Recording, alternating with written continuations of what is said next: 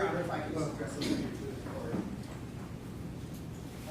We had previously filed a motion limiting number 13 relating to in objection to demeanor evidence. We had heard that back in January. Your Honor has denied that motion with, in my notes, an indication that it was something we could raise again as an objection during trial. I would just like to renew our objection to what we have described as demeanor evidence, essentially evidence and argument relating to that Mr. Taylor's demeanor, his reaction to traumatic situations is evidence of guilt. It has become apparent during this trial that a part, or maybe even a significant part of the state's case is that Mr. Taylor's reaction to this situation, the contrast of his reaction to Ms. Jackson's reaction, is going to be part of their argument as evidence of guilt. It is our position that that is complex and potentially highly unreliable, and even under a 403 analysis, highly and substantially, more substantially prejudicial and probative evidence. And we would ask that further instruction of that evidence not be allowed in this case. And we'd just like to renew that objection. Okay. Does the state have other witnesses that you think is relevant to ask them what Mr. Taylor's reaction to things were? Yes, Your Honor. Who's that? Well, it would be, for one, the next witness, Sergeant Smith, as... Do you think the jury's... Do you think, asking this based on what Mr. Brandon's argument is, the state wants to argue at the end of the case that because of his reaction, he's guilty? Your Honor, it's all part and parcel of the evidence in the case, a witness's observation of an individual.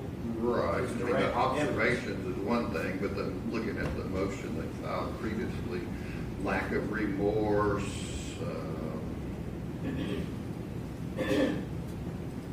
here he effed up. I mean, is that getting into lay opinions about psychological issues? I mean, everybody concludes it by saying, that doesn't mean anything. Everybody acts differently. I'm just wondering about the relevancy versus the prejudice. I'm okay with demeanor. I'm just saying, how you then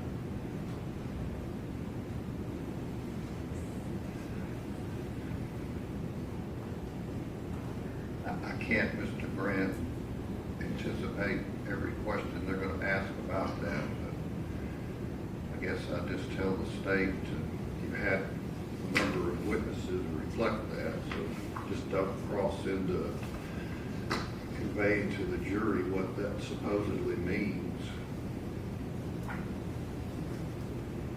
Anything else? No, thank you. All right, let the jury step down.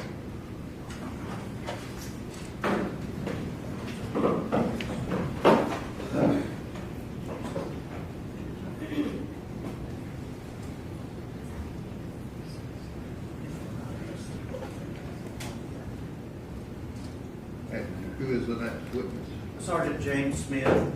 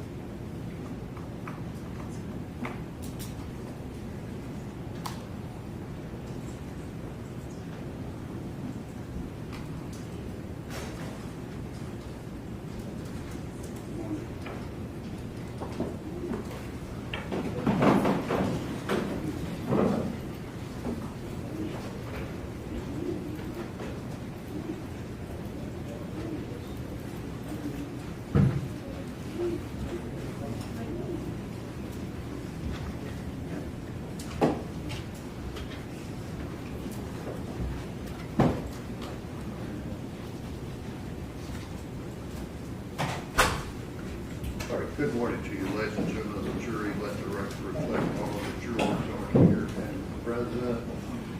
If you'll step up, please. Raise your right hand and be sworn. Do you swear the testimony you're about to give is the truth, so help you God? I do.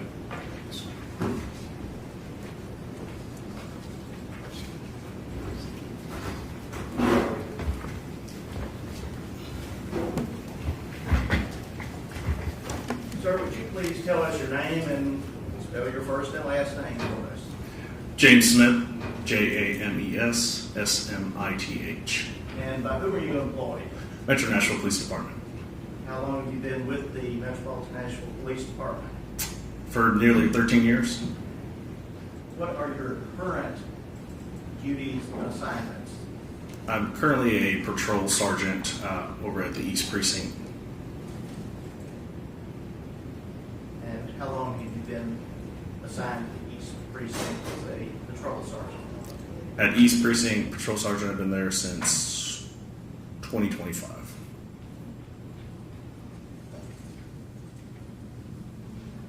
And during your career with the police department, what positions have you held and or been assigned to? I have started off my career as a patrol officer, was transferred to East Investigations as a detective for precinct level, and then a detective over the Domestic Violence Division. And how long were you a detective with the Domestic Violence Division? 3.5 years. In the month of February, particularly February 25th, 26th, and thereafter, of the year 2023, what was your assignment? At Domestic Violence Division. What does that division do? What are its responsibilities? Domestic Violence Division's primary objective is really to assist the victims through the criminal justice system or through advocacy centers with our partners in the community. As a detective, we would do preliminary investigations, any follow-up investigations to assist the victims of domestic violence incidents. And are there other such units in the police department? Specialized units? Specialized units? Yes, sir. And does the domestic violence unit encompass dealing with homicides? We're not the primary investigation unit that's involved in the homicides, but we do assist the homicide unit. Now, to direct your attention to the late evening, perhaps early morning hours, February the 25th and the 26th of 2023, were you assigned and were asked to respond to a call to the Vanderbilt University Emergency Department Medical Center? Yes, I did. You recall approximately when you were notified that your assistance was needed? Yes, sir. When was that? I don't recall the exact time I was called. I know at some point a supervisor from Domestic Violence Division contacted me between February 25th and 26th to respond out to an incident that occurred. Was it at nighttime? Yes, it was. And where were you when you received the call? I was at home. And, pardon me,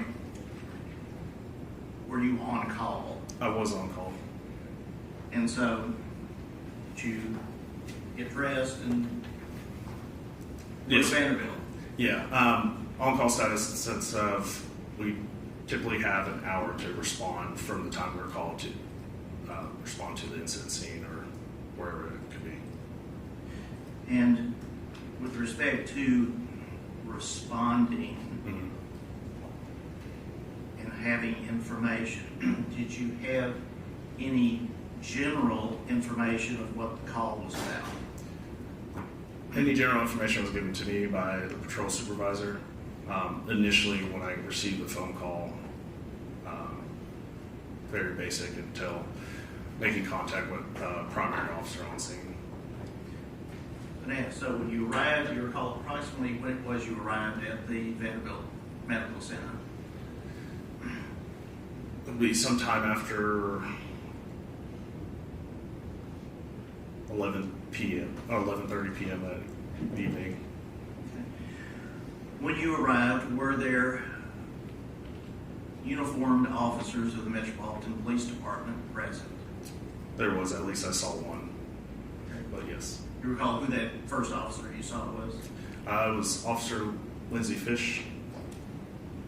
And was she essentially at that time in charge of the scene? At Vanderbilt Hospital, she was on scene. She was my primary contact throughout this incident. And were there other officers there that eventually saw him? There were at least one that I might have seen, but I never made contact with those officers. That's what I was going to ask. Did you ever have any No. interaction with anyone other than Officer Fish? No, my primary contact was with Officer Fish. Now, upon arriving, speaking with Officer Fish, were you directed to one or more individuals who might have information about the matter? Yes, I was. And when you initially arrived, did you speak to or see any physician, any doctor or nurse? Yes, I did. Okay.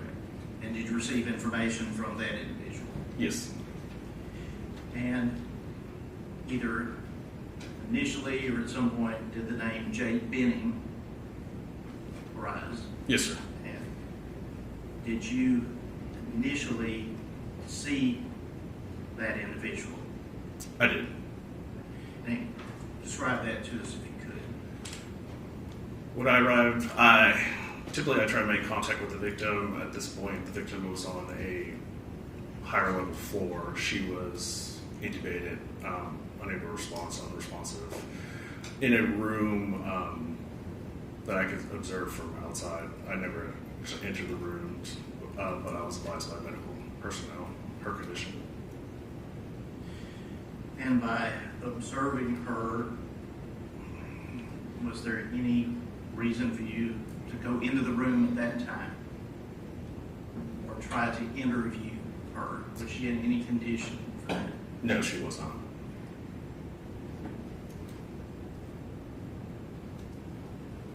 After doing that, what was your next step? After that, after my observation of Miss Benning, I went back downstairs. I think my first contact or person I interviewed was actually with Miss Jackson. Sorry if I mispronounced her first name, but it was Miss Jackson. Ms. Jackson. I sometimes have that same issue. Where was Miss Jackson when you first came into contact with her? She was in the lobby area or in near the front entrance or such, basically on the first floor of Vanderbilt's Medical Center, basically ER area. Just want to ask, upon seeing Miss Benning, was she anyone you had ever seen before? No, I had not. Miss Jackson, had you ever seen her before? No, I had. Upon initially laying eyes on her, what were your observations? Could you describe how she appeared? Miss Jackson? Yes, Miss Jackson. She appeared worried, concerned, I won't say frantic or anything, but in a state where, she had a friend that was in a condition that she was worried about. Now, at that time, did you know whether or not Miss Jackson had been interviewed or spoken to by any other officer? I don't recall if anybody actually said they spoke to her, but I think she was asked Officer Fish if she could bring her to me. Okay. And we certainly won't go into what she told you, but did you speak with her and receive information from her? I did. And approximately how long was that interaction? Can't give you the exact time, probably 20 minutes.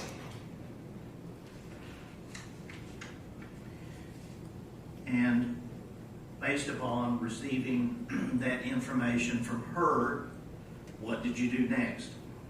After speaking to Ms. Jackson, I asked Officer Fish where she showed me where Mr. Blaise Taylor was, and I asked if he could come back and speak with me as well. And did you come into contact with an individual whom you learned to be Blaise Taylor? I did. And is that individual here in the room today? He is.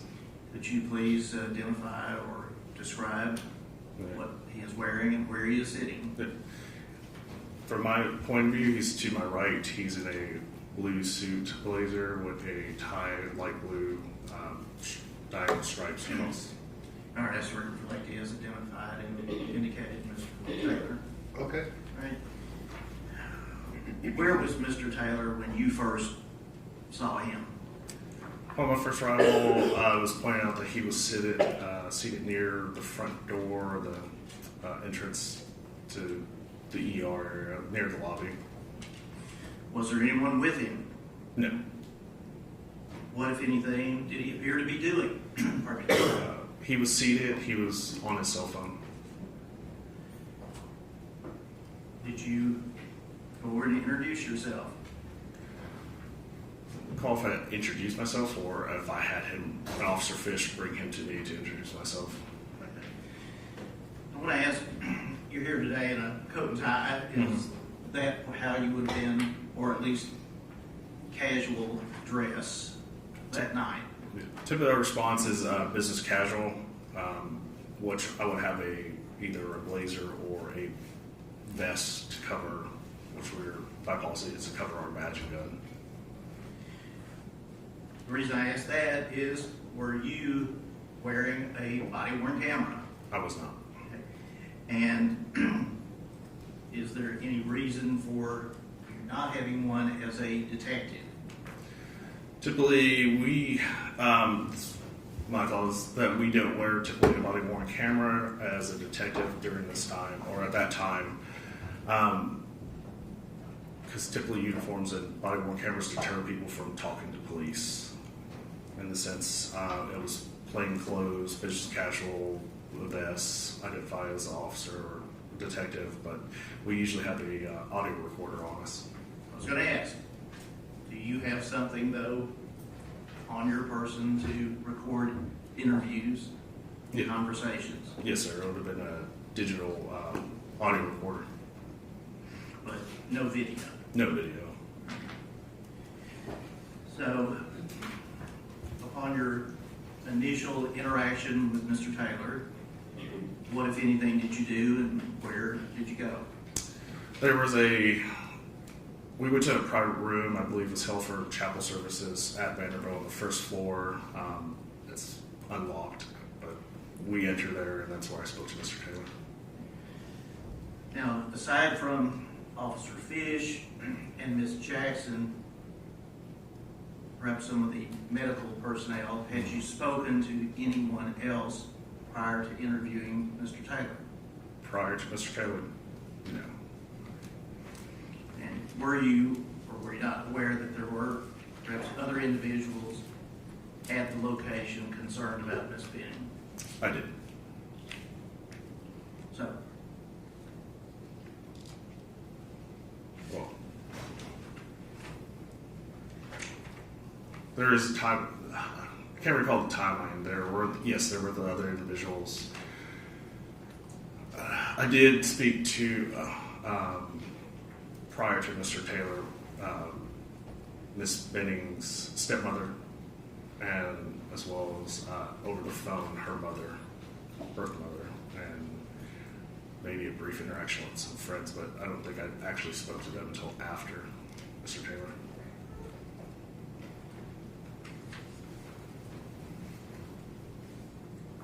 Now, with the court's permission, after this question, was that interview recorded with Mr. Taylor? Mr. Taylor, yes, it was. And have you had the opportunity to review a recording of that interview? Yes, I have. With perhaps the volume enhanced somewhat? Yes. And have you also had an opportunity to review a transcript prepared from that recorded interview? I did. Your Honor, if I might ask to All right, show that to me. that a copy of the transcript in this envelope be passed to the witness.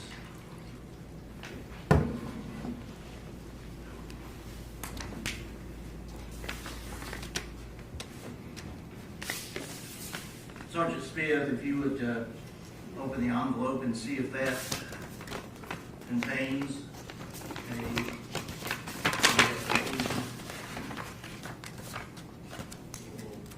tag on it that would indicate Yeah. it is, It says Sergeant James or J. Smith, USB flash drive. and the transcript has been handed. Have you reviewed that, and is that a fair and accurate transcription of what is on the USB? Yes. Your Honor, I would move those be introduced as the next number exhibit, I believe number 9, of number 8. Yeah, A, sorry, A and B.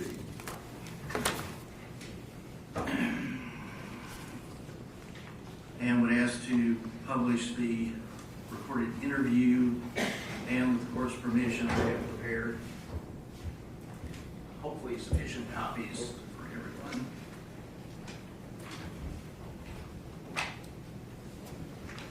All right, go ahead and pass those out here.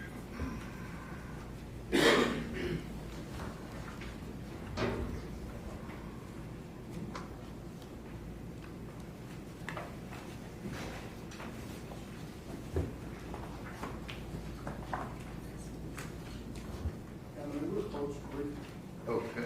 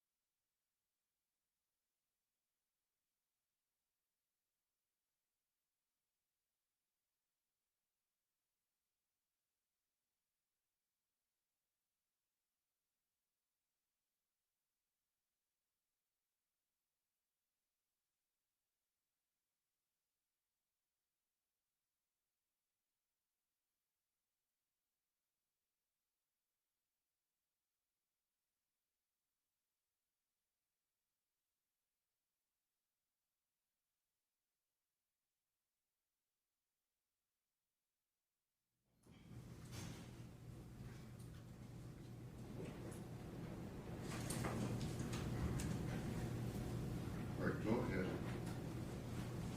You wanted to play this now? Yes, Your Honor, if it could be published and All right, ladies and gentlemen of the jury, like I said previously, if you hear something different from your recollection of what's being played, then you rely on that instead of the transcript. Okay.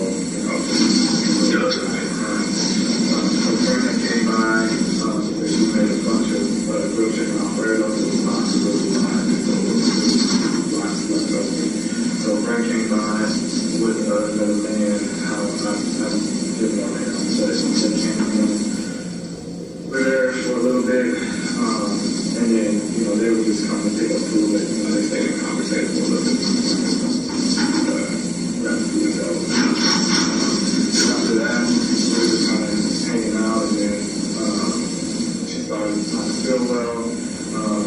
Things just kind of escalated very quickly. I just like, it was just like kind of like panic, like adrenaline pumping, like things were too much of very well. And then I called my dad, and I just told him like, hey, I'm with Jade, like, I was like, I don't know what to do. She was like, feeling well, it was bad. He was like, call 911, so I called 911. They got on the phone and told me exactly what to do. I did everything they asked me to do. Then waited, until the paramedics came. They came and we just like hurried over here, and it was all like there's like blood and everything was happened so quickly. Dancing coming out to her getting really sick very quickly, and we had to call the ambulance. So it was just really awesome. But no, was there any argument or? Oh, no, sir. Okay, so we're really good. How long you guys have been dating? So we started dating back in August, and then we took a break, and then been dating pretty much since I'd say probably around like after Christmas, like January, until now, like we see each other probably 2, 3, 4 times a week. Okay.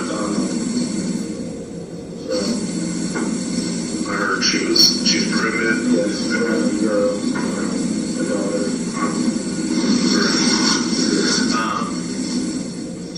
So basically, you're having a date night. You come over there at 7. Yes.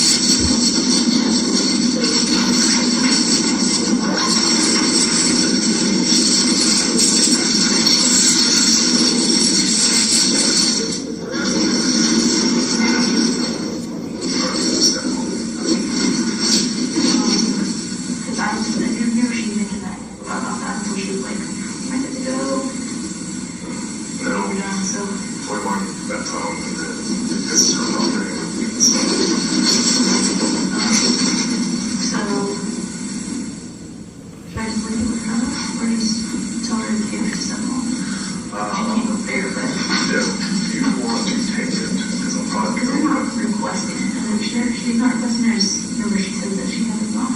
Yeah, if she got it wrong, we probably can take it to give to that wrong.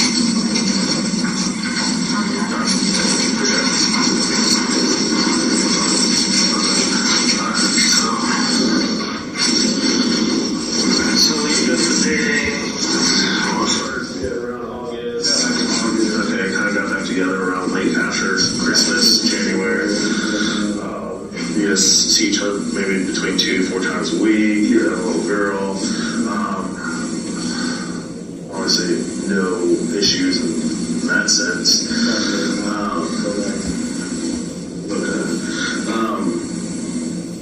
All right.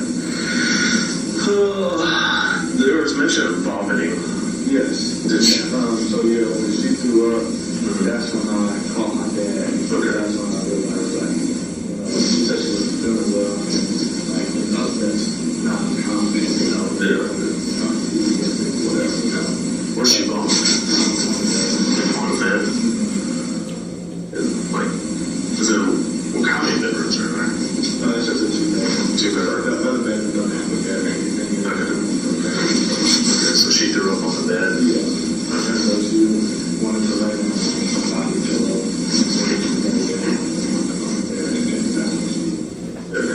So that's when I called my dad.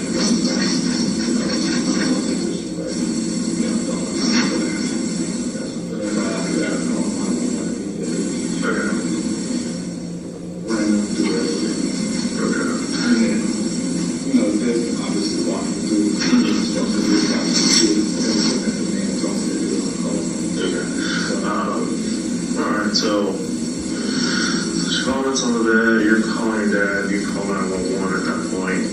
Obviously you guys had that chicken Alfredo at one Did she have anything to drink? No, there was no alcohol in her. So Well, I mean, just in general. Just eliminating water, stuff.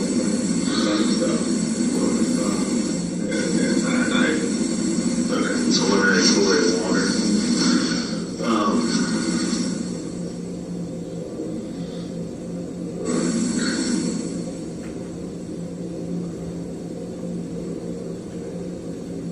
Would there be any reason that she would try to accuse you of anything?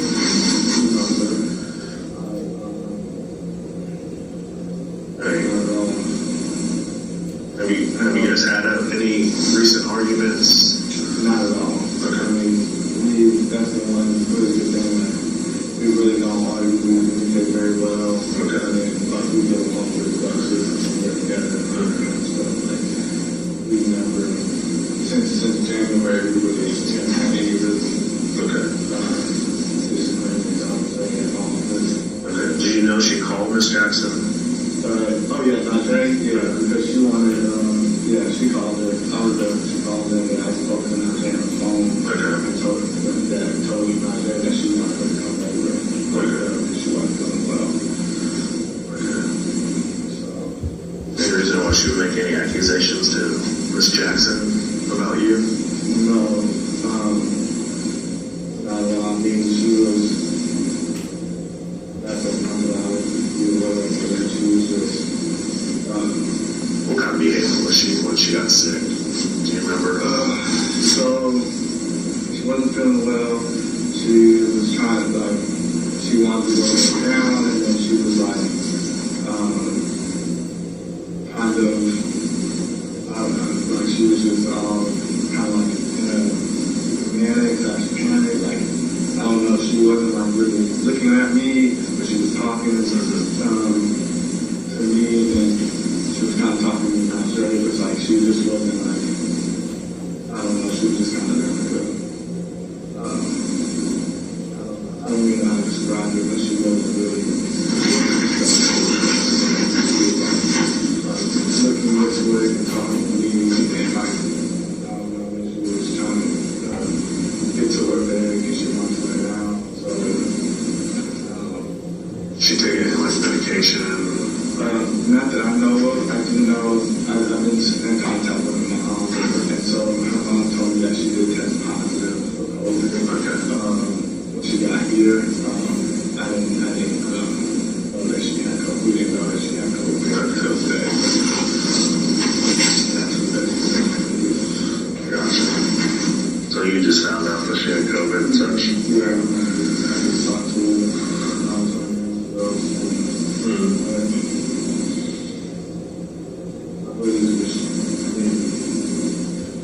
really stressed and just tired, and it's been I really don't do well with the kind of things I don't really do well. I mean, everyone has a different, when it comes to, I mean, when it comes to experiences like this, people have different reactions and stuff, and some people don't understand why people have certain reactions that, because they're just comparing to themselves. So there could be some, there's, we go through, I go through enough stuff that probably for a lot of people may have trauma in the sense of what we respond to and such. But then, my reaction is because I'm used to it, or it's one of these officers' reaction. We're usually calm, cool, collected in that sense. So it's just, what's up? What's your phone number? 865-773-5738. But you don't live with her? No, sir. I do not. I stay at her place overnight. She stayed at my place. But we don't live together. Gotcha.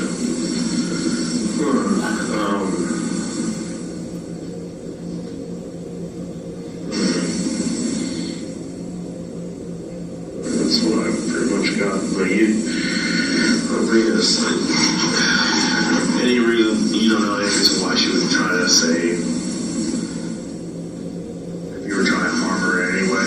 No, I didn't think not. So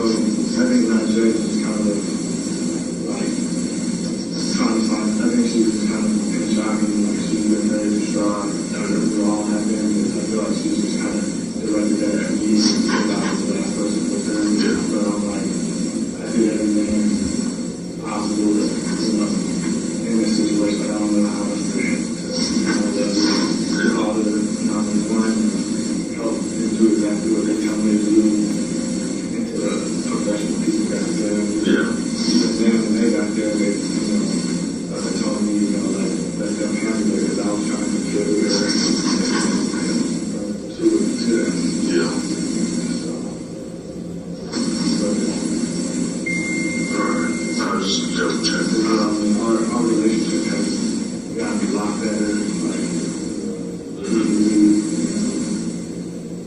we pretty much decided on like the name of the job and everything, all that kind of stuff.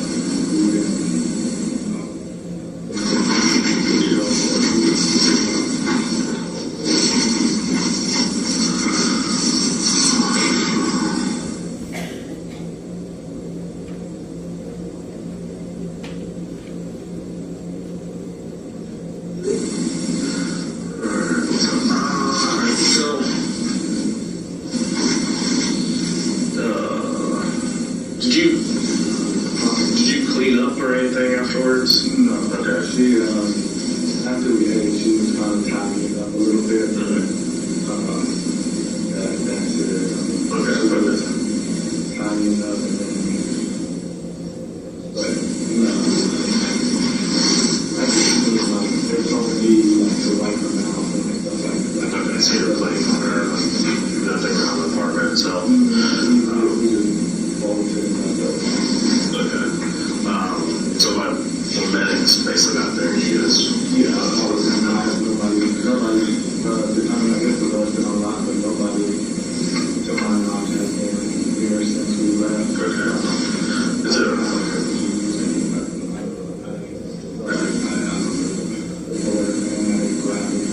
gotcha.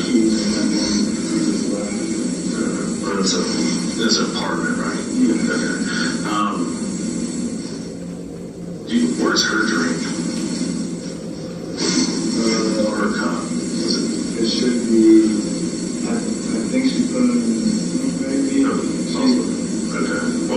What kind of cup was it? Just glass, I think it was just glass. Just a glass? Okay. Just clear glass? Yeah. Okay.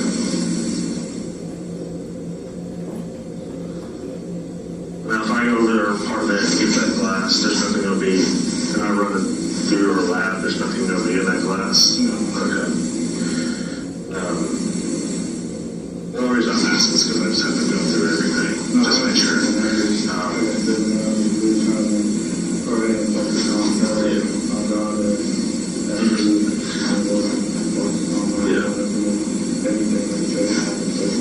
Yeah.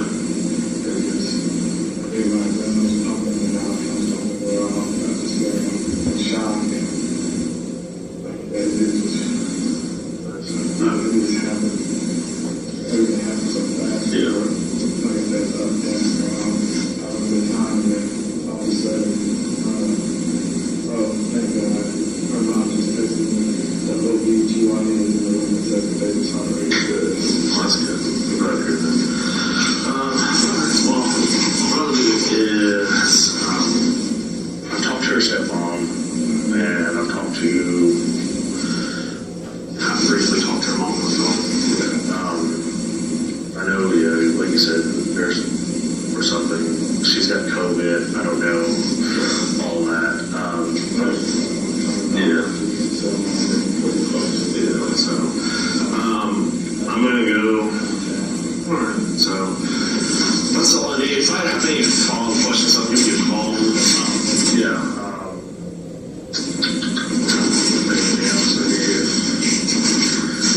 Anything else? I mean, I'll be back in the office tomorrow as well, so I'll give you a call. But it's just really just at this point,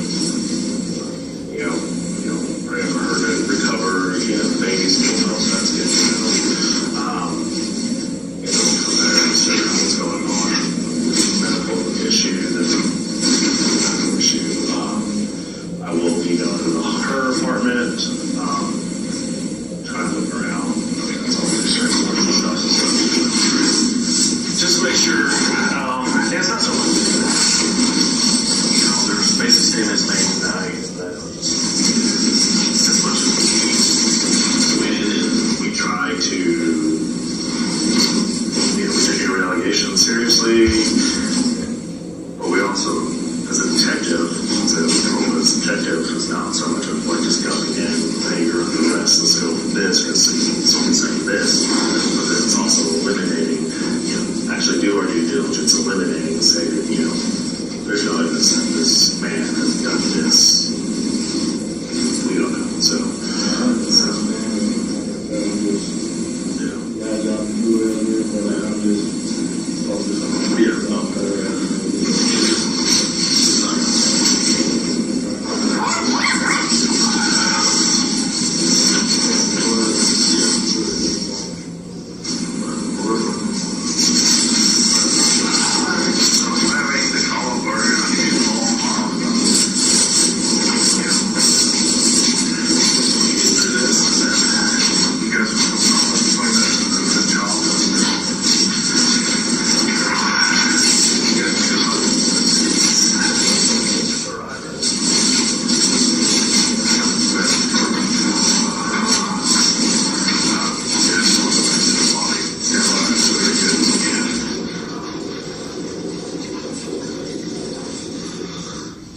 interview of Blaise Taylor, boyfriend of the victim here at Vanderbilt. Today's date is 2/26/23. Time is 02:40 hours.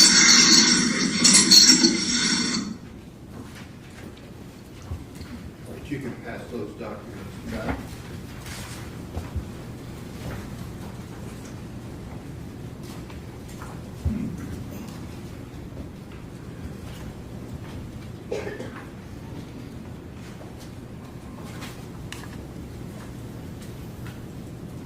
Okay. Sergeant Smith, in the course of this interview, were you and Mr. Taylor standing, sitting? Since we don't have the video, I was just going to ask. We were sitting. Okay. And the individual who came in the room briefly, Mm-hmm. you said was Ms. Benning's stepmother. Would that have been Ms. Browning? The individual that came in, that was speaking the female voice, that was actually Officer Fish. Officer Fish. Okay.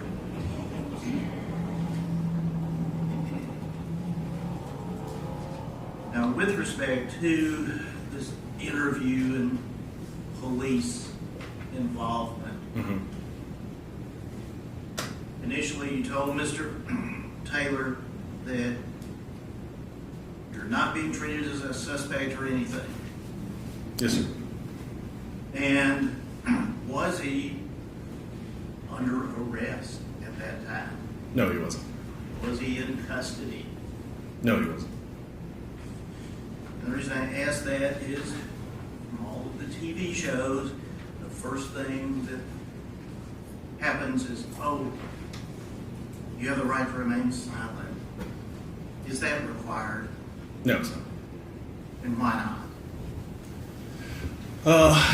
Typically, criminal activity is involved once you're placing someone in arrest. To ask any questions involving that criminal act, you have to Mirandize them. Was that the circumstance here? No, it was not.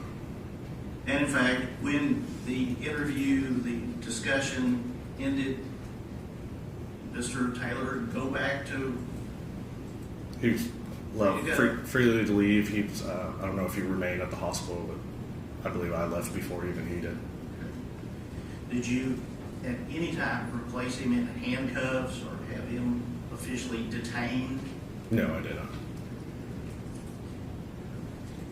I'm going to ask the jury has heard this and heard some of the questions you asked Mr. Taylor.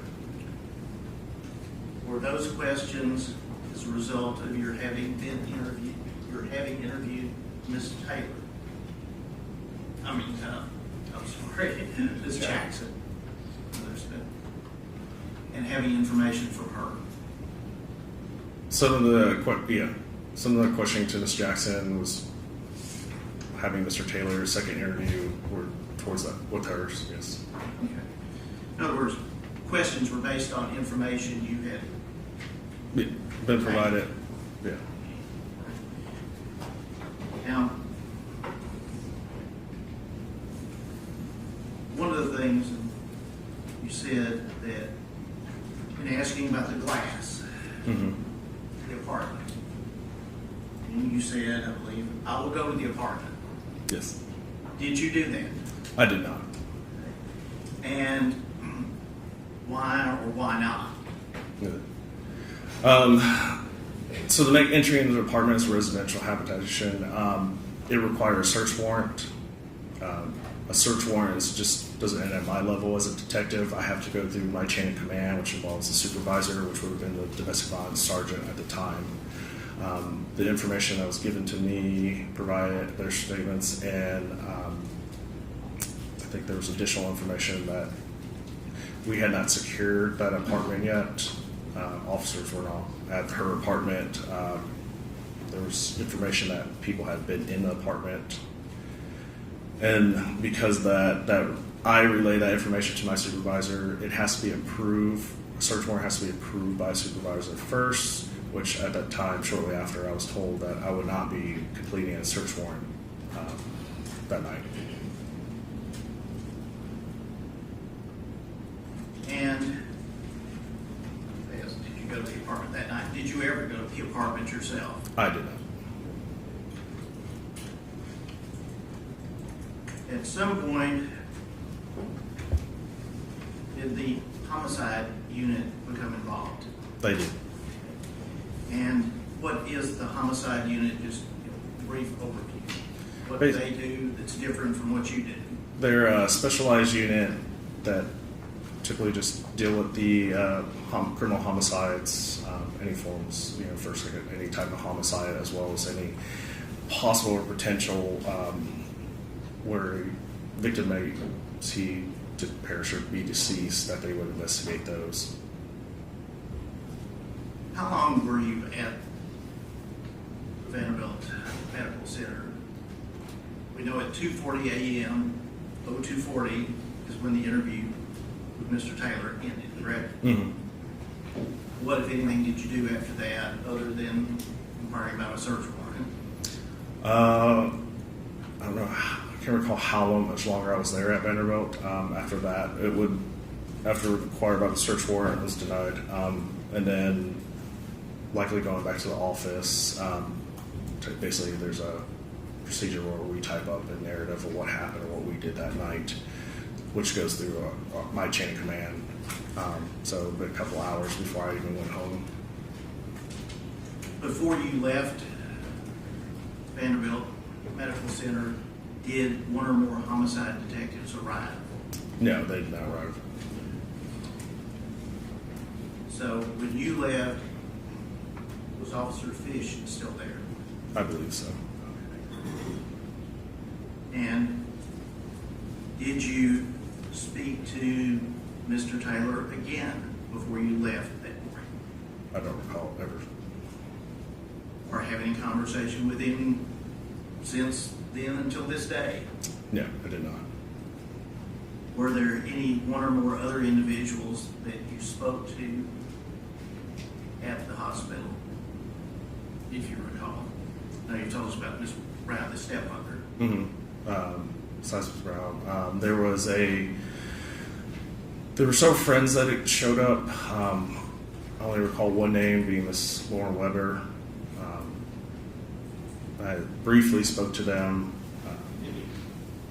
and they were she stated that she had entered that apartment prior to police securing the scene or anything. Did you receive any items of evidence or any personal property from anyone there at the scene? She shared a photograph. And did you share that ultimately with part of the case file that's been provided to the defense counsel? When homicide took over the investigation, it was provided to their unit. And if you can recall, what was the photograph of? I can recall it appeared to be a table and had a couple glasses, cups on them.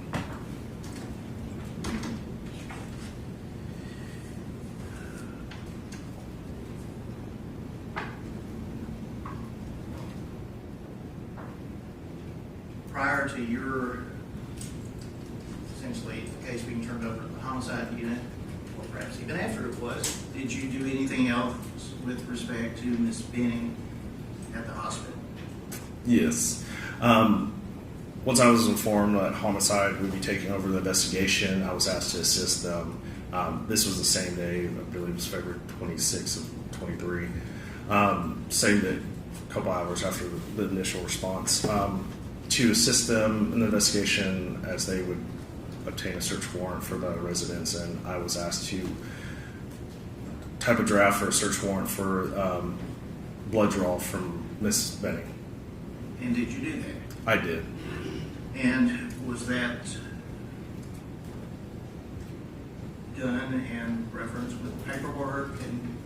Yeah. Again, with the search warrant itself, an affidavit was provided to my supervisors. The search warrant was approved. I went down to the night court to have a magistrate who granted the search warrant. From that point, I went to Vanderbilt Hospital, where Miss Benning was a medical personnel, which either the nurse or the doctor would take the vials. There's 2 vials for the blood draw. Provided them with a search warrant. They did the blood draws. The blood draws go into a property box that gets turned into a refrigerator in a property box for preservation. Present to observe the blood draw. I did. And once it refers to 2 tubes, is that correct? Yes. Right. And were those handed directly to you? Yes, they were. And is it packaged? Yeah, I would package them, do a property sheet to turn into property, and then typically after, at some point, I was asked to do what is called a search warrant return, which is basically stating a receipt of what actually I received from that search warrant was the 2 vials of blood, and then a judge had signed off that return, and then a copy of that return was given to homicide. And is that standard operating procedure? It is.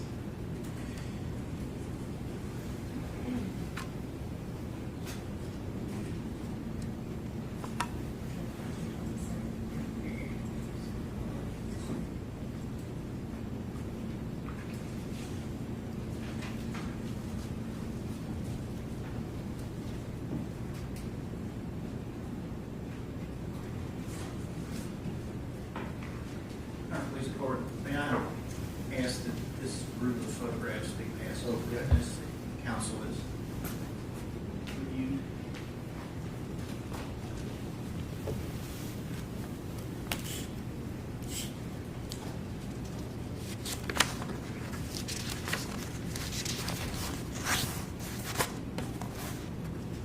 Sergeant Smith been handed a collection of photographs. Mm-hmm. Have you had an opportunity to review those?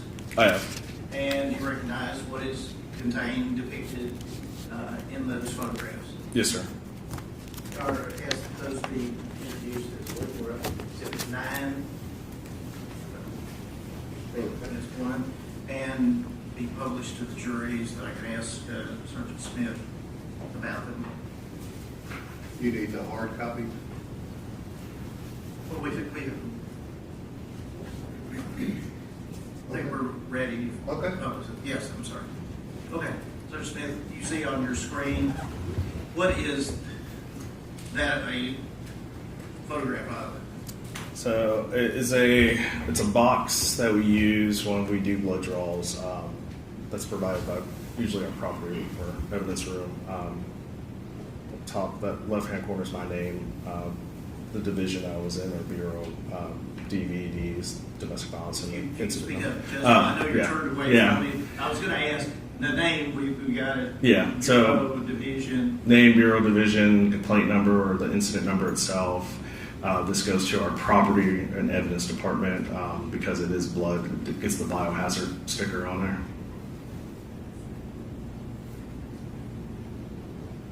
Now, I don't think we've gotten to the point of asking about an incident number or complaint number. Mm-hmm. What is the purpose of that, and how is that assigned to a matter? Any call for service that we receive gets assigned a complaint or incident number. It's basically for a report that we can basically attach it to a report that we can reference the case to. And is reports, items of evidence, things that come in, are they all theoretically placed under that same complaint number? Yes, they are.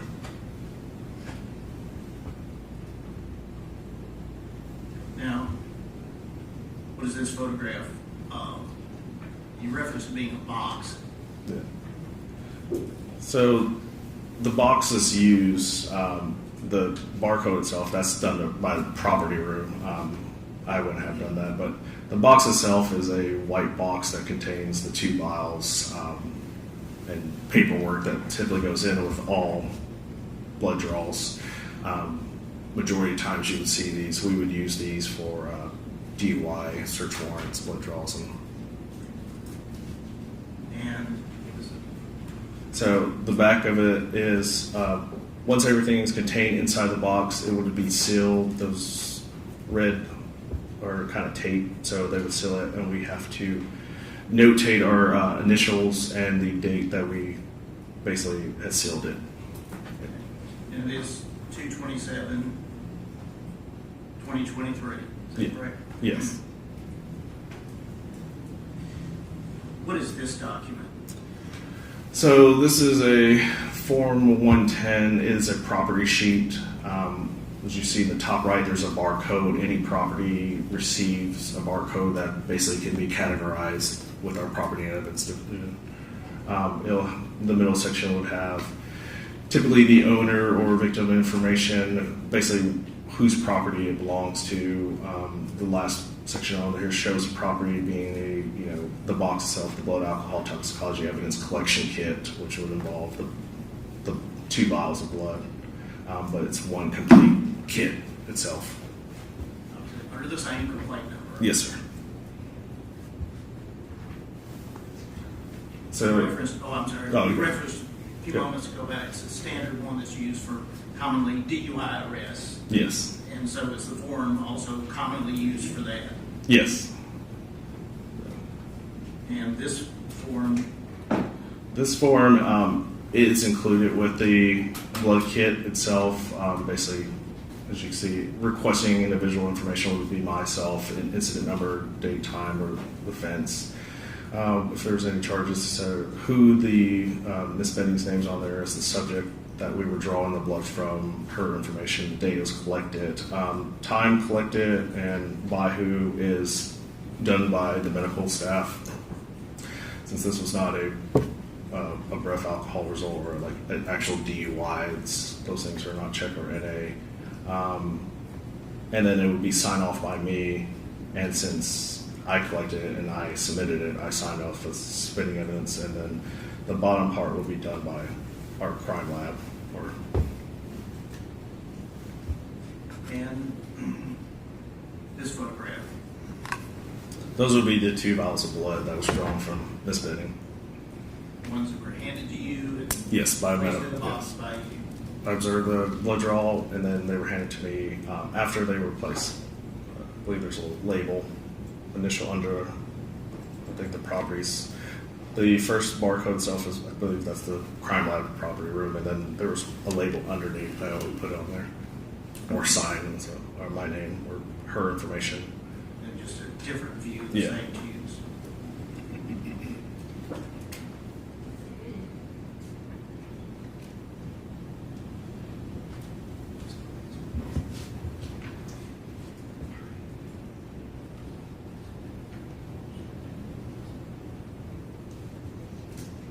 Just going to the blank screen. Oh,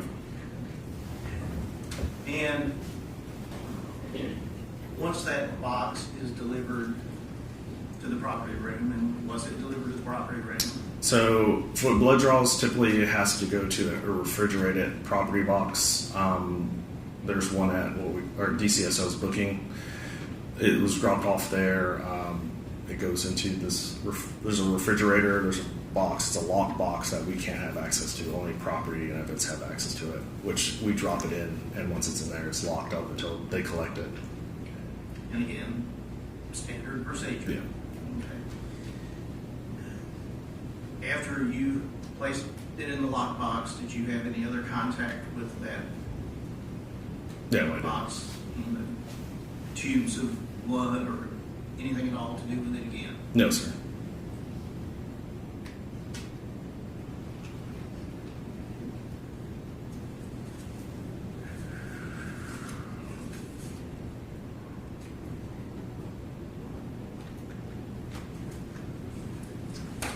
No monitor.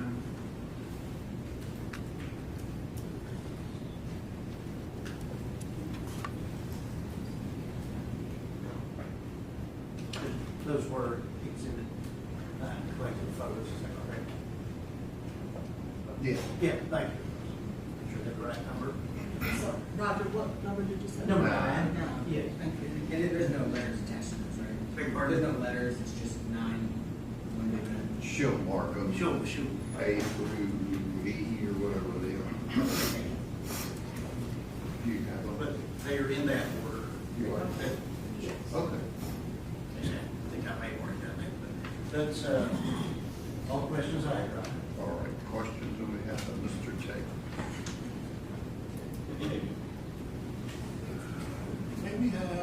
exhibits 9, A through D, as well as State's Exhibit 1, A, and B. Please.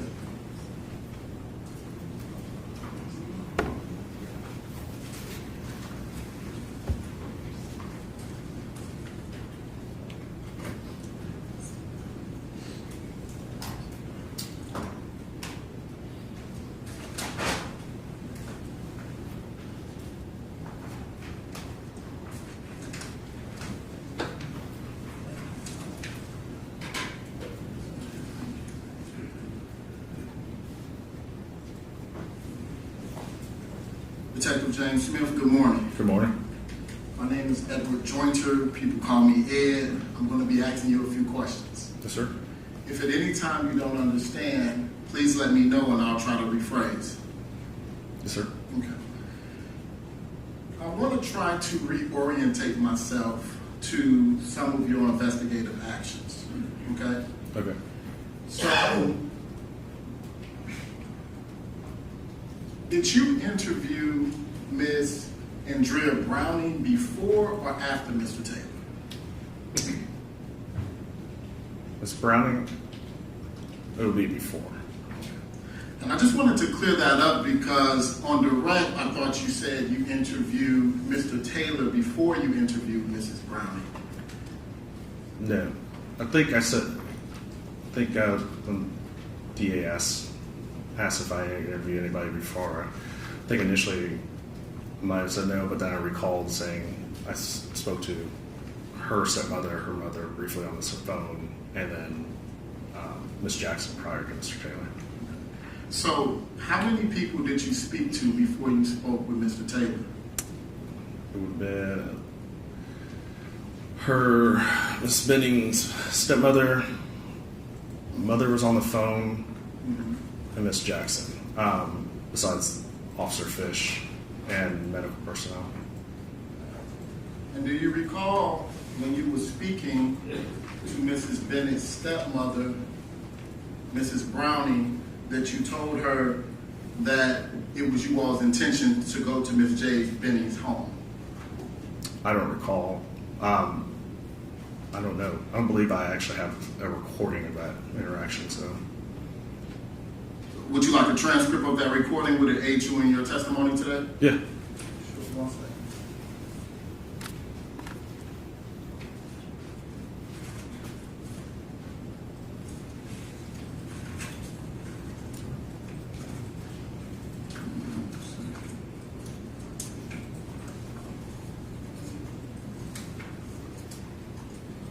Now remove your seat name before it's passed.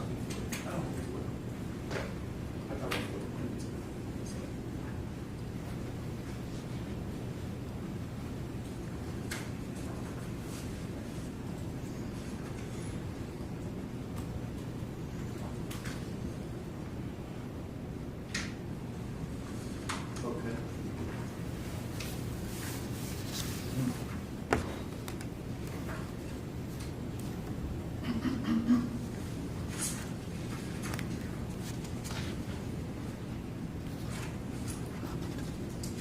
Okay, what is your question?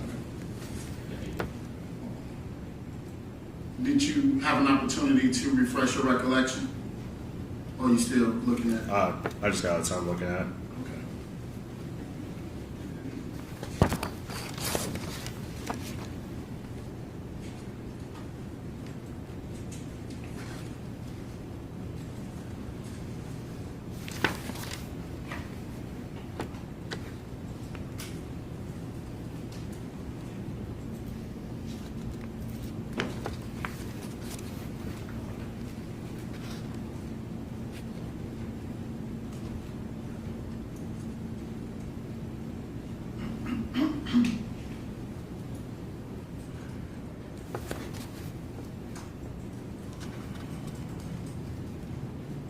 And if you would pay special attention to page 7, second indention from the bottom.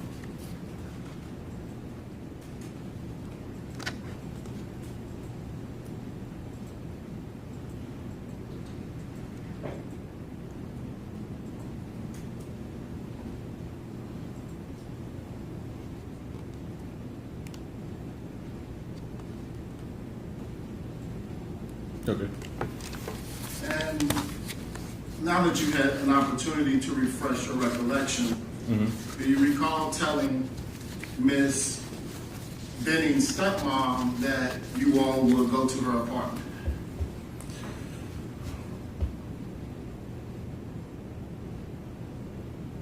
Based off of this transcript, yeah. I now want to turn your attention to, did you make a report in this matter? What do you mean? Like a report, did you generate like an office report, like a supplement, like a statement? I did not generate the actual report.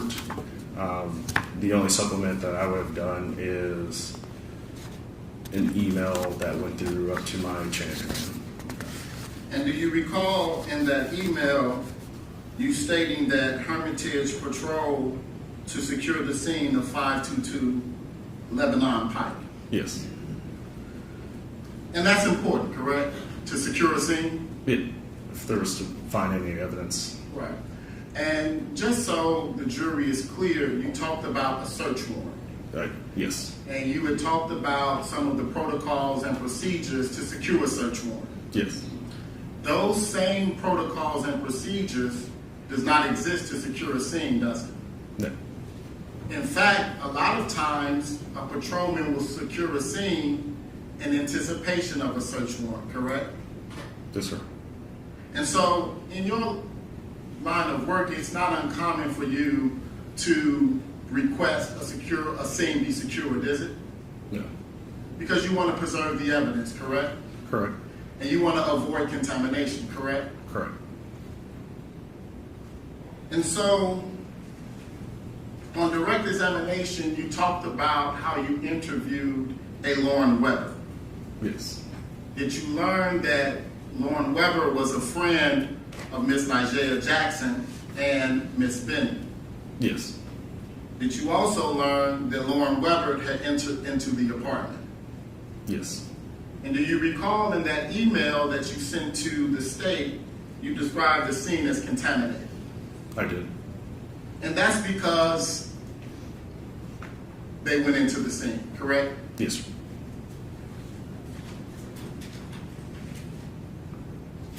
I want to show you what's been entered into evidence as State's Exhibit 1.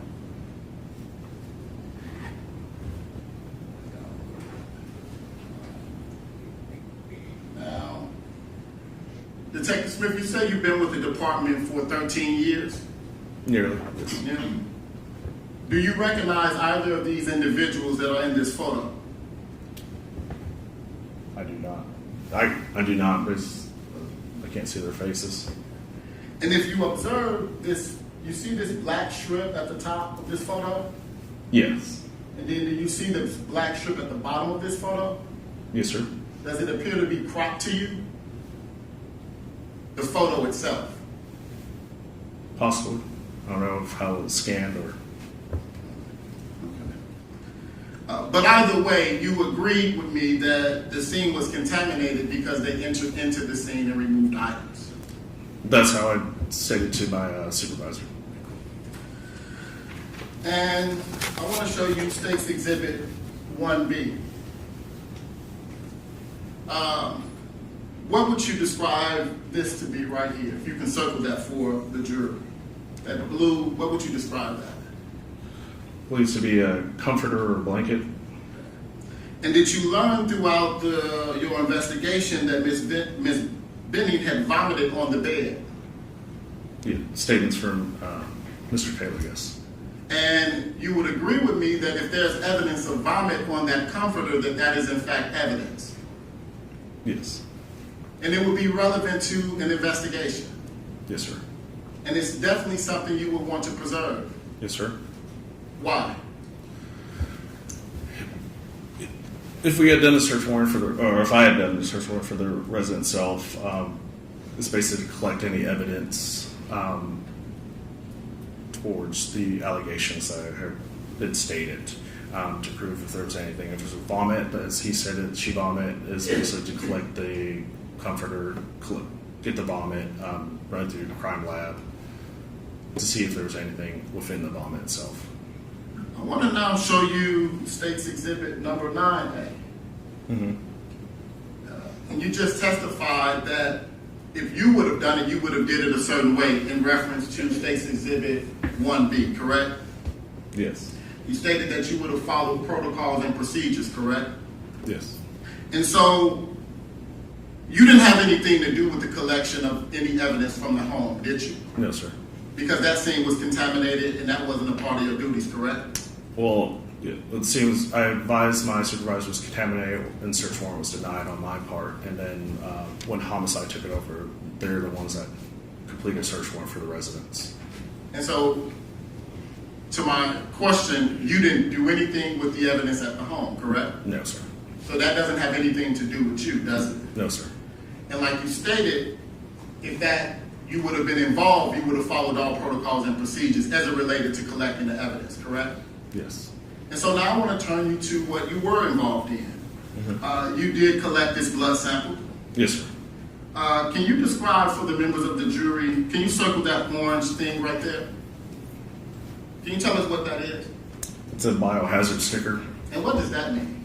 Basically, any bodily fluids, blood that could transfer anything, basically it's a safety precaution to show that this is what's in their box.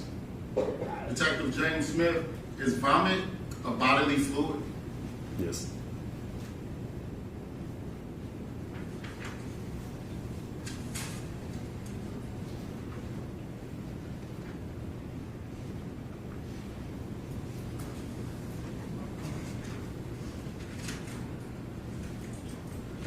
Now, the date of the collection on that was February 27th, Yes, sir. 2023, correct? Yes, sir. Do you know why you were asked to get a blood drawn on 2/27/2023 when the medical episode happened 2 days prior?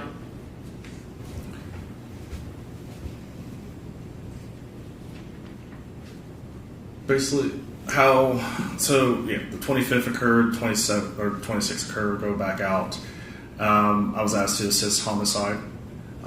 During that time between coming back to the office, assisting homicide, getting a search warrant, going down to night court to get with the magistrate to obtain the blood, and once I received the blood and stuff, I would only assume by the time I got the blood and turned it in, it was at that. I don't have a time. I'll have to see the form book show the time, but I believe it was at that time. It was February 27th when I turned it in. And just so we're clear, what is the reason it was collected on the 27th and not the 25th? Initially, how I initially responded, Vanderbilt collects their own blood. So they had their own sample, which I believe homicide had subpoenaed, did a search warrant on that.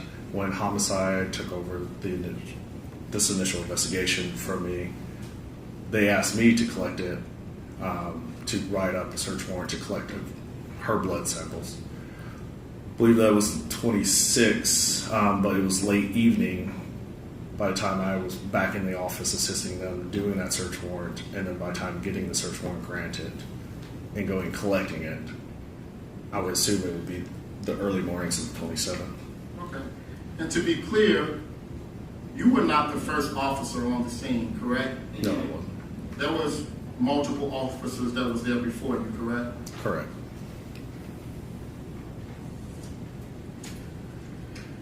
Now, I want to orientate us back to Vanderbilt. You're there and you're interviewing people. Yes, sir. And you recorded Miss Browning, Mrs. Benning's stepmother, correct? Yes, sir. And you recorded Miss Najee Jackson in your interviews with her, correct? Yes, sir. And you recorded Mr. Blaise Taylor in your interview with him, correct? Correct. You also spoke to a Lauren Weber. Yes, sir. Did you record your interview with Lauren Weber? No, I did not. Did you learn that Lauren Weber was the individual one of the individuals who went into the house after Miss Benning had a medical episode?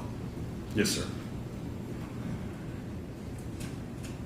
Would you agree with me that best practices would suggest that you recorded that interview? It would, but there was a brief interaction, and they briefly told me that they obviously weren't witnesses to the incident or scene, or they did not go to dinner and such, and then just stated that they had been there, had collected some personal property of Ms. Benning. Okay. Did you inventory that personal property? No, they had handed, I believe that's what the property was handed to, I believe, the stepmom. Or, Okay.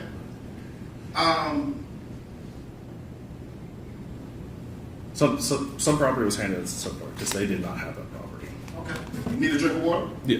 I'll take a moment.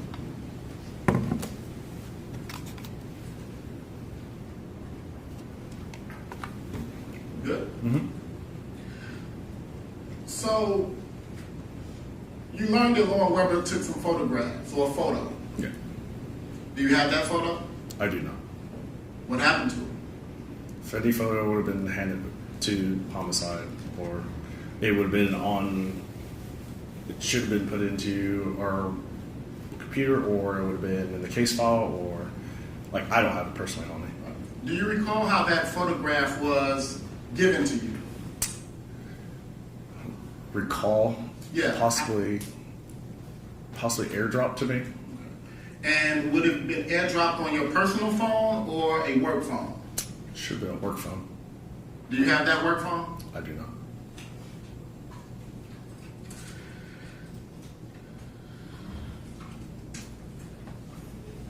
Detective Smith, is any case ever personal to you? Personal? Yes. We are, Jake, Or what do you mean by that? What do you mean personal? By personal, I mean when you're working, you're operating in a professional capacity. It's not personal, it's a professional capacity. So what is your question? My question is, was there anything different about this case than any other case that you have conducted that would have made it personal to you? No, sir.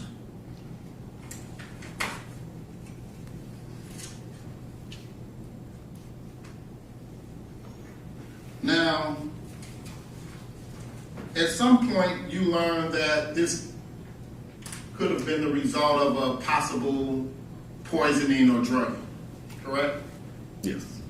And as a law enforcement officer for the past 13 years, have you ever encountered any overdose cases? Yes, sir. Okay. And are you aware that over 3/4 of the overdose deaths in Nashville was for fentanyl in 2023? How do we get that? Do you know any statistics on deaths in Nashville about fentanyl? No, I don't. He doesn't. Thank you, Your Honor.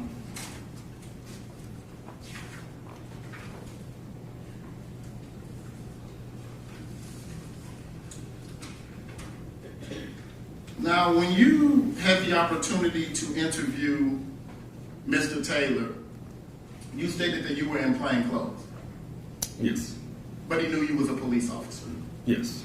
And on direct examination, you asked him to step into a private room. Yes, sir. Did he comply with that? Yes, sir. Did he answer all of your questions? Yes, sir, you did. At one point, he described himself as adrenaline, and you said, "I can see."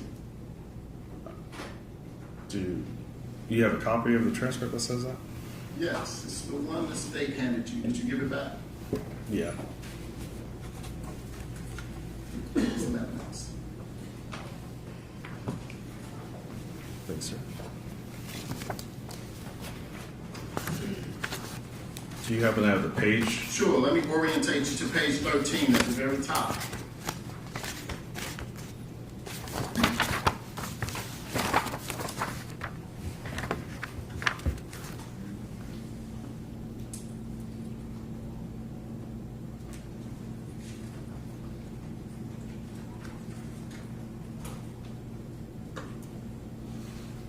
Okay.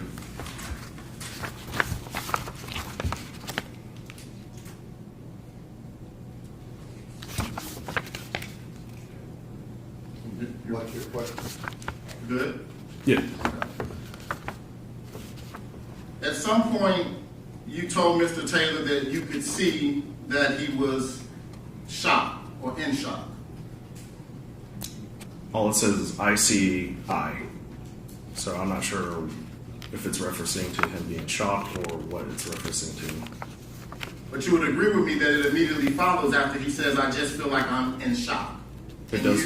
And your reply is, I see. It does follow after that, and it says IC, comma, I, and then it's cut off. I want to talk to you outside of what Ms. Nigel Jackson told you. Did you find any reason why Mr. Taylor would want to be involved in any type of crime at all?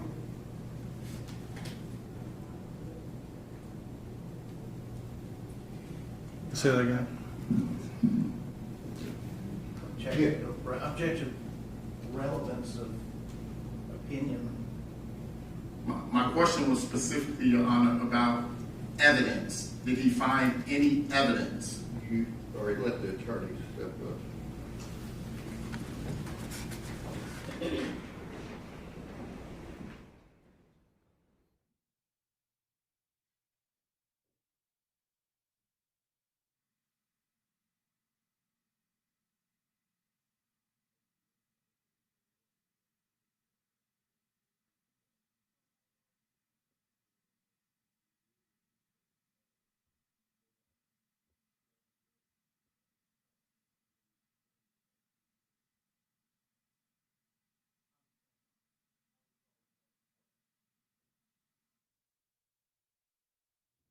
All right, I'll sustain it, Jeff.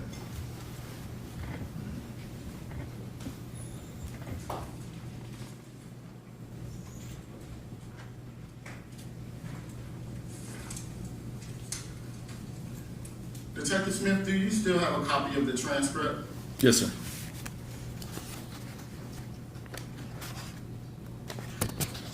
I want to orientate you to page 14, line 9.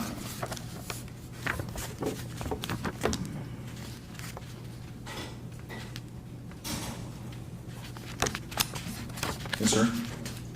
You state in there about the importance of doing due diligence. Mm-hmm. That's important in every criminal case, isn't it? Yes, sir. And it's certainly important in this. No further questions.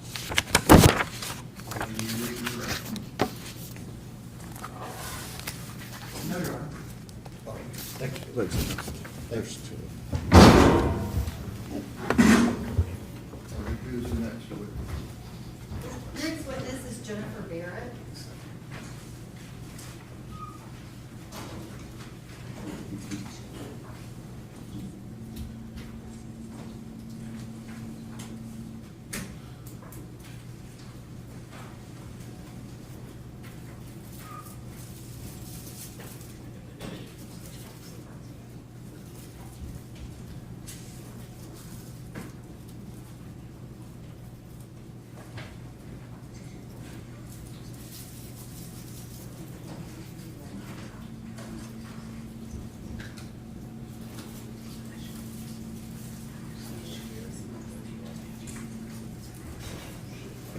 Do you swear the testimony you're about to give is the truth, so help you God?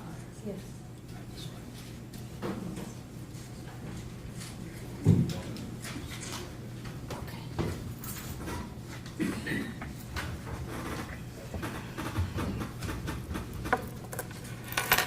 Okay.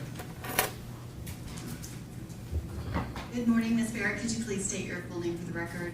Jennifer Barrett, And Ms. Barrett, where are you employed? the Department of Emergency Communications.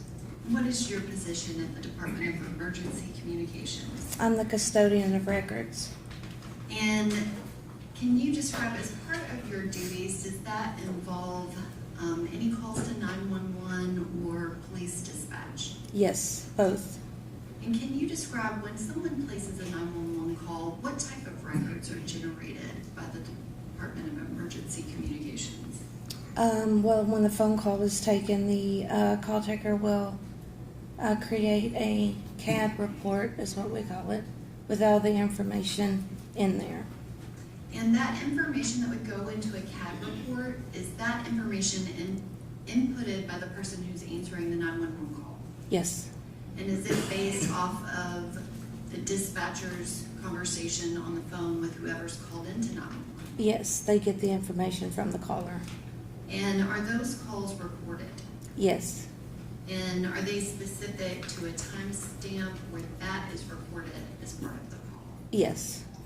And anything in the CAD report that is different than what's in the actual audio of the call, would the audio be what you would rely on? Yes. Versus anything that's a typed note? Yes.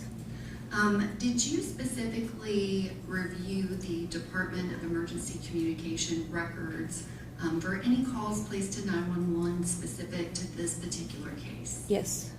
And specifically, did you pull and review a phone call made at 29:38 and 58 seconds on February 25th of 2023? Yes.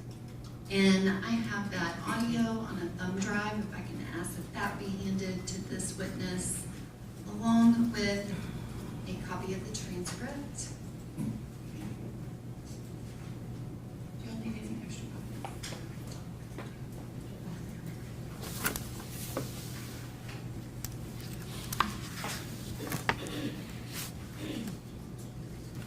Ms. Barrett, did you actually review that 911 audio? I listened to it, yes. Okay. Your Honor, at this time, I would ask to admit the audio on the thumb drive as well as the transcript. And I should have 7 copies and 2 stacks for the jury. Okay, the exhibit 10.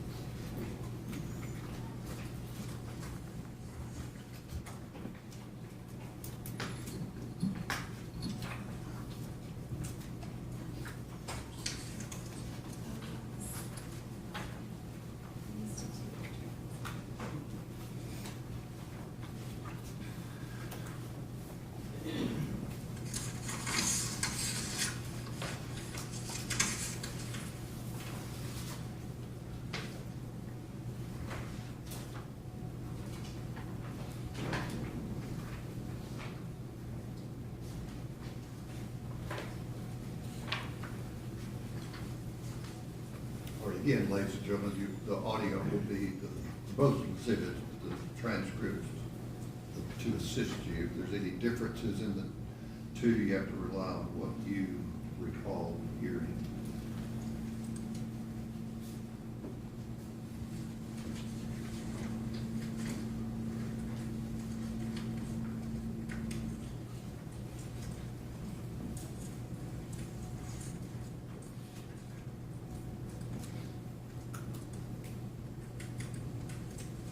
Your Honor, may I have the actual thumb drive?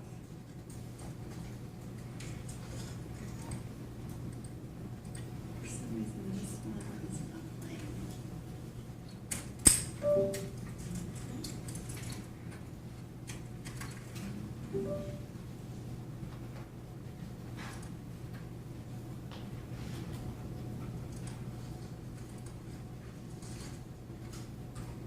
Saturday, February 25, 2023, 21:38 and 58 seconds. 911, what is the location of your emergency?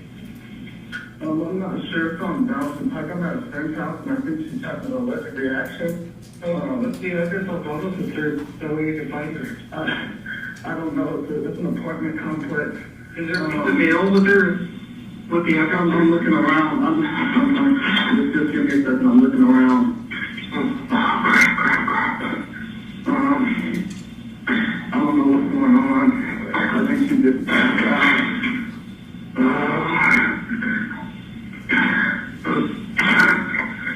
Give me 1 second. Okay, are you on Donaldson Pike or are you on Lebanon here? Lebanon? Yeah, Lebanon. It's apartment 107. What is it? Is it 1540 Lebanon Pike? I don't know. It's not Burger King. I do know that. Let me look at, I'm going to the front of the building to get at the condo/apartment. Yeah, I'm trying to see the name of it. I'm going to the front. Okay, is there a Valco in the corner there, sir? Is there a what? A Valco in the corner? I'm not sure. I just passed it. I'm running. The Ontario, 1522-1550 Lebanon Pike. The Ontario. 1522? Yes. The Ontario, 1522-1550 Lebanon Pike. So the Ontario 1522, she's in apartment 107, and she's having an overdose, is that correct?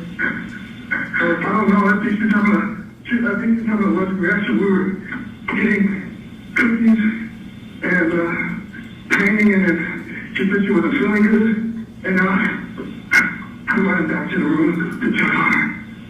No, and what's the kids get disconnected while you're up there? What's the callback number? Kids get disconnected. This number right here. Is it 877-573-5738? Yes. Okay, and how old is she? 23, 24. Okay, is she awake right now? Yes. Okay. And you think she's having an allergic reaction to food? I don't know. We got cookies and pasta. I don't know what she's done. If she's done anything today or anything, but everything was fine. And then I don't know what's happening. She got sick from out of mouth and she's shaking. So you think it's possibly a reaction to not having food? Is that right? I think so. I don't know. Okay. I don't think she's allergic to anything. I don't know if she is or not. It could be a new allergic reaction. So are you back next door? Yes, sir? Yes. Okay. Does she appear to be breathing normally? Yeah. Okay. Does she appear to have any difficulty swallowing? I don't know. I'm not a doctor. Okay. Is she normal? Any questions? Yeah, she's awake. Okay. So can you just gently roll her onto her side right now? Yeah, she's on her side. Okay.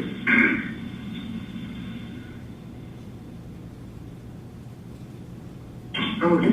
Yeah, because if she's having like vomit or anything else that's coming out right now, so you just keep her onto her side right now, and you can finger squeeze any out, only what you can see of her patient's bowel. Okay. And you can wipe her mouth. Okay. Hello, sir. Hello? Yeah, I'm in the town. Oh, I'm in the town. Oh, okay. Can you ask, is she able to answer if she's having difficulty swallowing or feeling any swelling in her lips or her throat or face, anything like that? No. Okay, she's one of us. I think one of our friends is on the way. Okay. I don't know what to do. Oh, is there anything else I should be doing? Okay. And then, does she have an EpiPen? Do you have an EpiPen? Do you have an EpiPen? I don't think so. I don't think so. She's not responding. Okay. And one of the, so other than her just feeling kind of weak and passing out, does she have any other symptoms right now? No, she's pretty relaxed. She's laying on her side. Okay, does she appear to have any rash or hives anywhere on her body that you can see? Not that I can see. And I don't see anything on her legs or on her arms, so she looks fine. Okay. And does her condition look to be getting worse? I don't think so. I don't really know how to tell. Okay, no, it's just like because if she's having a allergic reaction, a lot of times the rash, hives, it'll be redness, her dental fast could be getting worse, or breathing. Yeah, I don't know what's going on. Okay. All right, so we already have help on the way. So just okay. So do I just stay on the line, or what do I do? So I'm just going to give you the charge some But do you need me to stand in line with you until the paramedics arrive, sir? Well, is there anything else I have to be doing? I don't think just got, I think there's nothing else. Yeah, so, I don't know. Yeah, because if she's, so right now, because she's awake and grabbing, she's moving air freely. She's not struggling to breathe or wheezing or gasping or anything like that. No, but it looks like she's throwing up some. Okay. Yeah, so you can cook right for now. Okay, I did. I'm up in the mouth. Okay. And she's freely moving air? And what? Does it look like she's freely moving air? Yeah, she's breathing, yeah. Oh, okay. So we're just gonna keep her on her left side right now. We're just trying to keep her comfortable right there, okay? Okay. Alright, so just for right now, nothing for her to eat or drink.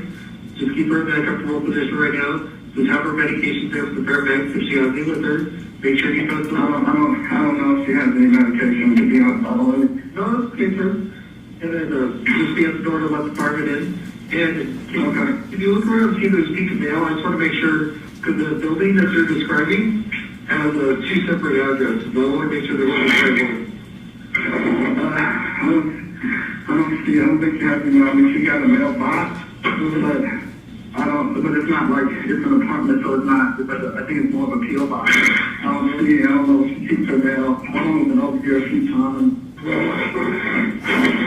I'm not sure. Are you in the? Because it looks like based on what you're describing, are you in the main large building or the smaller one? I would guess the main larger one. I mean, there's multiple floors, multiple stories. Okay, because it looks like on the map I'm looking at, it looks like 1540 is for the large building, and 1522 or 1532 is the small ones that are right next to the street. You're the big one? Yeah, I think so, yeah. Okay, 54.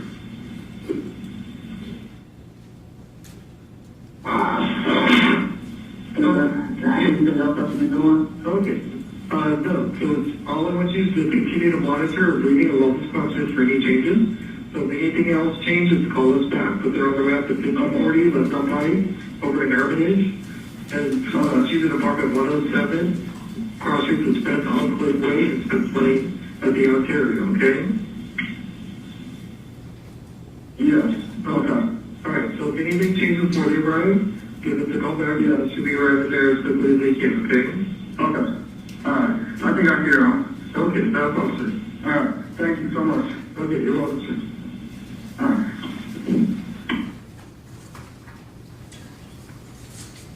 Clark, you can pass those documents.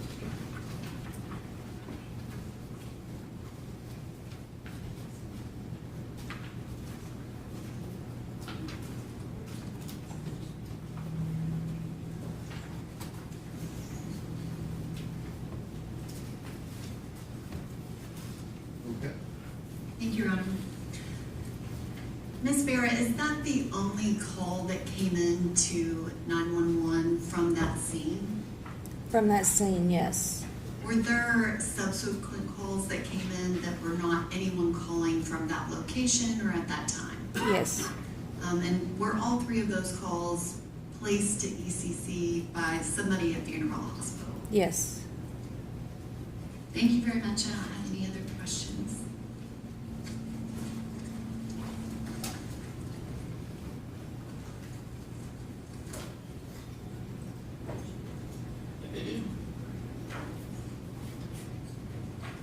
Good morning, Ms. Barrett. Good morning. Please correct me if I'm wrong, but that's not you on that call, right? No. So you're not the actual 911 operator. You work for emergency communications, right? Yes. So your role here is to kind of review the calls and pull the ones that are relevant to the case. Yes. So there's a whole kind of team of people that kind of handle the numerous calls that come in any sort of night. Yes. And they're trained, and answer this if you can, they're trained as to how to handle calls, how to deal with people in emergency situations. Is that fair? Yes. And I don't know, maybe you can help me or help the jury. They're trained with either scripts or with very specific training as to how to walk people through emergency situations?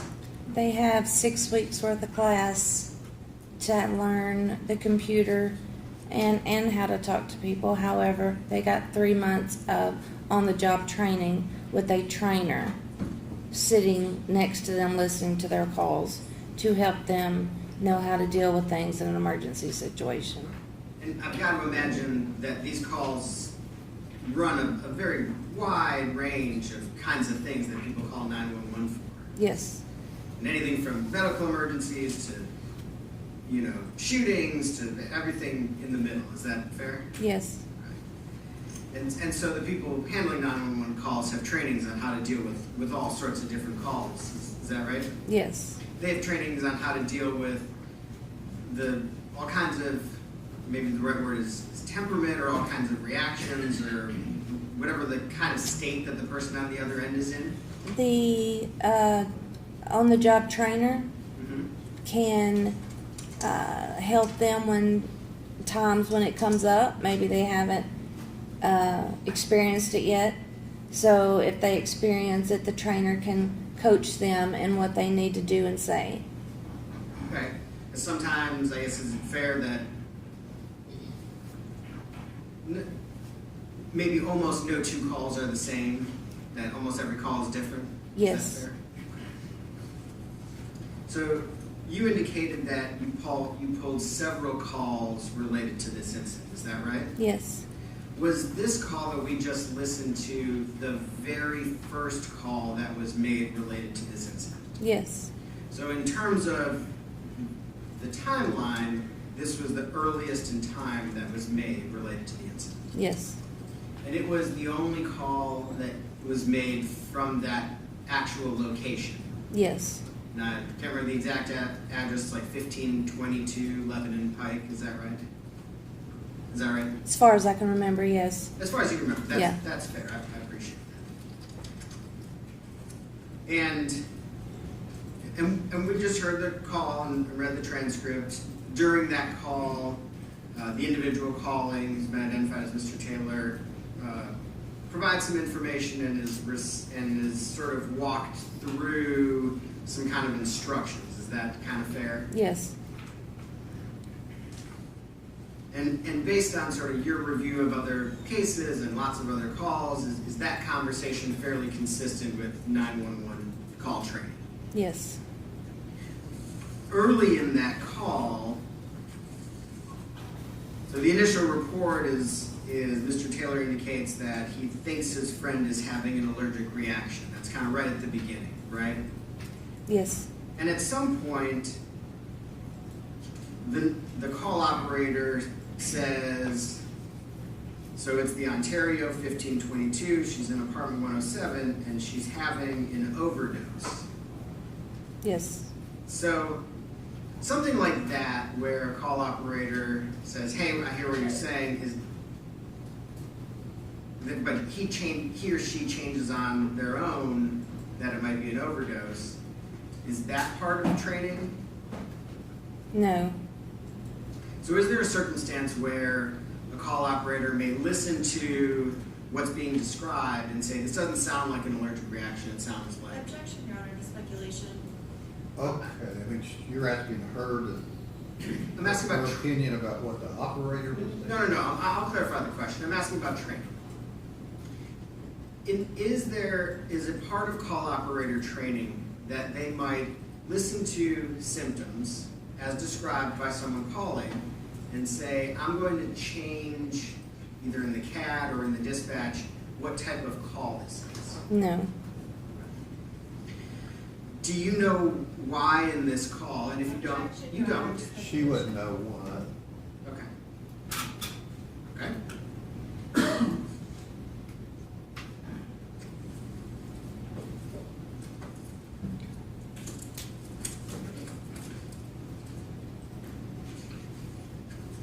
So, based on this call, well, let me ask this question. Does Emergency Communications maintain a separate CAD report from the Metro Nashville Police Department? Yes. So you have like your own CAD that generates information that's provided to dispatch? Yes. And so those reports have to be requested from emergency communications. I'm sorry, say again. I'm sorry. To get those reports, those have to be requested from emergency communications. Yes. As opposed to when police are dispatched, those are requested from the police department. Yes. And those indicate the communications between emergency and the fire department or the EMS. Yes.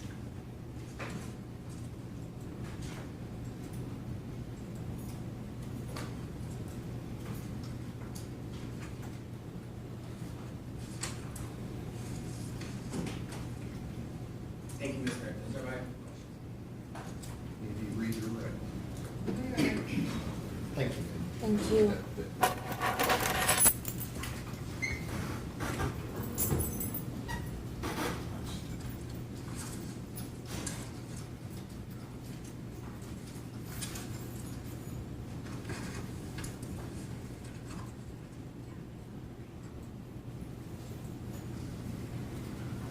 All right, ladies and gentlemen of the jury, if you'll step down the hall, we'll take a short moment break.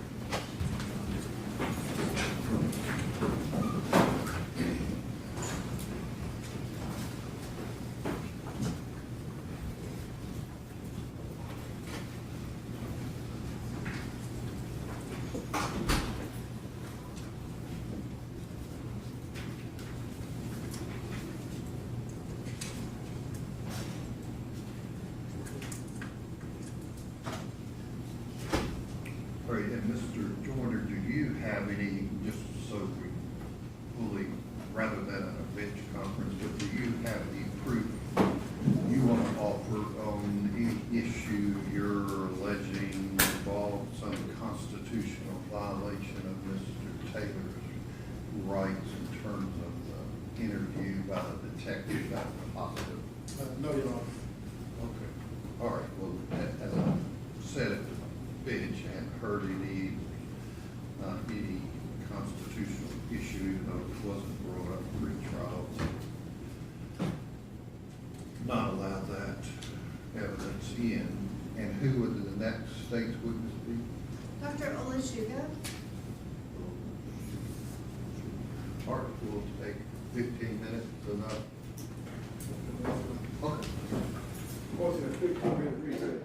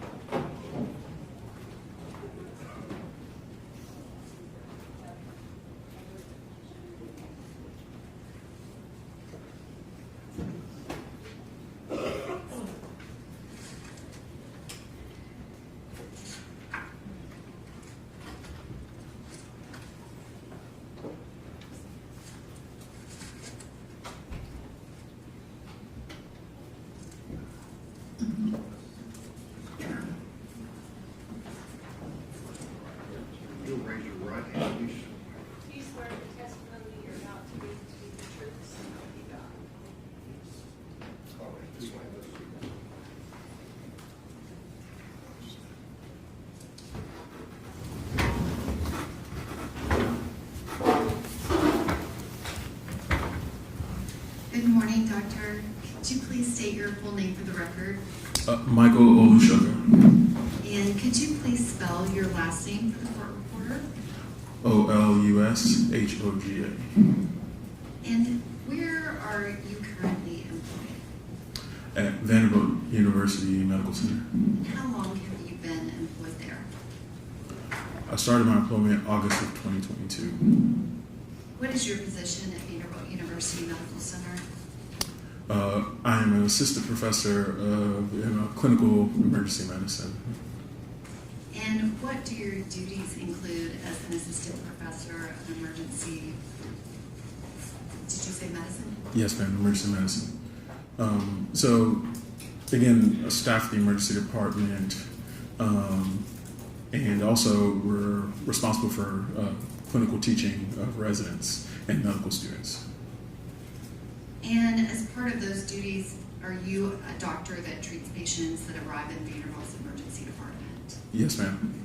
And I guess, how long have you been in that position?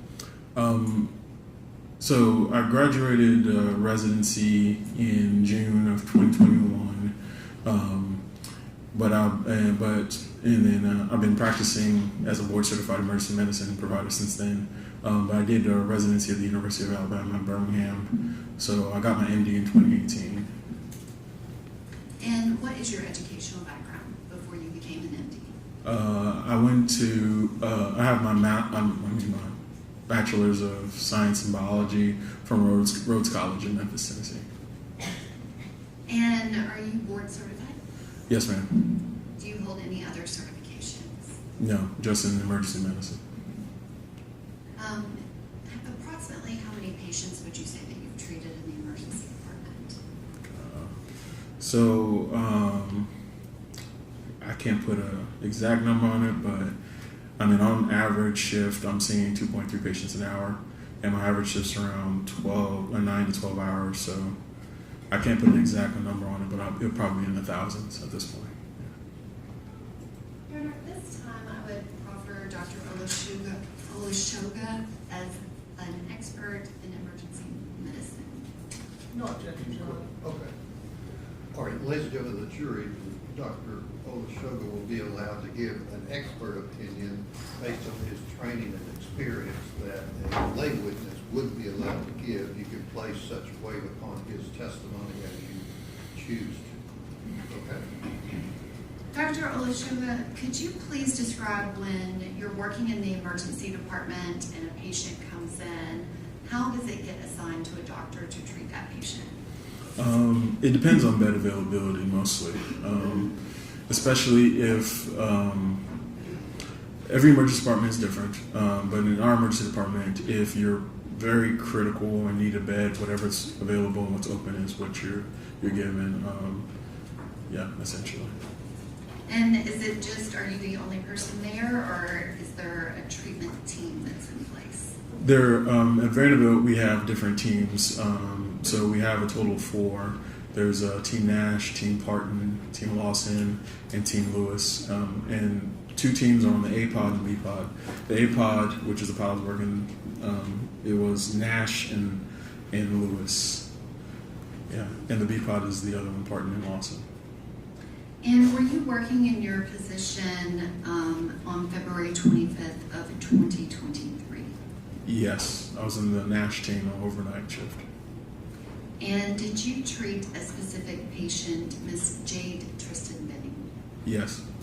And in preparation for testifying in this trial, have you reviewed her medical records? Yes. Your Honor, at this time, I would ask that the witness be handed 2 large binders. Okay.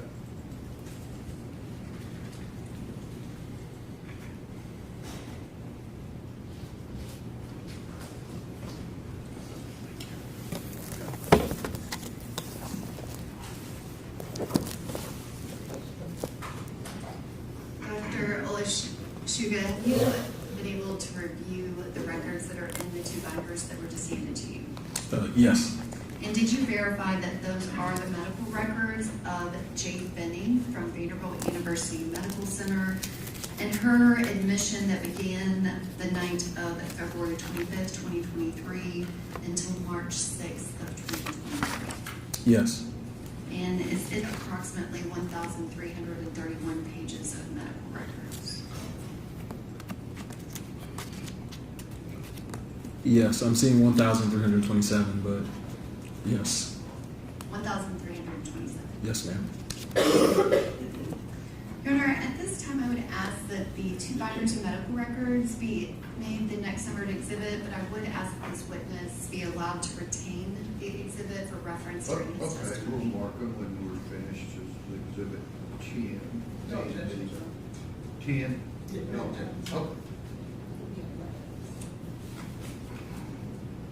Dr. Olashioga, if you need to reference a particular page of the medical record in order to answer the questions, please feel free to do so. Can you please describe Jade Benning? What was your first interaction with her? Did you see her as a patient and or did you receive information about her prior to her arrival to your emergency department? So I did receive information prior to our arrival. We have an EMS radio that's located on the APOD, the pod I was working. And from my recollection, the EMS crew, they typically call in, especially if there's an emergency or even if they have any questions about a case. And I just remember that they said they had a young female who was in cardiac arrest, and they had tried some acute cardiovascular life-saving stuff, but weren't able to get a return of spontaneous circulation, and that they'll be here in a few minutes. So when I heard that, I stop you right there. Can you explain what a return of spontaneous circulation is? Yeah, so that's usually abbreviated as ROSC, but that essentially is when a patient is able to have a heartbeat, essentially, or function of something, of some sort. Typically, it's a heartbeat, a pulse, a cardiac rhythm, a blood pressure, vital signs. Those are all signs of life, so return of spontaneous circulation. And you said that you had information that EMTs were attempting to get that ROSC back. Yes. Were they able to, prior to Ms. Benning entering your emergency department? Not from my initial assessment of the patient. She was still clinically dead upon arrival to the ER. And I'm sorry, did you say she was clinically dead? Yeah, like from my clinical assessment, there were no signs of life upon her arrival to the emergency department. And when she arrived, can you describe kind of what was she on? For what I remember, she went to one of our resuscitation bays, T4. She was still on the EMS stretcher receiving CPR. She was, like from my exam, unresponsive. Pupils were fixed and dilated, no spontaneous respirations. She had a supraglottic airway in place, the eye gel, so they were breathing for her and they were doing chest compressions on her. And can you explain kind of what does that mean when someone's pupils are fixed and dilated? Medically, what does that tell you about their condition? It's concerning that there is significant neurologic damage. Your pupils constrict on their own. That's not something that you do purposefully. So when that reflex is gone, that's a concern that there's been significant neurologic damage, and also that person is not alive. And can you describe, I guess, like her physical temperature? She was cool. Her skin was cool. She was also mottled, like kind of cyanotic, which means she was kind of blue, which are all signs of hypoxia, which means lack of oxygen. But all clinical signs pointing that she was dead upon arrival to the ER. Did you have any information as to whether or not Ms. Benning was pregnant or not pregnant? So that information did come across the radio as well, that she was pregnant, but they did not know how many weeks she was. So they knew she was pregnant, but they didn't know how far along? Yes. Okay. Could you tell just by looking at her that she was pregnant? I could tell only by palpating her stomach that she had. Essentially, you could feel the fundus of her uterus, which is the top of her uterus. And why that's important is it has to be above the umbilicus, which is her belly button, which tells me she's roughly greater than 20 weeks. It's not an accurate measurement, but that's what we're taught in medical school.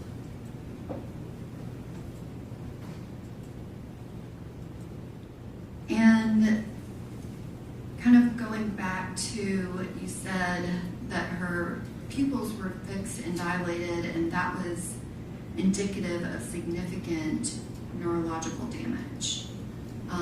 Do you have a full assessment of her neurological capabilities at that point on admission, or is that something that you learn more about as you're treating? You learn more about it as you're treating, because essentially when somebody comes in and dead, you do a quick assessment, because the priority is maintaining perfusion, which is chest compressions, making sure that blood's going to the brain, vital organs, and in this case, the fetus, as you continue to resuscitate. And your assessment of the fetus at that kind of initial stage, what's being done at that point when she first presents to the ER? So other than just confirming that she was pregnant, not much. When we did know that she possibly could be pregnant, I did call what we call OBET call. We have a OB response team at Vanderbilt, and they were at the bedside in the event that we were able to achieve ROSC. They could also intervene. And what treatment did you provide to Ms. Benning? So after she arrived to the emergency department, we continued high quality chest compressions. She was transitioned from the EMS stretcher to our ER stretcher. Chest compressions were continued. Medications were ordered per our ACLS, which is Advanced Cardiovascular Life Support Protocol. And we were able to achieve ROSC, which returned to spontaneous circulation. She had a pulse. She was then intubated, and after intubation,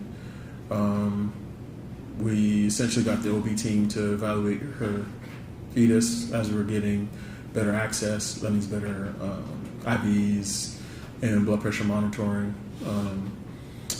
And then we then went to CT scan because we were able to get a pulse back, and we were able to admit it to the ICU.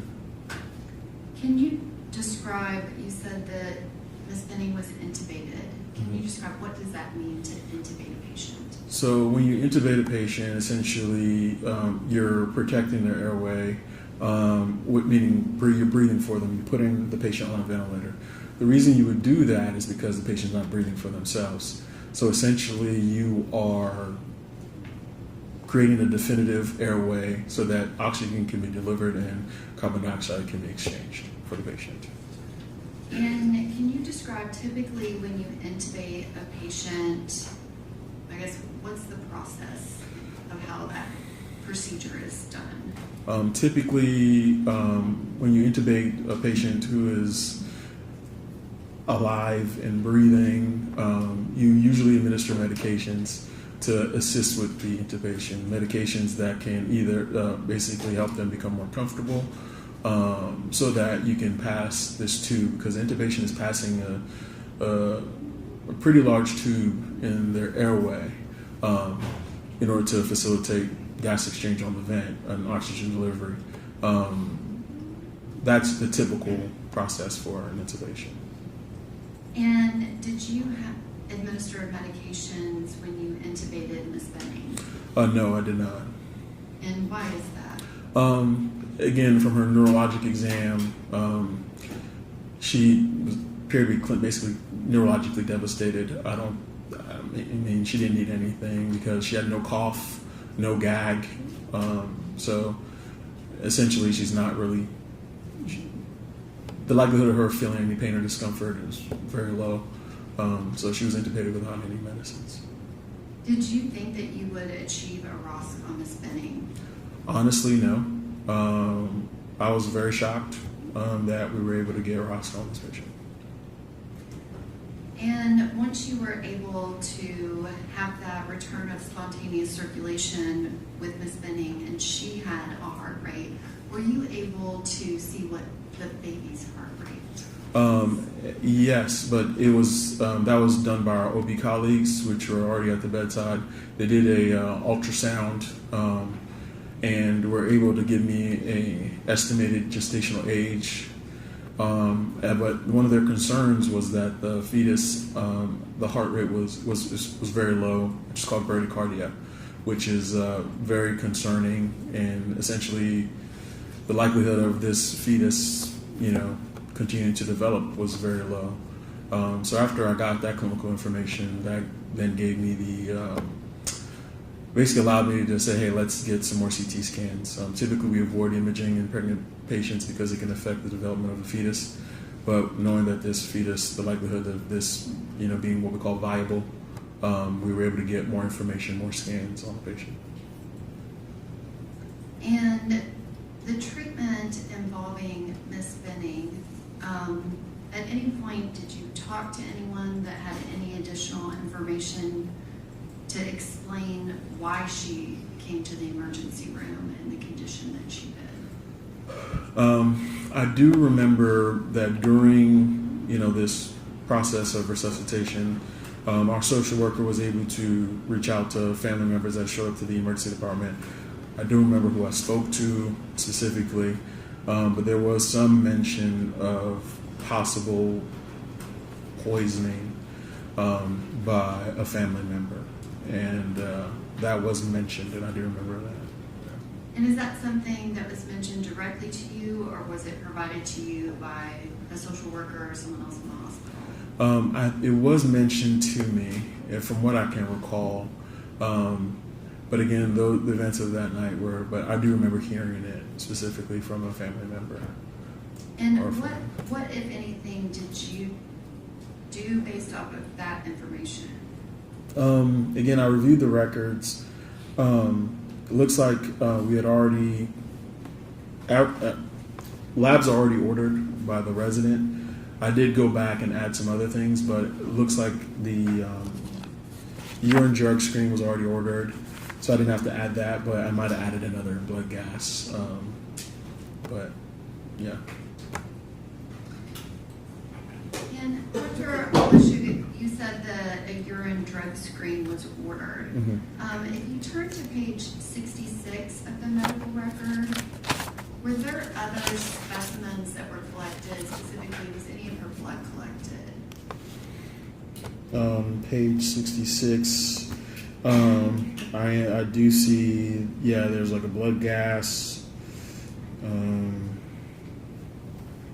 I think it might actually be 65 and 66. Yeah. But it goes into both pages. Yes. Yes, there's actually a slew of labs that were ordered, yes. And what was the collection time for that blood sample? 2230 and 2231 is what I'm seeing here. And so there's a 2231 blood, is that correct? Yes. I think it was, order placed at 2230 and then the collection time is 2231. Yes. And was there also urine that was collected? Yes. And is that documented with its specific time? Yes, the urine was collected at 22, looks like 2258. Is that the order and then it's 2259 for the Yes. specimen collection? Yeah, and the specimen was collected at 2259.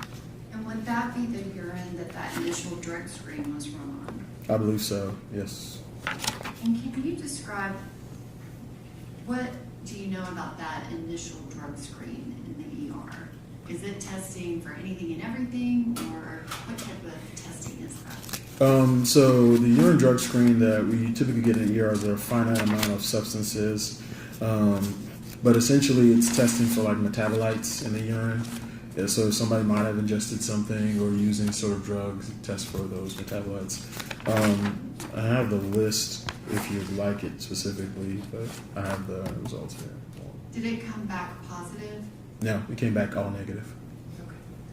And can you describe You have this woman, she's 24, almost 25 years old. She presents to your emergency department in full cardiac arrest, and you said that she was clinically dead. Is that something commonly seen? Not in that age group, not usually young pregnant women, no. And can you describe, based off of, you said that the baby had a low heart rate. Was it a little bit low, or was it kind of extraordinarily low? So the normal fetal heart rate, and what we've been taught from my recollection in medical school, is usually 110 to 160. I think I remember the OB team mentioning that the heart rate was somewhere in the 30s, so it was really, really low.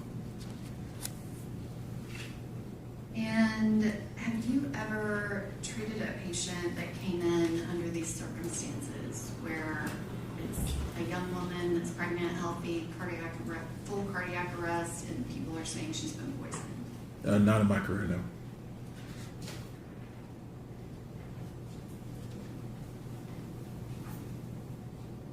If I can have just one moment.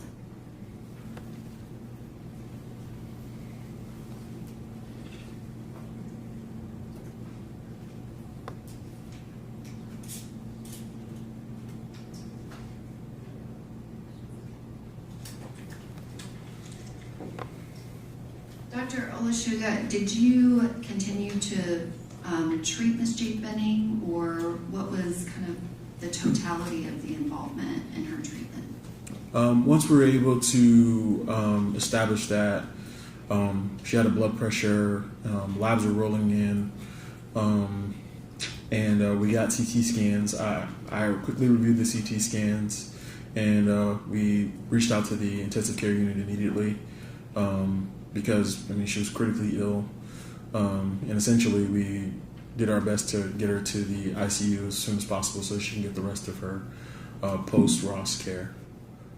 And would you have been the person that would treat her during the time that she was in intensive care unit? No. Your Honor, I'm going to ask that this witness be handed a single photograph. Okay. Oh, I'm sorry.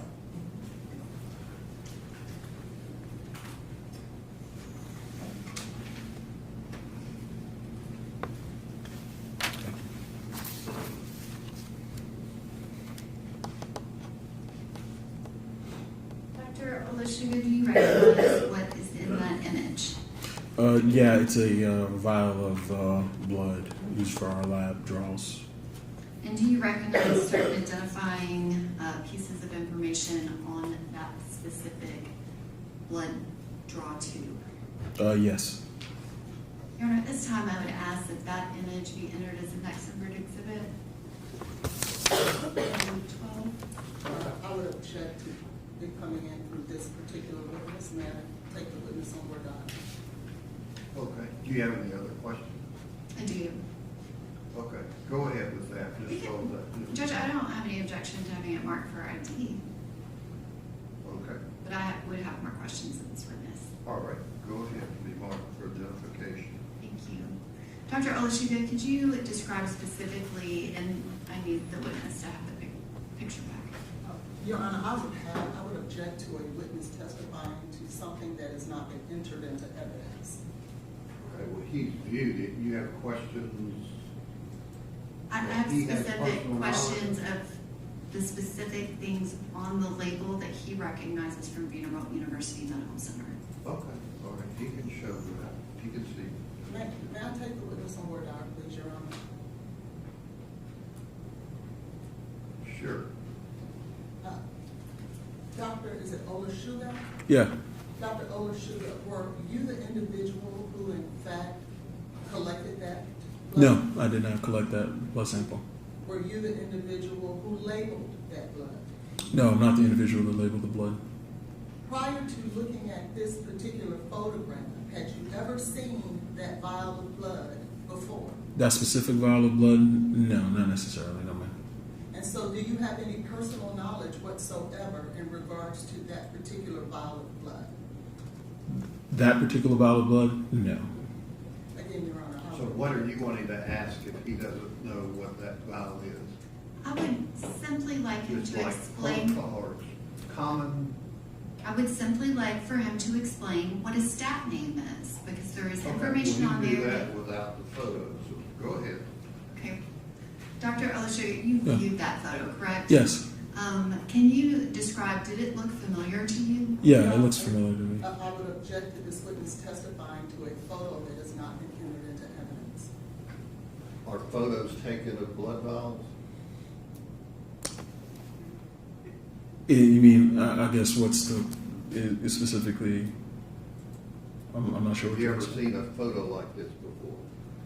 Not a photo, but I've seen blood vials. Okay, what is your next question? Does it contain Ms. Benning's medical record number on the vial? Do you Yes. recognize that? Your Honor, I He object. can, do you know her medical record number? It's written right here on the. Yeah. Okay, all right, let him see the photo. And Your Honor, may I have a ruling in regards to my objection? He can look at the photo and see if that's the same medical record. Is that what you're asking? Yes, Your Honor. May I have a ruling to that, Your Honor? I said he can do that. Is that overruled? Go ahead, General Norman. Thank you, Your Honor. Do you recognize Ms. Benning's medical record number from the medical records you have in front of you? Is it also printed on that vial of blood? Yes. And you just testified to a collection time of 2/25/23 at 22:31. Do you also recognize that very specific date and time? Yes. Your Honor, I object again to that line of questioning. Are you going to call a witness that lets us know who collected this? It's in the medical records who collected it, but Are you going to call another witness about this photo? I am. I'm going to Okay. call Dr. Carney. Okay. May I have a ruling, Your Honor? What's your question that you want to ask this witness? Dr. Olashoga, there is a stat name on that label. Do you recognize that? Yes. Objection, Your Honor. Have a seat. May I have a ruling, sir? Have a seat. Go ahead. Can you explain what that means? Yeah, stat names are basically John Doe or Jane Doe names we give patients who are arriving to the emergency department.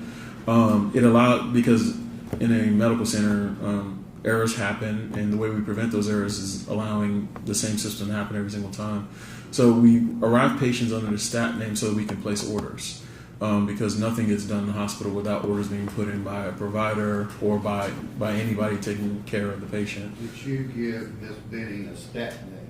I'm not responsible for giving the stat names, but our flow nurse gives the stat names. So what's your next question? Dr. Olashoga, do you know whether or not Ms. Benning was given a stat name during her ED visit? Yeah, and it's in my note as well. If you can look at page 56, when patients are given a stat name, their whole chart reads their stat name until they're matched. What stat name was she given? Stat February, Mayonet, VUH. What? Stat. I didn't hear what you said. You'll speak up. Mayonet, VUH, Stat February. Mayonet. What was the rest of it? Stat February. Okay. Any other questions? Just a couple, Your Honor. Are all of the specimen collections from Ms. Benning, are they documented in the medical record? Yes, from what I reviewed, they're all documented in the medical record. Thank you. And can you turn to page 562 of the medical record? I believe it's in binder number 1.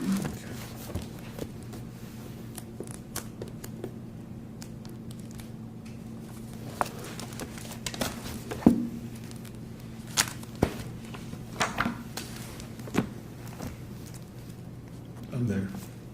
And do you see that there is an entry for fentanyl on 2/25/23 at 23:27?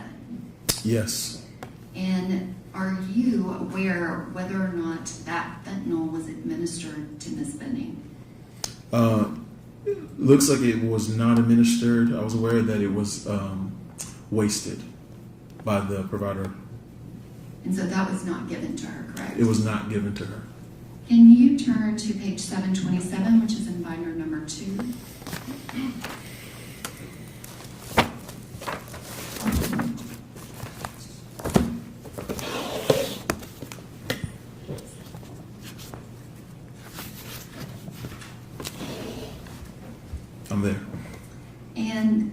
is an entry related to fentanyl, and it indicates a date and time of 2/26/23 at 0041. Yes. Is that when Ms. Benning was first dispensed and also administered fentanyl? Yes, according to the medical record, yes.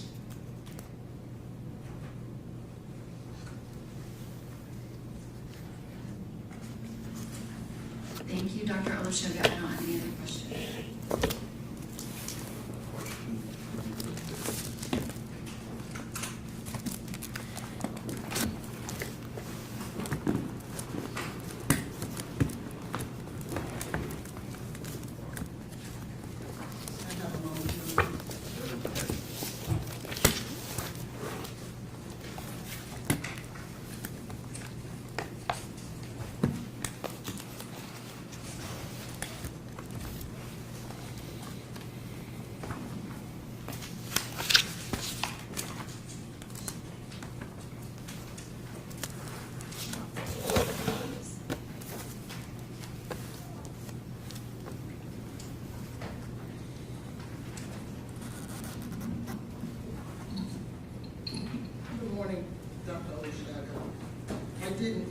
Myself before, but I am Letitia Quinones-Hollins, and I just have very few questions for you.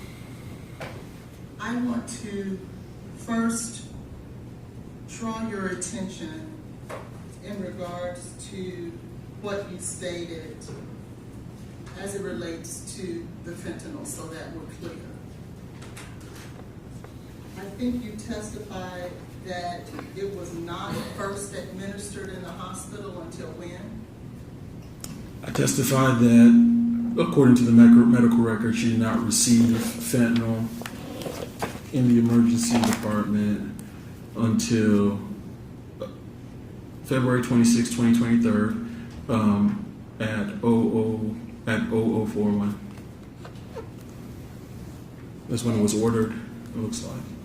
That's when it was ordered? Yeah, and it was started at February 26, 23rd, 0045.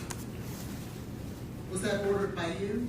It was not ordered by me. It was ordered by it looks like a provider, Paul Francois.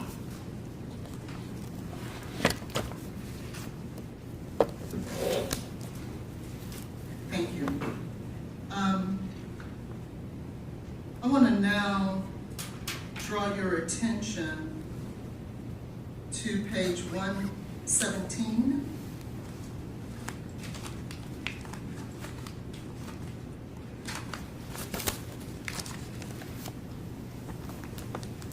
And specifically, I would like to draw your attention down to the bottom where it states recommendations. You see that? Yes, ma'am. And particularly, I would like to draw your attention to line 4 under recommendations. Could you read that for the jury, please? Yes, it says recommend contacting police to conduct drug facilitated crime testing since no chain of custody testing available at UBUMC. Do you know what that means? Nope, I do not. So, but you just stated that the record just says you would recommend that police to conduct drug facilitated crime testing because BUMC has no chain of custody. This is a note by another provider, but that's what I read, yes, ma'am. Okay. And it's a note by another provider, just like the note that you previously read in regards to the fentanyl being administered? No, that is the MAR, that's the medical record. So that's the medicines that were given. That's different than this. This is a provider note. Do you know who the provider is that provided that? Yeah, it says here is Dr. Bucalari. Do you know who Dr. Bucalari is? I've spoken to her over the phone. She's the one of the toxicologists in Tennessee. So if you ever have a tox case, you have to talk to the Poison Control Center. So I've spoken to her over the phone regarding another patient, another case. Does she work for the UMC? I'm not 100% sure on that. I just know I've called her, toxicologist that I call her. Had you called her in this particular case? Nope. Did you not have any reason to call her in this particular case? Not necessarily, because I don't know what I was dealing with, you know. So is that a no? No, not yet. Yeah, no, I don't have any. I would now like to draw your attention, if I may, to page 132.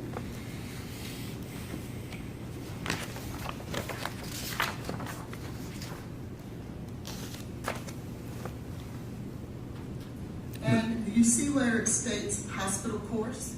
Yes. And within that paragraph under hospital course, I believe it says per EMS report, she was found in PEA arrest and CPR was initiated for approximately 30 minutes prior to arrival. She received 4 rounds of epi and ROCS was achieved in Vanderbilt. And I think you just described to the jury what ROSC means, I'm sorry. And could you tell us one more time exactly what is ROSC? Again, ROSC, return of spontaneous circulation, is when the patient gets a heartbeat or signs of life. And so it says it still remains unclear if patient was found in PEA arrest or if she went into PEA arrest during transport. There have been discrepancies in multiple histories. Do you see that? Yeah, I see that. Do you know whether or not that issue was ever resolved? No, and because again, this is after I saw her in the emergency department, so I have no bearing on what's written by the ICU. Okay, so you can't answer that question. I can't. Thank you.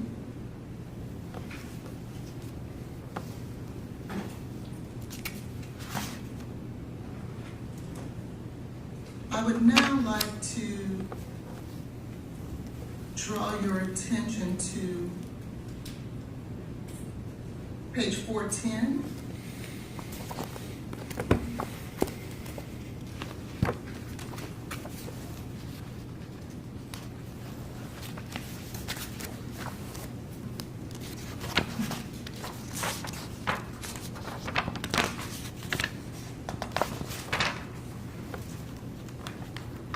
I'm there. Could you help explain to the jury on 410 where it says comprehensive cardiac NGS panel inconclusive? Again, I'm not familiar with that lab. Again, this is not something I would order from the emergency department. So you can't help us with that either?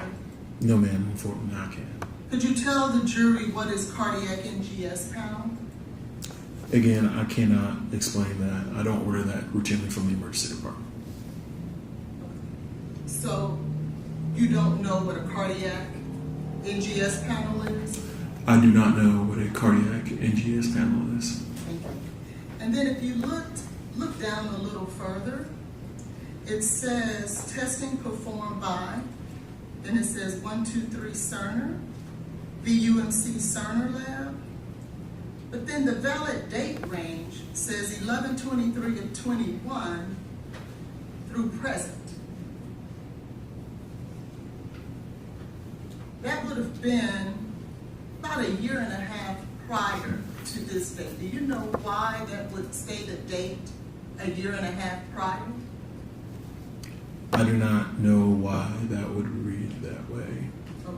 And is that related to some lab at VUMC?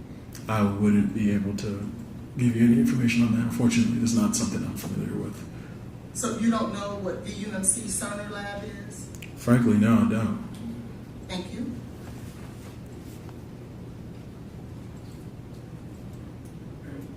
Now, you stated that the baby was not viable, is that right? I stated that after a conversation with the OB provider, they deemed that this pregnancy would not be viable. Do you know then, can I ask you or draw your attention to page 126?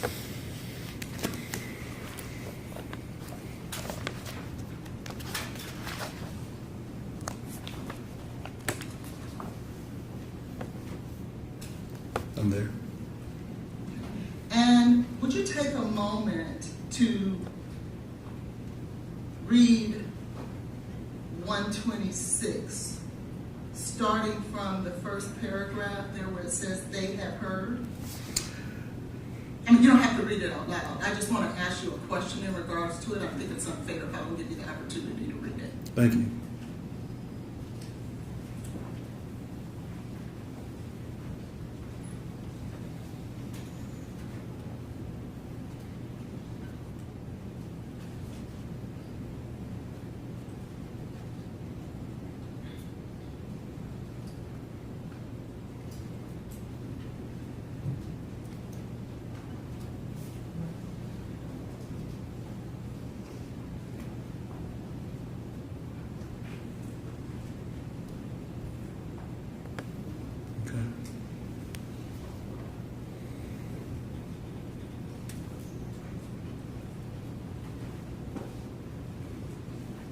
Okay. Do you see there where the OBGYN team ultimately had to contact the ethics service? Yes. Have you ever in your career had to contact ethics when you are performing medical services? Yes. And for what purpose would that be? Typically is when there's usually difficult end-of-life conversations that need to happen, and when there's not like a delineated, when there's like not a will or a designated power of attorney. Sometimes I would have to call ethics to help me delineate what's the right thing to do, or what's the lawful thing to do as well.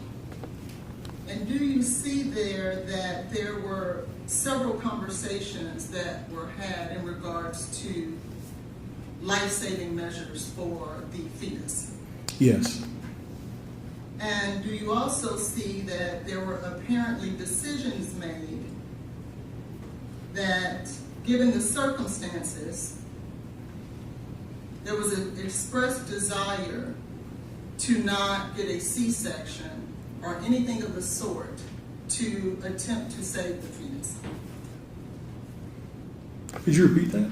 Yes. Do you see in the document and the record here that there was a decision made by the next of kin or the representative for Ms. Benning for there not to be any life-saving measures for the fetus?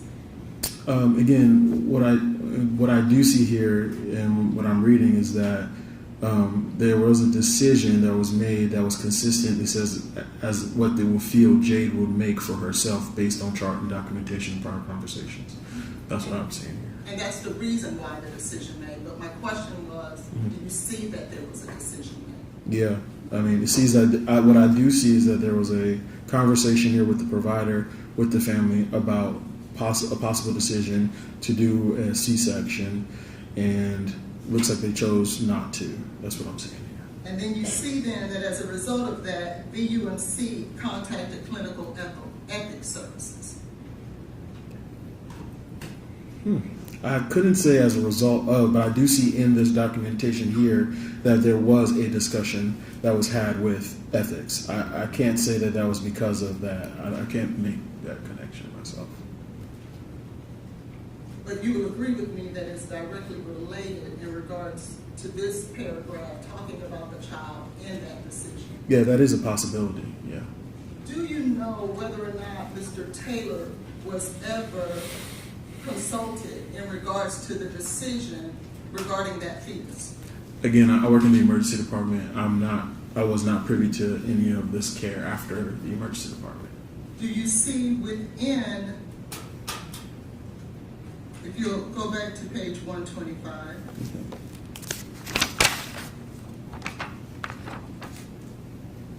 right above consultation, you'll see that the mother's surrogate decision maker was Bridget, which is Jade's mother. Father and step-parents were present for this consultation and shared decision making. Do you see Blaise Taylor's name anywhere there for the decision making? No, ma'am, I do not read that in this chart. Okay, thank you. You had stated, if I could just have a minute.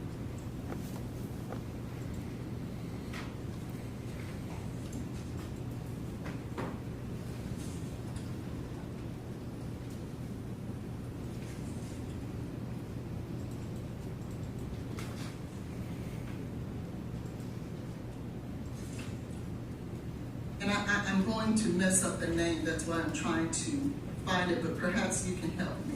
Are you familiar with the specific drug named Seseclium? It is a drug that is utilized to help with intubation. Could you spell it out for me? SUCC. Oh, succinylcholine. Yeah. Thank you, succinylcholine. Yeah. I'm always happy because names are challenging. Do you know whether or not that was utilized in order to assist in the intubation of Ms. Benning? No, she did not get that medicine in the ear. It is your testimony that she did not receive that medication? To my knowledge, no. Is it to your knowledge, or is it your testimony that she did not? It's my testimony that she did not. And the reason that I ask is because you had stated earlier that there was no need, I think you stated, for. Yes, ma'am. And the only reason, tell us why you would utilize that medication. Again, typically patients who are alive and breathing, they usually still have reflexes because their brain stem's intact. So even if somebody's alive and breathing and unconscious, and you need to, protect their airway with an intubation, if you were to insert a blade into their mouth in order to lift up the tongue and epiglottis to look at the vocal cords to insert the tube, they'll gag, cough, there'll be vomit, and it'll obscure your airway.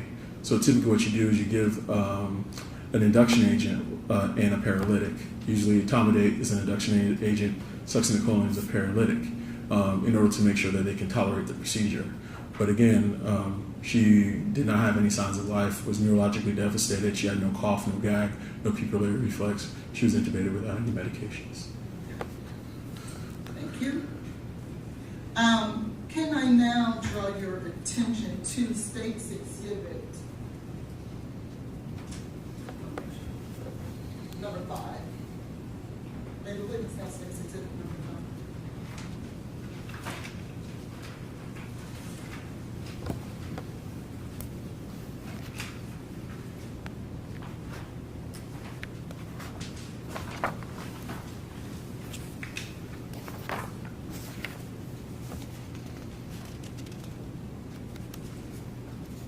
You have it in front of you, sir? Yes, ma'am. Thank you, Doctor. And Dr. Olashaga, I want to take you to the section where it says narrative on the first page. Yes, I see it. Do you see that? Yes. Then I would like for you to go down to 1, 2, 3, 4 lines down. Okay. And specifically to start at the sentence, the patient's boyfriend. Do you see that? Yes, ma'am. Could you please read that sentence for the jury? Yeah. It says the patient's boyfriend stated the patient was 4 months pregnant. No other medical information was obtainable. Okay. You can stop there. Thank you. And do you see that this is in fact a report from NFD, Nashville Fire Department? Yes, ma'am. And do you see the name of the individual who authored this report? I see crew member. Andrea Agrawal. Okay. And so you see there where it actually states that the boyfriend, in this case who would be Mr. Taylor, actually did tell the fire department just how pregnant Miss Benning was, according to the statement. He's just read it, so he doesn't know anything else. Thank you. And then, if you would turn the page, sir. And doctor, if you could look under where it says vitals. Yes. And do you see the section where it says CO2? Yes. What is that? So end-tidal CO2 is another, basically it's another, I wouldn't call it a vital sign, but it's an indication of the quality of your chest compressions. Basically, again, you breathe in oxygen, you breathe out carbon dioxide. So if you're doing good quality chest compressions, your end-tidal CO2 should be high because you're breathing out carbon dioxide. If you're doing terrible chest compressions, it'll be low, which means that you're not doing a good job circulating oxygen with your compression. So that's another marker of how good is your resuscitation, how good are your chest compressions. and also if you have like an airway, because if it's super high, could it be that your airway is in the stomach and is picking up gas from the stomach? So it's just a marker of how good is your resuscitation.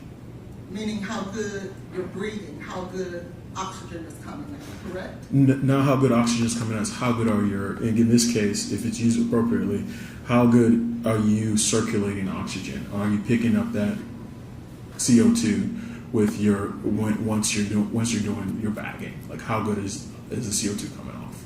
Okay. Yeah. You say the CO2 coming off off of what?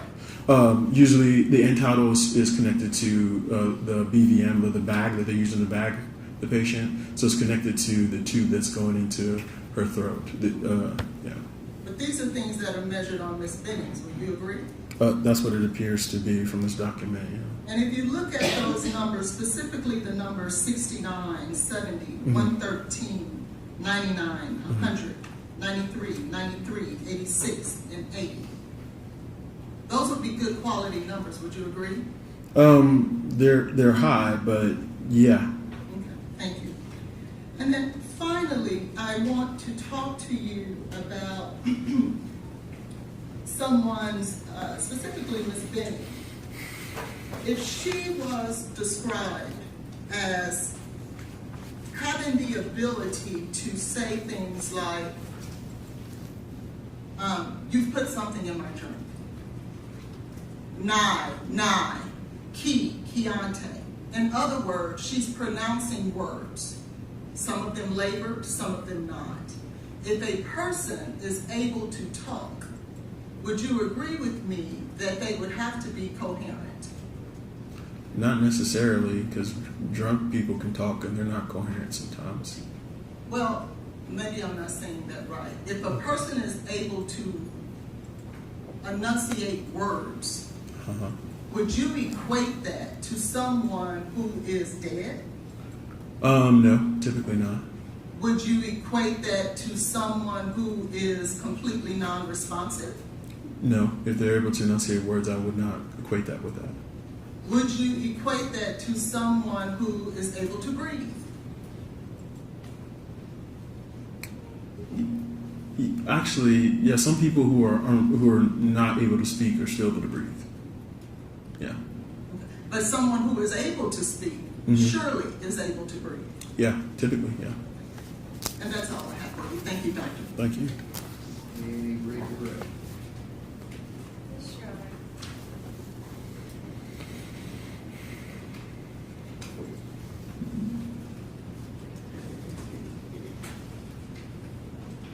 Dr. Olashuga, I'm going to kind of start with the last thing that she talked to you about and go backwards. Can you go to page 562?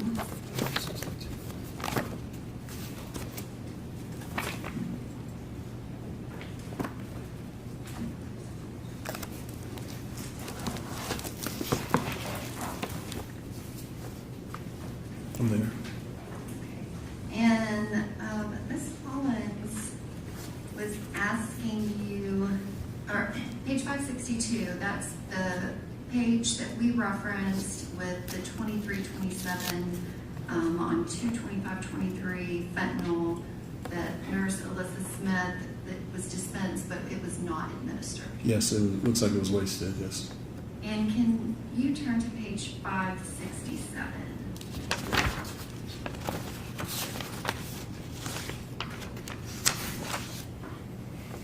I'm there. And on page 567, is there an entry for the medication that Ms. Hollins was asking you about? Yeah, I see that. And is that time the same time as when the fentanyl was not administered? No, it says this was administered. This was ordered at 2/26/23 at 12:15 a.m. is when it was ordered, and the fentanyl looks like it was at the day before, so 2/25/23 at 11:27 p.m. Okay, so those are two separate things, correct? And The so, question said the medicine Ms. Hollins asked about. yes. we clear what that is? SUCCINYLCHOLINE.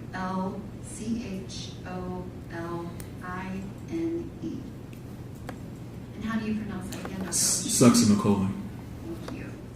And so that was administered at a much later time at 2/26/0015, correct? Yes. And also, if you look down to entries, there are entries for fentanyl, which coincide with when the fentanyl was actually administered to Ms. Benning. Is that correct? Yes. So you did not order those medications, correct? No. And so if they were administered after she went into the ICU, is that surprising to you? No, it's not surprising. And if you can go to page 125 and 126.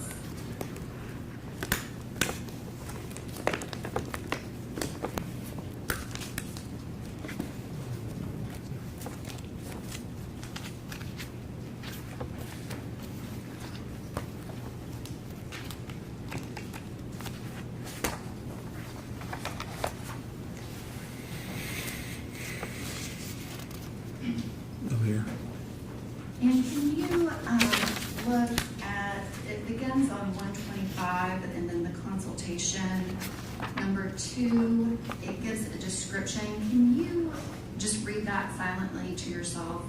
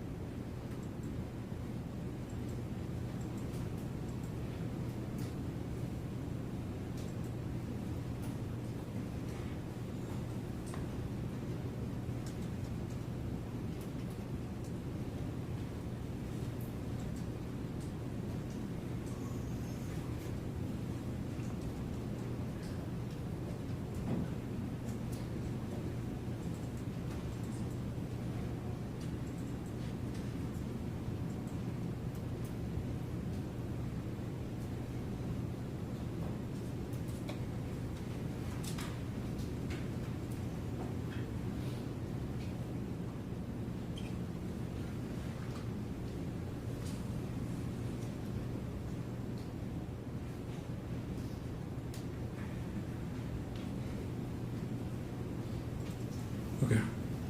And you weren't involved in that neonatal consult, correct? No, I was not.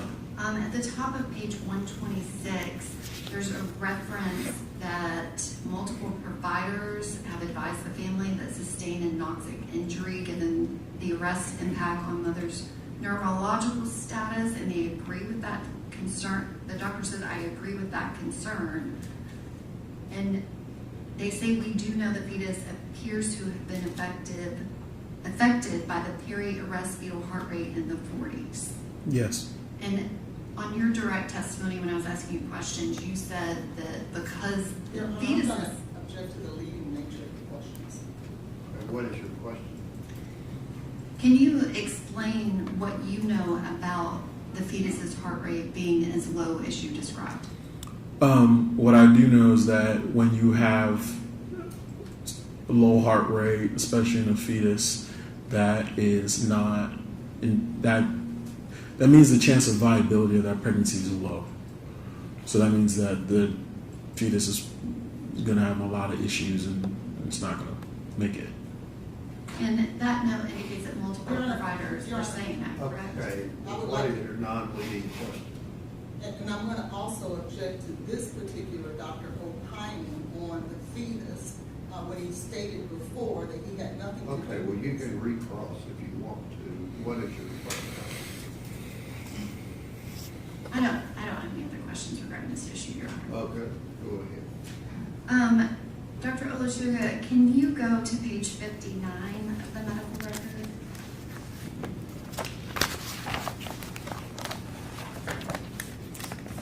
I'm there. And can you describe what time did Ms. Benning arrive in your emergency department? At 22:06. And can you describe specifically when you intubated her? She was intubated upon arrival, so around 22:06 as well. And so that is what time she got to the emergency department, correct? Yes. Usually there might be a little lag just because of nursing, charting and stuff, but that's, yes, around that time. So 22:06, 22:07. Yeah.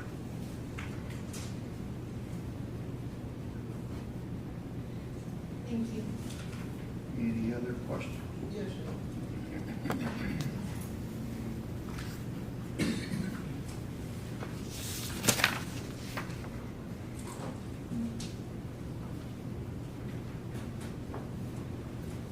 Just a few brief questions, Dr. Olashaga. Yes, ma'am.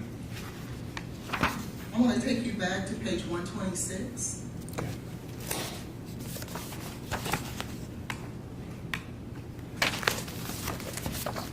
Mayor. If you go down to the first paragraph, line 8, starting with "I offered," Yeah. could you read that sentence to the jury, please? Yeah. Is this him saying this? It's a record that's in evidence, Your Honor. Is this him saying this? No, it is not. Can you please read that? It is, you made it an exhibit, so you can have him read anything you want. I actually wasn't allowed to. I didn't object to her Is this reading. asking about an opinion that you were objecting to? No, it's not asking about an opinion. It's asking about a position and an offer that is a record, that is an exhibit, that is in evidence that I I'm get asking that. you to read. Okay. Could you just read that sentence, please? Okay, it says, I offered intervention in the form of delivery resuscitation with the goal of having an opportunity to evaluate Peanut for potential impact, and they have felt that intubation and resuscitation could cause unnecessary suffering. They feel. That's all. Thank you. And then you stated on direct examination that succinylcholine, did I say that right? Yes. Oh, okay. You stated that it wasn't given to her at all on direct examination, did you not? Yes, for intubation. I did not give that medicine. No, I didn't ask if you gave it. I asked, was it given? And you said no. I said, to my knowledge, it wasn't given for my intubation. I thought I clarified if it was to your knowledge or if it was given at all. Do you have another question, or you want to argue? So that was, in fact, that medication was given, wasn't it? According to the medical record, it was given and it was prescribed by another provider. Again, I had nothing to do with that. And again, can you tell us what succinylcholine is? It's a paralytic. And it is utilized for what? It's utilized for multiple things, but in my profession, I usually use it for intubations. But it's used for other things. Sometimes it can be used when patients are having trouble ventilating. So if you're on a ventilator and you're moving or jerking, sometimes it can be given for that, or it can even be given for like CT scan. Because if you need a CT scan, you need to be still. So sometimes they do that as well. But there are multiple reasons for the medication. Can a person be still if a person is non-responsive and in a coma, aren't they still? Not necessarily. You can also have seizures, especially after a cardiac arrest when you have a neurologic injury. It's not uncommon that patients have a lot of seizures. So yeah, they can have seizures. So are you stating to this jury that that's why this medication was given at this time? No, ma'am. I'm saying to the jury that succinylcholine has multiple uses. Can you see there why it was given? I do not see here why it was given specifically, no, ma'am. So you can't say that it wasn't given for intubation? I can say it wasn't given for intubation because I did the intubation and we did not give her any medicines for intubation. And it's a one-time procedure. It's not something that happens again because the tube's in her throat. So it's not taken out, put it back in again. But it is a paralytic? Yes, succinylcholine is a paralytic. Okay, and it is to help patients not to feel something? Nope, it's to help the procedure, a procedure. Again, it's to paralyze the muscles. In the case of intubation, it can be used for that, but there are multiple uses for succinylcholine. Thank you. Thank you. Judge, I apologize if I can have just one brief follow-up. Dr. Alicia, can you turn to page 119?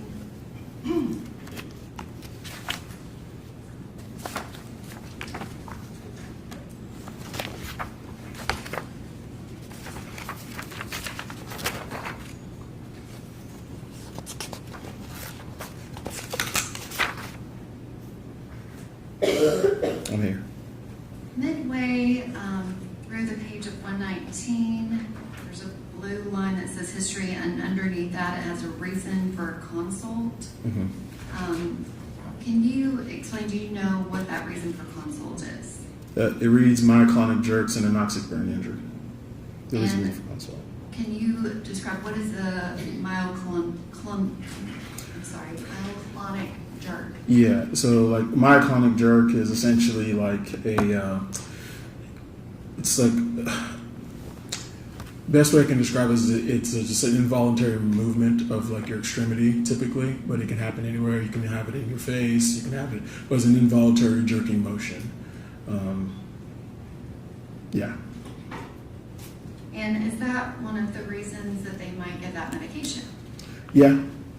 Yeah, especially if the jerks are uncontrollable. Sometimes you have to paralyze the patient, unfortunately. But yeah, especially when you do like an EEG, which is like encephalogram, where they check for any seizure-like activity, which is very common after cardiac arrest. They try to do further evaluation as the quality of the brain and all that stuff. Thank you. One last question. One last question. Can you tell this jury that that is why some clothing was given to Ms. Benning? I cannot. I don't know why it was given. Thank you. Any other questions? All right, thank you. You can leave all of that there and we'll get it. Okay. Thank you. Thank you. Thank you.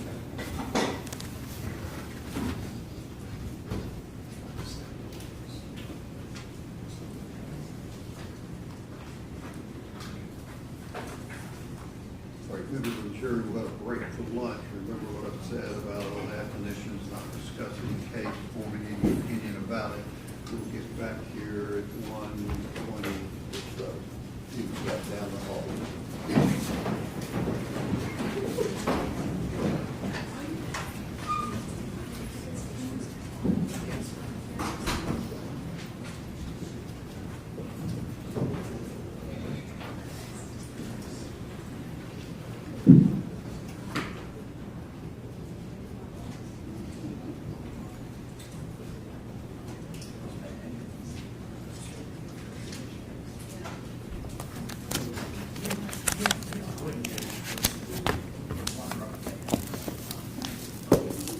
Okay, you have a seat.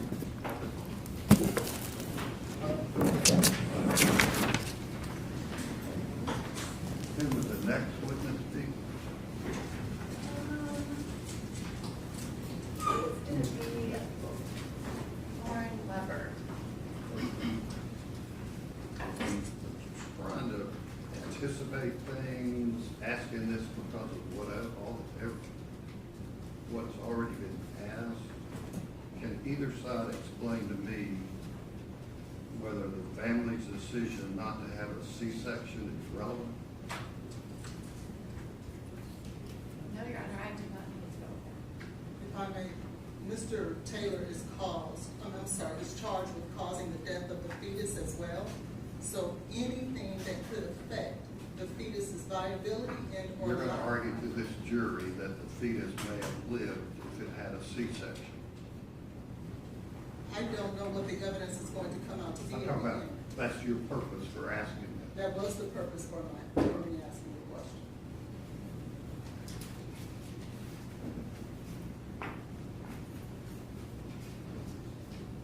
Sometimes I give advice to lawyers, but I won't here in this case. Sorry, Thank you. Julie, I'm not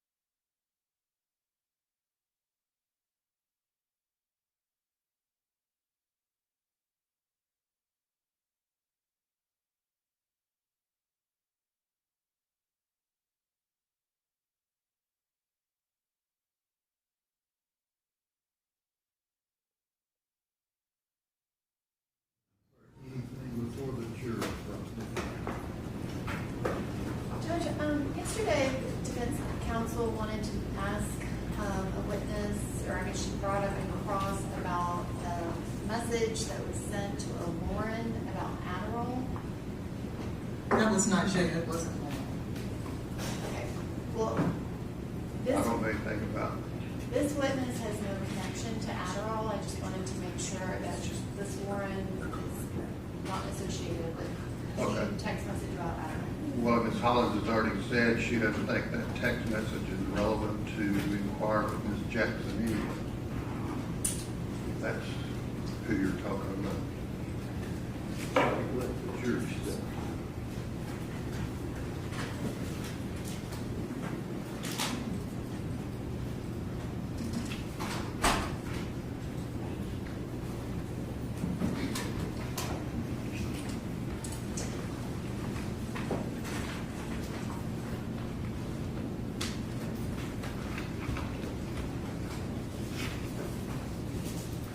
Or Lauren Weber, Yes, Your Honor.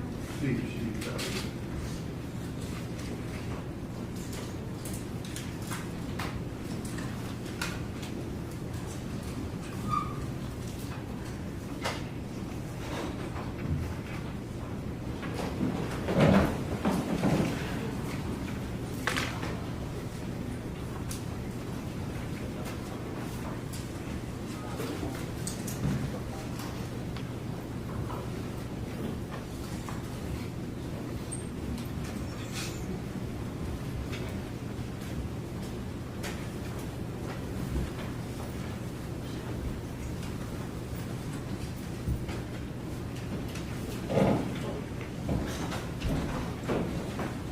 All right, just step up and raise your right hand and be.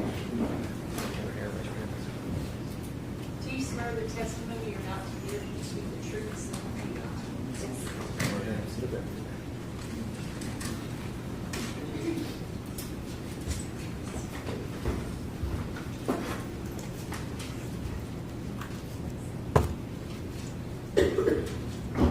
Good afternoon, Ms. Weber. Could you please state your full name for the record? Lauren Weber, And can you spell your last name for the court reporter? Weber. And Ms. Weber, do you live in the Nashville area? Yes, ma'am. How long have you lived here? My whole life. And at some point, did you meet Miss Jade Benning? I did. When was it that you first met Jade Benning? We were friends roughly a little over a year.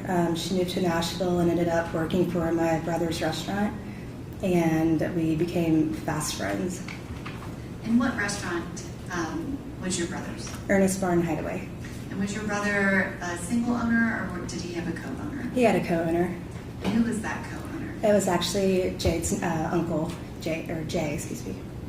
And when did you first start working at Ernest Hideaway?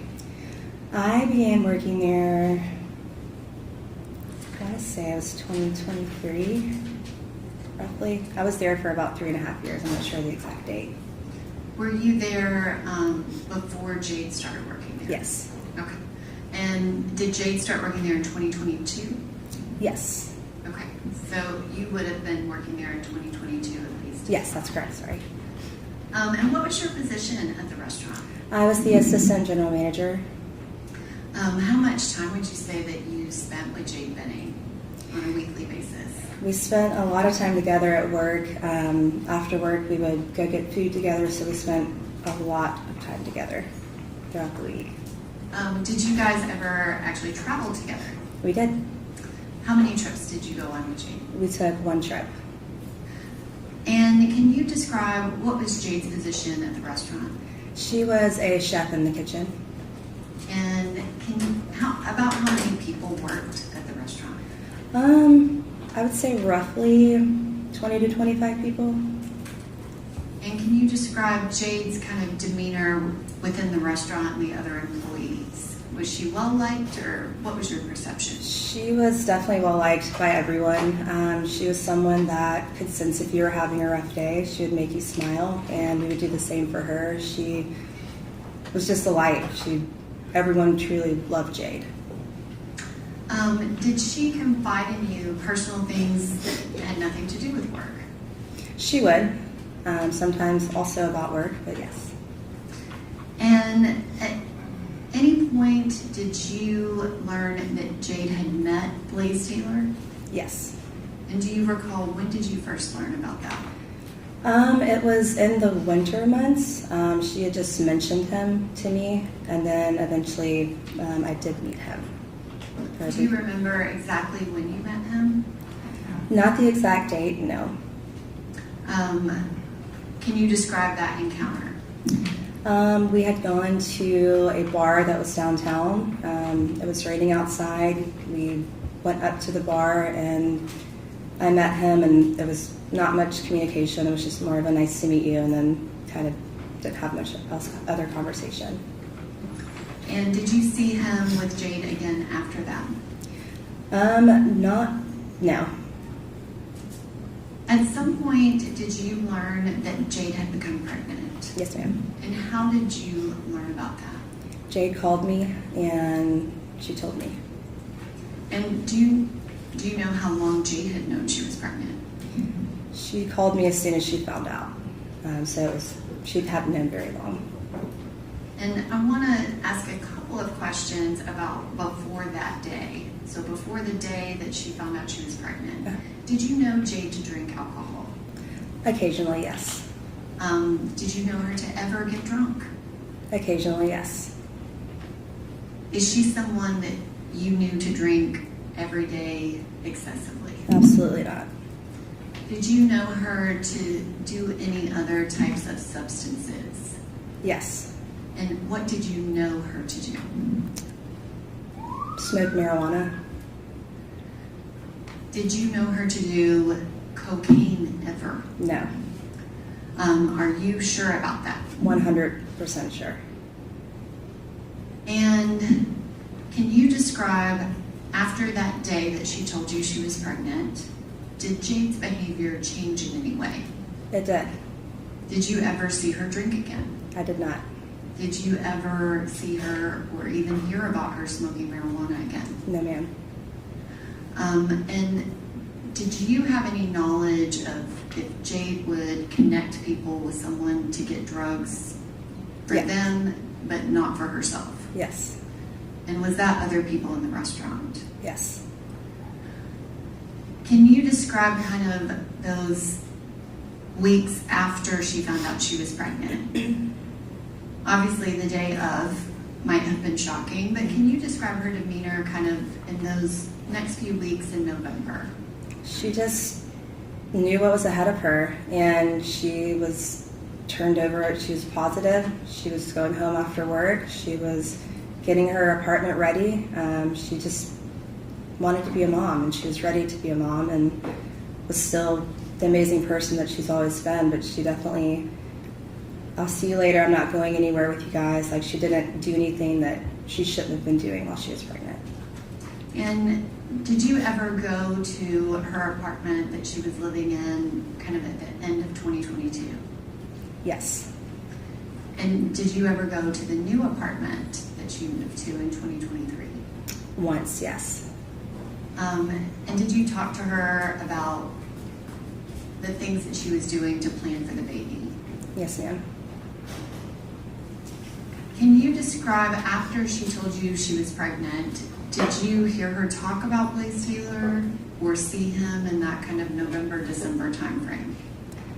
Yes, she let me know that she was going to talk with him and let him know that she was pregnant, and pretty much all that I was ever really told in regards to it, because it just kind of, nothing much else was said.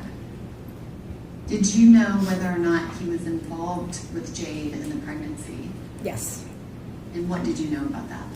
I knew that they had been together, and of course Jade confided in me, so I knew that they had to have sex. So, which I guess I'm asking, after she found out she was pregnant, you said she went and talked to him. Did he continue to be involved with Jade after that? Yes, yes. And what do you know about the contact that they had after kind of the beginning of November into December? I just knew that they were in communication, but I didn't know the depth of what the communication was. I just knew that they were still contacting each other. Okay. at some point, did you think that he was going to be there raising the baby with her, or what did you think was the plan based off of talking to her? I knew that's what she was hoping for, but I didn't know what was to come. Okay. And then, do you recall anything happening kind of the beginning of the year? January, February? Did everything seem to stay the same to you? Yes. And specifically, drawing your attention to that February 25th, 2023, do you remember that day? I do. And did you see Jade that day? I did. Can you describe that day to me? That day I was at work. I was there in the morning and Jade was there as well. We had a private event that night and I was just doing what I normally do during the day at work, and Jade told me that she was leaving. She had the night off, and of course I was wondering how, because we had an event. And she told me that she had plans to go home and cook dinner and do some type of painting with Blaise, and Nigel was there as well. And she just told me that she loved me and she'd see me later. And we went into the event. I'm going to object to the hearsay. What's your objection? Hearsay. Does the state care to be heard? I think her state of mind is relevant, Your Honor. Was that 8033 then existing mental state of mind? Do you care to be heard on that? I do, Your Honor. Are we talking about the existing state of mind of Jade? Yes. That she planned it. That's what I understood your objection was. That plans to eat and paint with Blaise. I don't know that, but you know what, you're right. Thank you. I withdraw my objection. Go ahead. Could you continue your answer? Yes. So, you said that she was leaving. Thank you. She told you that she loved you and gave you a hug. Is that right? yes, ma'am. Yes. So then the night went on, and I was busy at work, so I didn't really talk to her once we got into things. But I knew what her plans were for the evening. And I just hoped that she'd having fun, and I'd hope to see her the next day so she could tell me about it. And her mood that day, was it, I guess, normal to you? It was normal, yes. She was happy that something was planned, for them to do together. So she was a little bit happier than normal, yeah. So happier than normal. Yeah. And can you describe what happened that night after Jade left and you were at the restaurant working? Some hours went by, of course, and then I just noticed that one of the owners, Jay, kind of was not around anymore, so I kind of felt like something was going on. And is that Jay's uncle? Yes, that's correct. So I just kind of had that gut feeling that something had happened. So I spoke with him and he let me know that there was an incident, and I just asked what I could do, what I needed to do, and things went from there. And can you describe what you mean by that, if things went from there? I was panicking, obviously. I called her mom and asked her what I needed to do, and she asked me to go by Jade's apartment because it was left unlocked. So I went there and went inside, got her keys off of the counter, blew out a candle in her room, took pictures, and left. And then went to the hospital just waiting to see what was going on because we had no idea at that point. And when you referred to Jade's mom, were you referring to her mom, Bridget, or her stepmom, Andrea? I spoke to Bridget, and then I gave the keys to her stepmom, Andrea. And I guess, so you went to the apartment. When you got to the apartment, was it locked? No, ma'am. And when you entered, can you describe, what did you see? Did it look normal to you, or what did you think when you got there? Things looked as they would if you were painting and cooking. There was paintings on the table. There was still food sitting out. But something just seemed off to me. It just didn't smell like food was freshly cooked. So it just kind of But my brain was telling me, just get the keys. You need to leave. It just, I don't know, it just didn't make me feel right being in there. What did it smell like if it didn't smell like food? It just smelled like it was clean. Then normally if someone cooks, you smell the food for at least a couple of days. At least I do when I cook. But yeah, it just didn't smell. It smelled like it was cleaner than it should have been with food just recently being prepared. And you said that you blew out a candle. Yes, ma'am. Where was that candle? It was on her nightstand, right next to her comforter. And did you touch anything other than her keys? I did not. And you said that you took pictures, is that correct? Yes. I'm going to ask if you'll ask me the two photographs. No objection, Your Honor.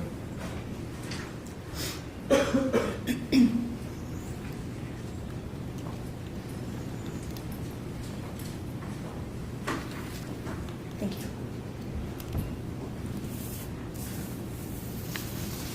Ms. Weber, do you recognize the two photographs that were handed to you? I do.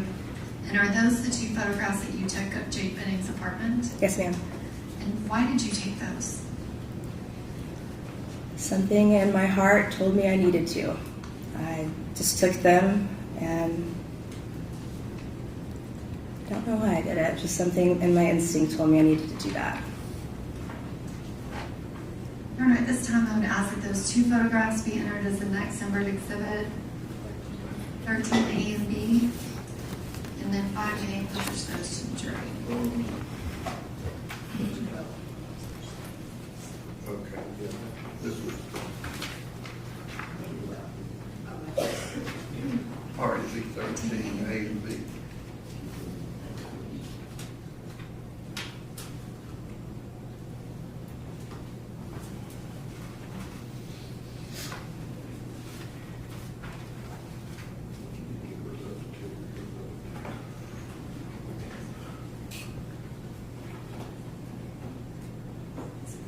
Ms. Weber, do you recognize that photograph? Yes.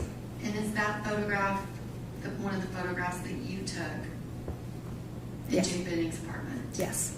And kind of this view, would you be standing with your back to the stove, kind of looking towards the front door?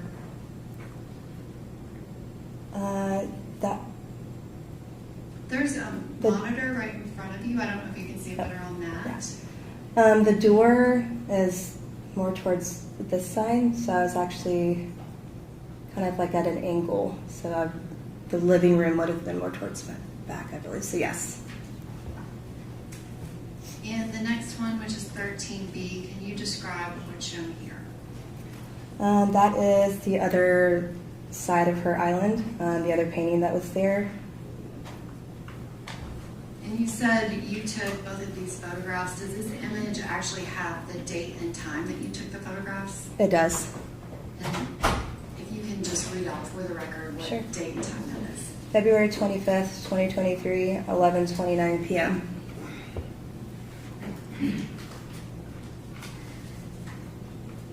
And Ms. Weber, you said that you got her keys. Is that correct? Yes. Did you get just her keys, or did you get a purse and a wallet, or what did you get? It was just her keys. They did have like a little Louis Vuitton thing on it that she had like money and stuff in, but it wasn't a full purse or wallet. Would that have been where her identification was? I believe so, yes. And so you took that one item off the counter and did not touch anything else other than blowing out a candle? That is correct. Did you lock the apartment when you left? We did. And then where did you go after that? We drove to the hospital. And when you got to the hospital, who was there?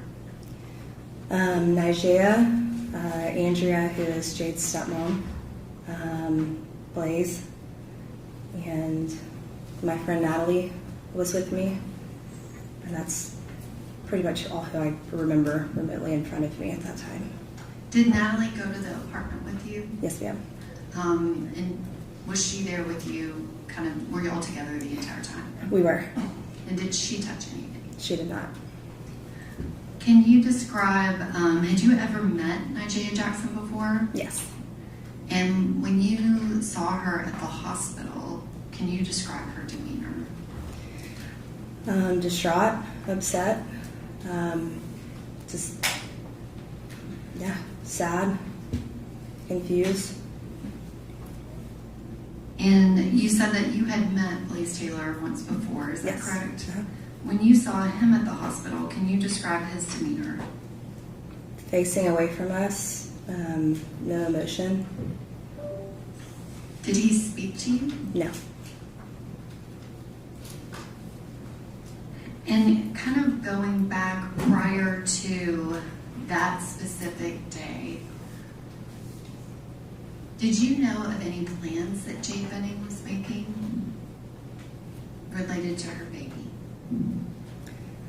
She was planning her baby shower. I was planning her baby shower. She was getting things together to put a nursery together. She was planning to be a mom. And were you familiar with Jade's birthday? Yes. Did it have significance to you? Yes. And why is that? It's 3 days after mine. And did y'all have any plans for birthdays? We would actually, we would celebrate them together. Did y'all have plans to celebrate them together that year in 2023? Yes. And after that February 25th, 2023, did you go to the hospital multiple times between that date and March 6th of 2023? I did. And was Miss Jackson there when you went to the hospital? She was, yeah. Do you have any reason to believe that Miss Jackson would harm Jade Benning? Not at all. Thank you, Ms. Weber. I don't have any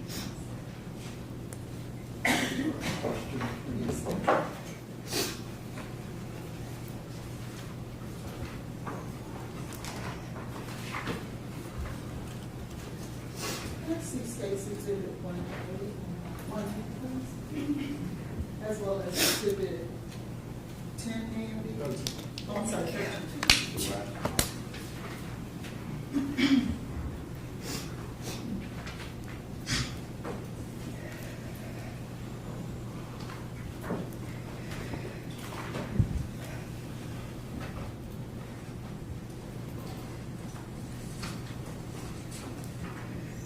Ms. Weber, hi, how are you today?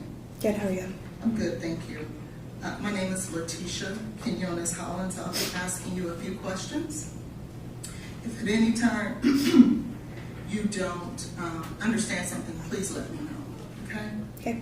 I want to talk with you a little bit, particularly about Mr. Taylor. You stated that you did, in fact, meet him prior to, I guess, 225 in the hospital. Is that right? Yes, ma'am. And how many times would you say that that was? Once. Okay, and where were you guys when you met? It was, I forgot the name of it. It was a bar downtown. Okay, you forgot the name? And it's in the W. Okay, and how long were you around him that night? Probably under an hour. Okay, and did you speak with him? Yes. And was there anything odd about him that you found in your interchange with him that caused you any concern? There wasn't much conversation. It was just very high, and that's kind of all that was said between us. There wasn't any getting to know each other. Okay.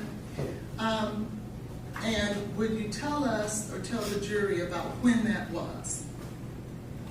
Again, I'm not sure of the exact date, but it was cold, and I remember it was pouring down rain outside. Okay.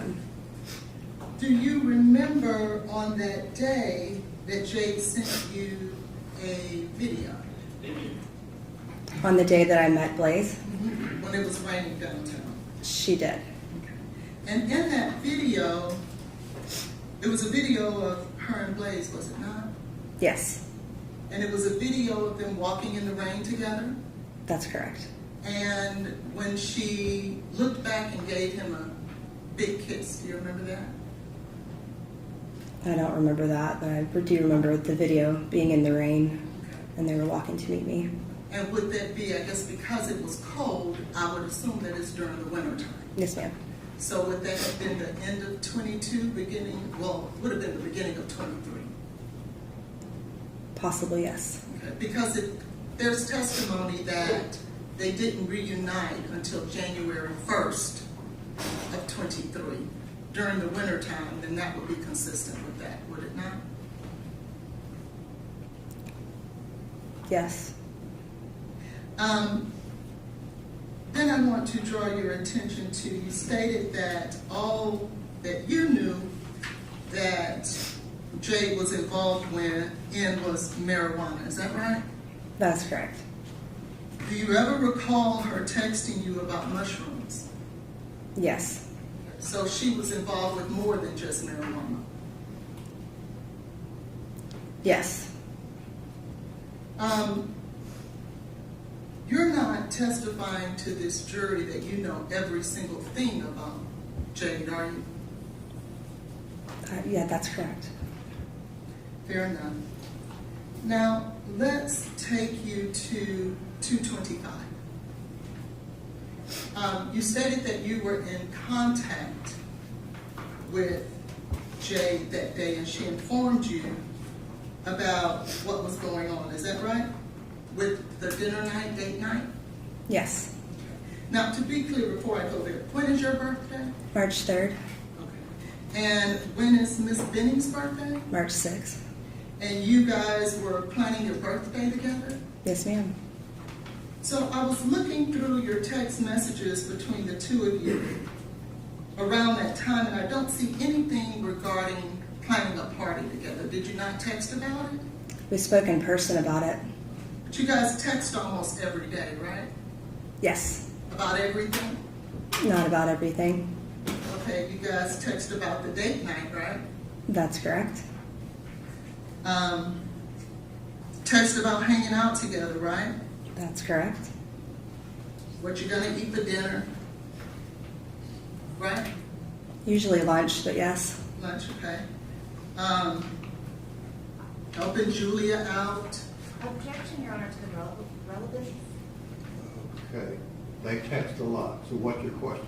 But yet, there's nothing in these text messages about the two of you planning your birthday together. That's correct. We spoke about it in person. Okay.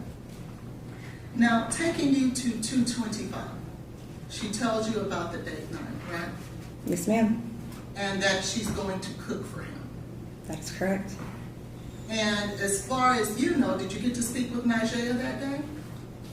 Later on that evening, yes. Okay, that evening. And there was nothing that Ms. Jackson shared with you that would lead you to believe that Jade did not cook dinner that night. Is that right? That's correct. In fact, you would have learned from Ms. Jackson that she did in fact cook that night. Right? Can you repeat the question? Yes, ma'am. You would have learned from Ms. Jackson that she being Jade, did in fact cook that night. Yes, I knew that prior, so yes. Okay. But you testified that it appeared or it didn't smell like food, right? Yes. Did you ever speak with any detectives or police officers that evening? I did. Okay. Which ones did you speak to, if you remember? I could not tell you their names, but I did speak with them at the hospital. How many did you speak with? I believe it was 2. Okay. Did you tell either one of those detectives that when you went into that apartment, you did not smell food? Yes. Okay. Which one did you tell? The first one or the second one? They were sitting next to each other, so I'm not sure which one, but I was speaking to them at the same time. Okay. So the 2 detectives that you spoke with at the same time, you told them that when you went in that apartment, you did not smell food. That is correct. And did you tell them that it smelled like someone had cleaned up? Yes, it smelled like it was clean. Yes, that's correct. And when you say it smelled like it was clean, what does that smell like? That it's been cleaned. Like the cleaning products, normally if you're cooking, I would smell food. Right. So it didn't have that smell when you first walk in that food was just previously made. It smelled like it had been cleaned. Are you telling us that it smelled like Lysol? It smelled like a cleaning product. I'm not sure which one, but it smelled like a cleaning product. Something like Lysol? A cleaning product. And it's your testimony you did in fact share that with the detectives that day? To my knowledge, yes. To your knowledge? Yes. What does that mean? From what I remember, yes, that's the conversation that we had. Well, could it be that, are you now saying maybe you didn't say that? No, that's not what I'm saying. You stated that you went there to pick up what? I went there to lock her apartment, so I had to get the keys off of the counter. Where exactly did you find the keys? They were sitting on the counter in her kitchen. And what else did you go to pick up? Just the keys. Okay. Did you go to pick up anything else? Just the keys. And who asked you to go pick up those keys? Jade's mom, Bridget. And during that time, were you aware of Ms. Jackson's allegations against Blaise? No. So when you went to the apartment, as your testimony, you didn't know anything about the allegations Ms. Jackson was making against Blaise? No. Okay. And what time did you speak with Ms. Burks? That's that's Jade's mother, correct? That's correct. What time did you speak with Ms.? It was probably 30 to 45 minutes prior to me taking those pictures.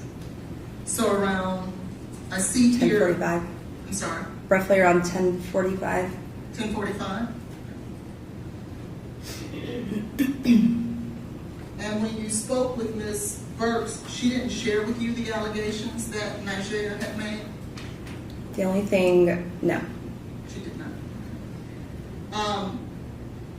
When you went in, you said that you were careful not to touch anything else. That's correct. Why not?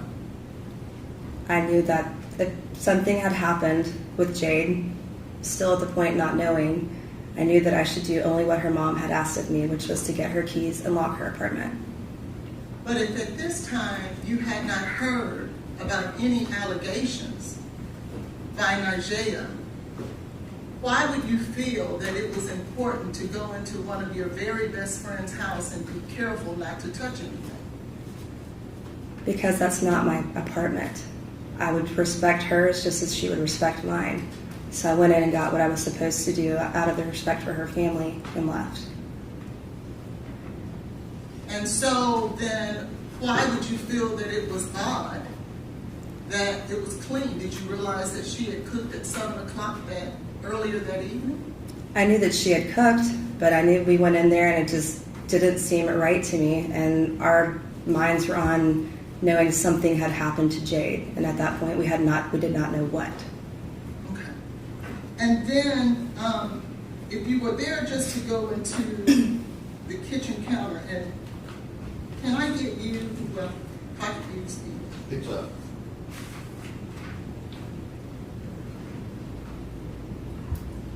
Is this the kitchen counter you're referring to, found in State's Exhibit 13A? That is the kitchen island. That is not where her keys were. Okay, so her keys were in the kitchen, but not here. Right, because that's the island. It was on the counter. Okay. And did you, at that time, but it would have been in the kitchen, though? Yes. Okay. And would it have been adjacent to that counter? It would have been next to her stove, which was by the door, so yes. About how many feet would you say that that counter was from that island? A foot or two. Okay. So, if it was your intention to respect her apartment and not touch anything that doesn't belong to you, why would you go into her bedroom? I could see directly into it from the kitchen, and I saw a candle burning next to a comforter. So I would wish someone would blow that out for me if I wasn't there. And so did you not smell the candle? No, it was in her bedroom, and it was a red candle. And so it's 11:29 p.m. And if hypothetically that she would have left her apartment around 10 o'clock, it would have been burning at the very least for over an hour and a half. You didn't smell the candle? That's not what I first smelled, no. And you went in, you blew out the candle, and then you left. That's correct. And locked the doors. Yes, ma'am. Without touching anything else. Yes, ma'am. But you knew when you left there something wasn't right and it smelled clean, correct? That is correct. So when you got to the hospital and you saw the police officers, did you go up to them immediately and say, I just left that apartment and something isn't right? Did you do that? That's not what I immediately did. I got there and I gave the keys to her stepmom, Andrea, and then we were trying to figure out what was going on. But you had just left your very good friend's house and something in your mind was telling you something nefarious is going on. There's a police officer standing right there. Why wouldn't you go talk to them and tell them that you found something odd? I wanted her family to be able to speak with them first and get the information. I was there until I was told something. Okay, well surely then when you got there and spoke with her family, you told them that, right? I told them what? I'm sorry. That something nefarious was going on that you felt because the apartment smelled too clean. I told them that something didn't feel right. That's what I've told them. Did you share with them that something that didn't feel right was it was too clean? Yes. And who did you tell that to? I told that to, I don't remember exactly who, but I want to say it was Andrea, maybe. Andrea Browning? Yes. Okay. And if you didn't tell Andrea Browning, who would you tell? Eventually, when I spoke with the detectives, I would tell them. You never told Ms. Birch, the one who asked you to go over there in the first place? She was aware as well. So you did tell her too? Yes, ma'am. So if you told Ms. Browning and you told Ms. Birch, certainly that's something that they would have shared with the police, right? Yes.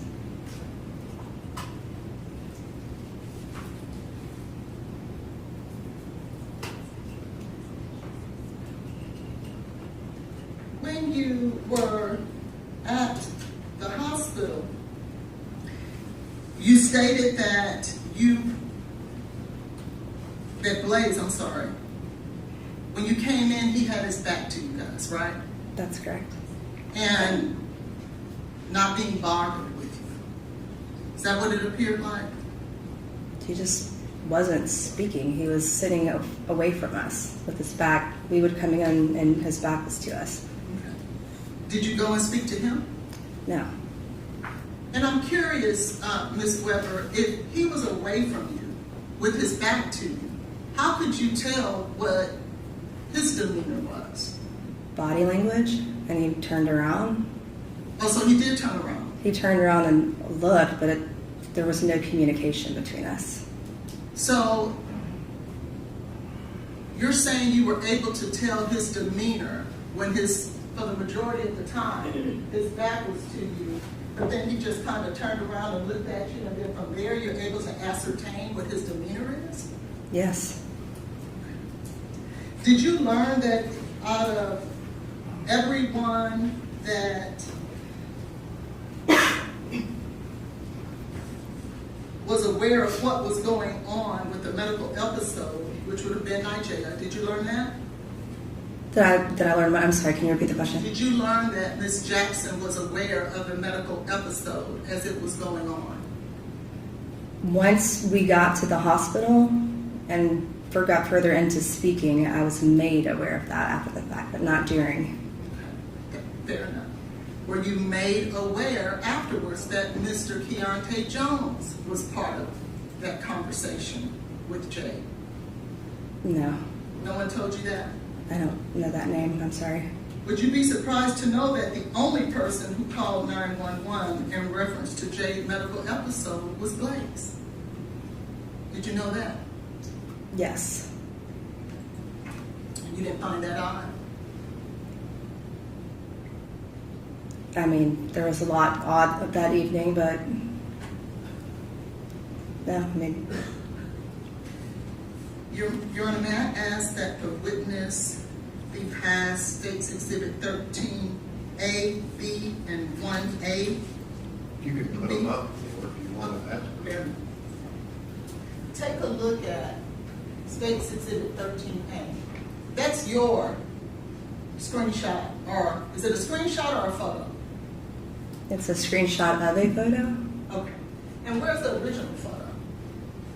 You're looking at it. I had to take a screenshot so the date would show.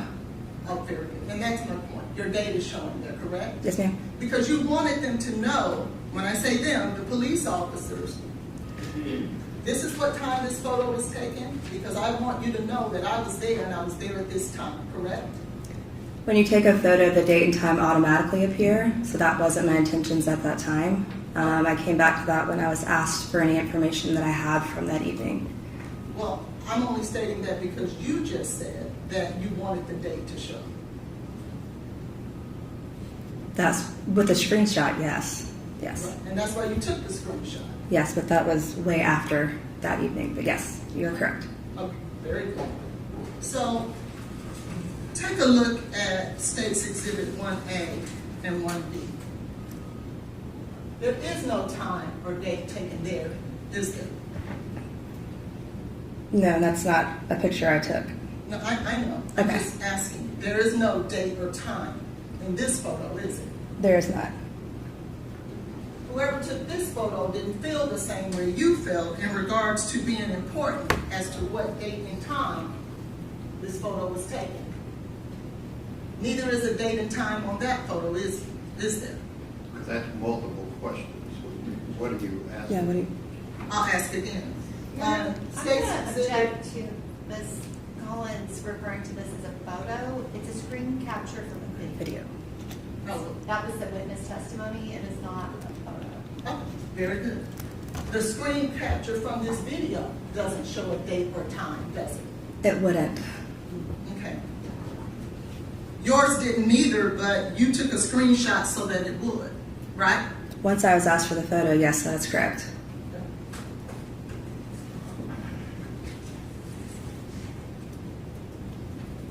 Now, when you said that Blaise turned around and you were able to ascertain his demeanor from him turning around, what did he look like? Just sitting there, no emotion, no happy, no sad, no, just there. Did he make a face at you?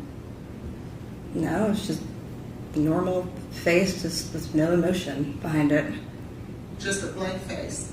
Pretty much. Were you aware that the entire time he was in the hospital he had a mask on? No, You weren't aware of that? no. It would be hard for you to be able to ascertain what his face looks like or demeanor if he had a mask on, wouldn't it? If you had a mask on, yes, that's correct. So if he did have a mask on, you'll agree it would be difficult for you to do that. If you had a mask on, yes. Thank you, I'll pass the witness. You have a mask on. When you saw him. No. Do you know what time you saw him? Not to the very minute, but it would have been shortly after the time of me taking that photo and going to the hospital. So within an hour? Possibly, yes. Yeah, it's within an hour. So around 12:30? Yes. So if we have a photo of Blaise around 12:30, he shouldn't have a mask on according to your testimony. From what I remember now. Okay, thank you. Any other questions?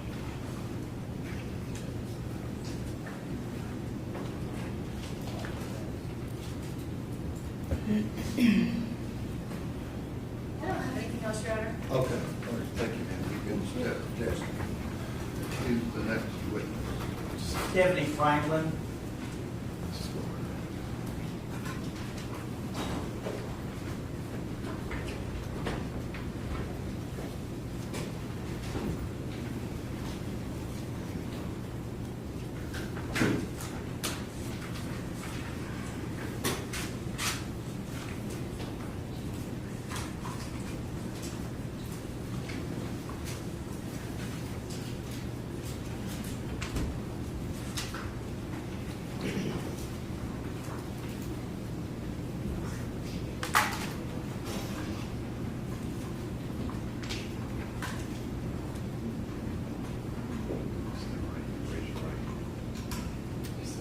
testimony you're about to give will be the truth so help you God?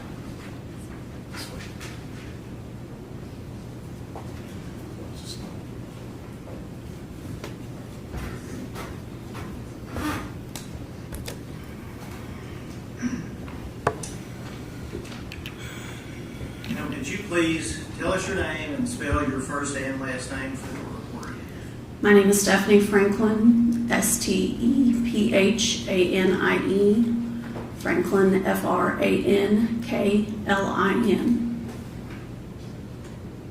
Ms. Franklin, did you know Jade Benning during her lifetime? Yes, sir. When did you first meet her or come to know her? I met Jade when I learned that my daughter and she were in the same dance class when they were around 4 or 5 years old.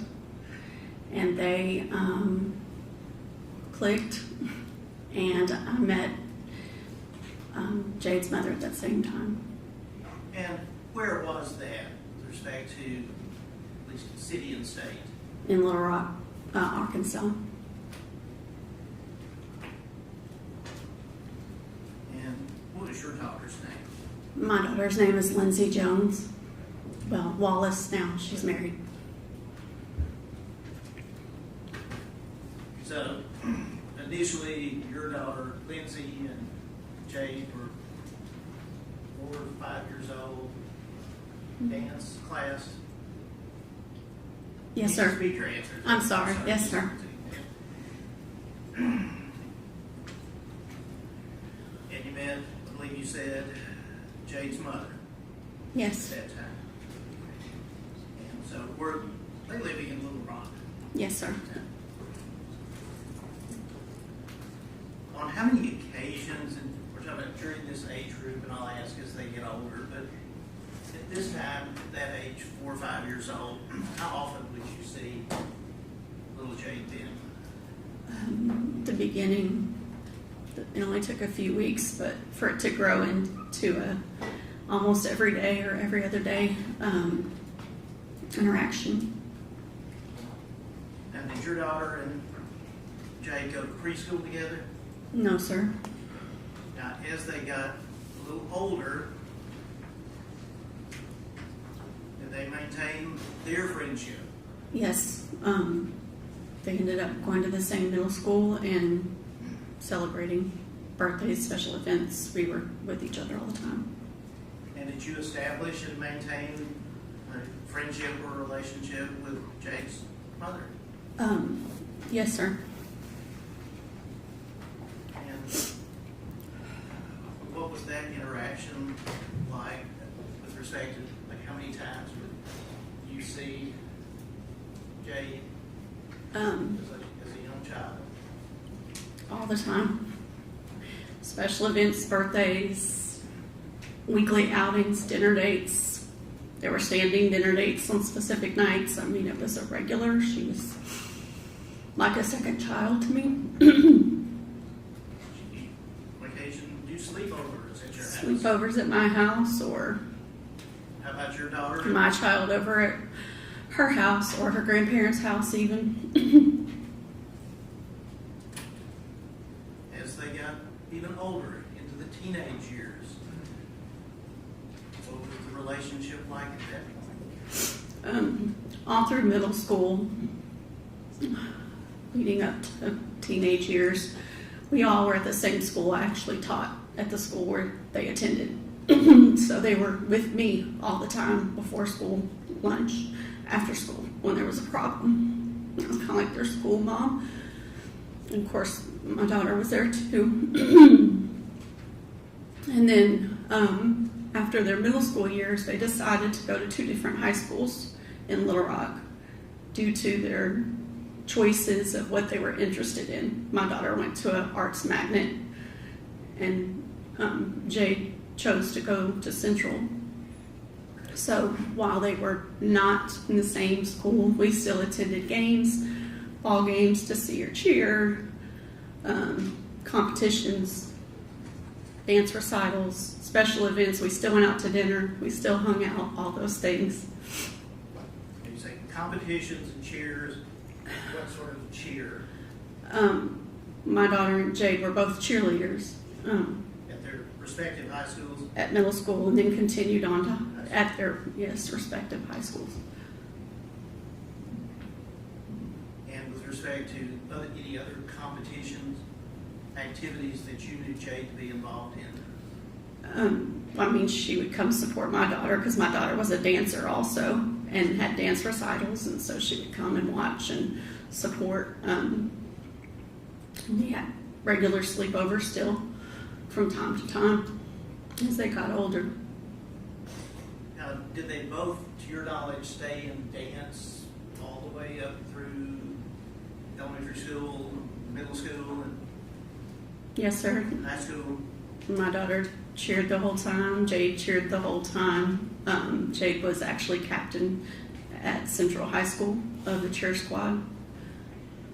And don't want to get too deep in the weeds about this, but Little Rock High School, how big a school is that? 3,000 to 4,000 student population. It changes throughout the years, probably more when she was there than today. So was Jade being captain of the cheer squad a big thing? Oh, it was a huge thing, a huge responsibility. Their squad had, first it was leadership position, but was held in high regard for anyone who was selected. And it speaks to her light and how she was able to bring people together. As your daughter and Jade progressed, did there come a time when they graduated from high school? Of course, and thankfully. And college was next. Yes, sir. Did they maintain that friendship and you as well with Jade Benning, her family? Yes, sir. They chose different routes for college as well as young people. My daughter chose to go and follow her mom in education. And Jade decided that, college wasn't for her at a certain point, and that she wanted to be a chef, so she went that route. Let me say that route. Was there a culinary school? Yes. It was like I guess what would you call a vocational college. And she went to a culinary school and graduated.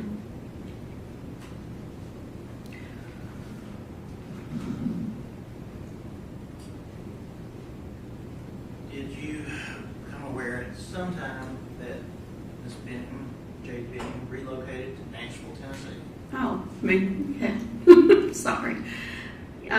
Yeah, I knew that she wanted to spread her wings and venture out. She was tenacious in that regard and independent. And so I knew that she had her sights set and moved to Nashville, and that she was able to secure a job cooking, in her field, cooking, and an opportunity to do what she loved. Did you have any appreciation of why she chose Nashville? Did she have any relatives here? Well, her stepmom lives outside of Nashville, and she has a half sister in the area as well. And then, would it be fair to say you know pretty much all about her family? yes, sir, and even the relationship with the person who was in ownership of the restaurant where she was going to, where she did cook, but where the offer came from. You recall when the last time may have been that you saw Jade Benning alive?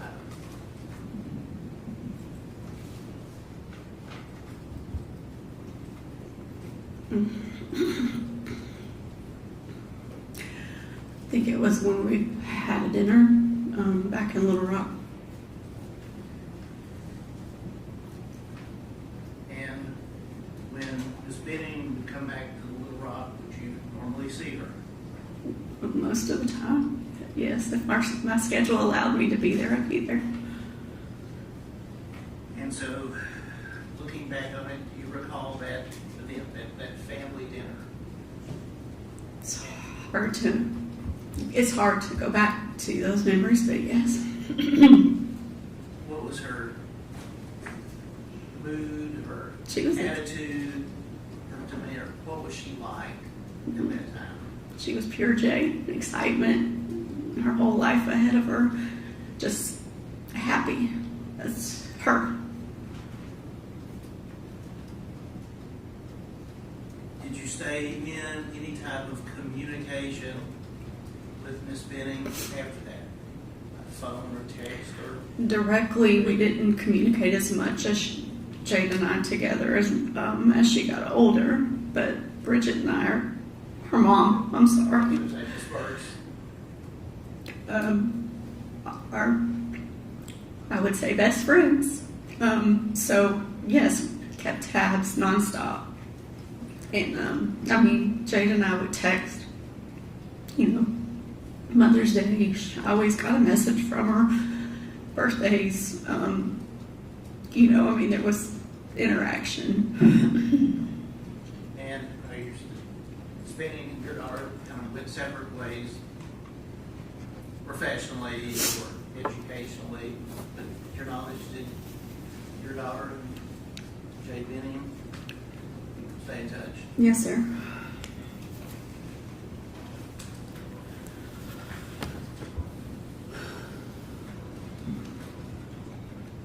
Did you ever have the opportunity to come to Nashville and visit Miss Benning while she was alive here? No, sir.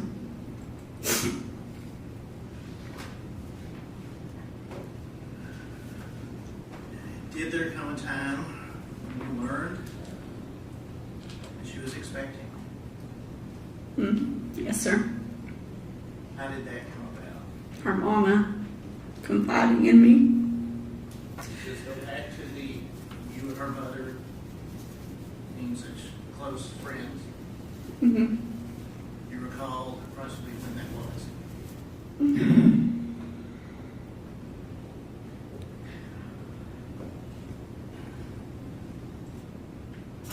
I want to say it was sometime in December. And it may have been toward the end of November, but sometime around that holiday season. And did you share that news with others? No. Bridget and I have a cloak of trust as best friends do. And so she confided in me. And until I had permission, I did not. But Bridget and I talked about it regularly after she told me. So, if you're saying you kept up with the progress of the pregnancy and things that were going on, and were you planning to participate whenever the time came, baby showers, whatever you could do? Of course.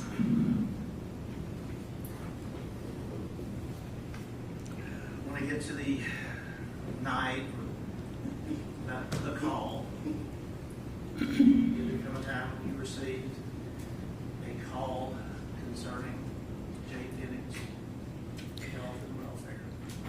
Yes, sir. Actually, I was notified because my husband was called by Jade's, I hate to say stepdad, I'm going to say bonus dad. They're also friends. And when the call came in, and I was told, just I was a little bit in shock. And of course, Bridget was on the other line, not able to call me herself, so, it was, I need to talk to Bridget. You're still in Little Rock, correct? Yes, sir. Should have asked. That's Yes, sir. through the years. So, what, if anything, did you do upon receiving the call? I immediately demanded to talk to Bridget. And so when I got to talk to Bridget, of course, she and Lynn were already en route to Nashville. And I told her, I said, I'm coming. I told her, I said, I got to get a couple hours of sleep because it was late. Sure. And then, of course, I just told her I would be there and I would leave in the morning and drive, and that the girls may come with me. And then when I said the girls, she knows what that means, but that's my daughter and some other close family friends. And so then I immediately called my daughter and told her, and we made plans to what time to meet and what time we were going to leave. And do you recall approximately what time you left Little Rock to come to Nashville? Sometime in the morning, early. I mean, it's like 6, 7. I had to pick up my daughter and then also get another friend. I don't necessarily need to ask what was said, if anything, but were you in communication and being updated on Jade's condition during the drive? And of course.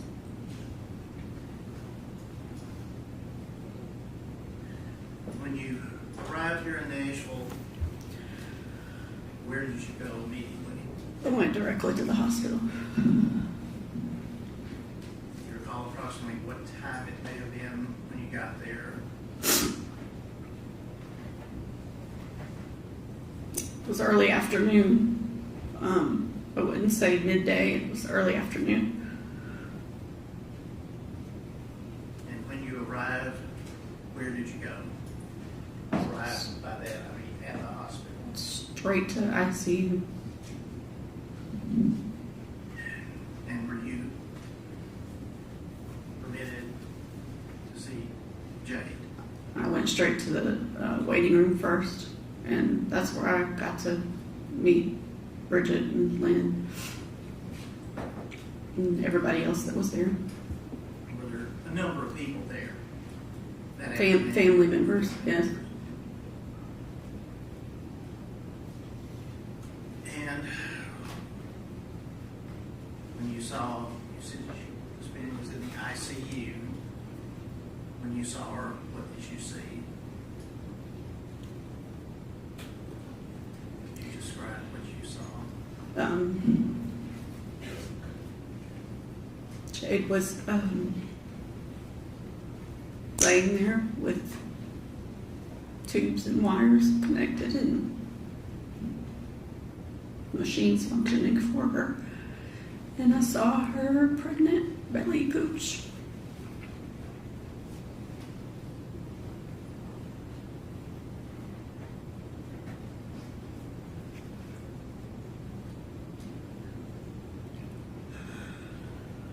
How long did you stay in Nashville?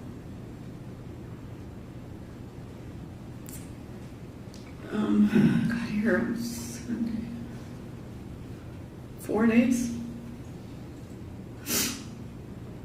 And during that time, were you frequently at the hospital? If I wasn't sleeping or driving to and from. At any time before you arrived at the hospital, had you heard the name Blaise Taylor? Yes. Yes. And from Bridget.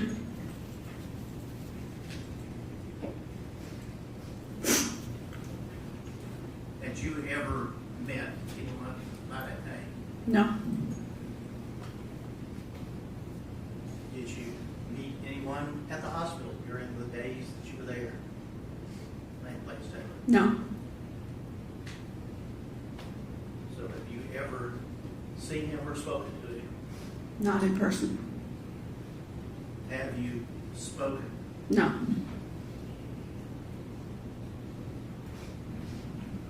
Focusing back at the hospital,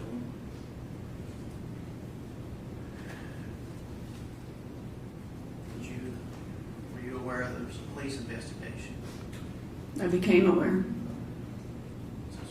Did you become aware? And were there officers and or detectives at the hospital on and off, or at least that you saw and spoke to there? I never met anyone directly that I recall, but I saw people, and they would pull Bridget and Lynn and Dennis and Andrea.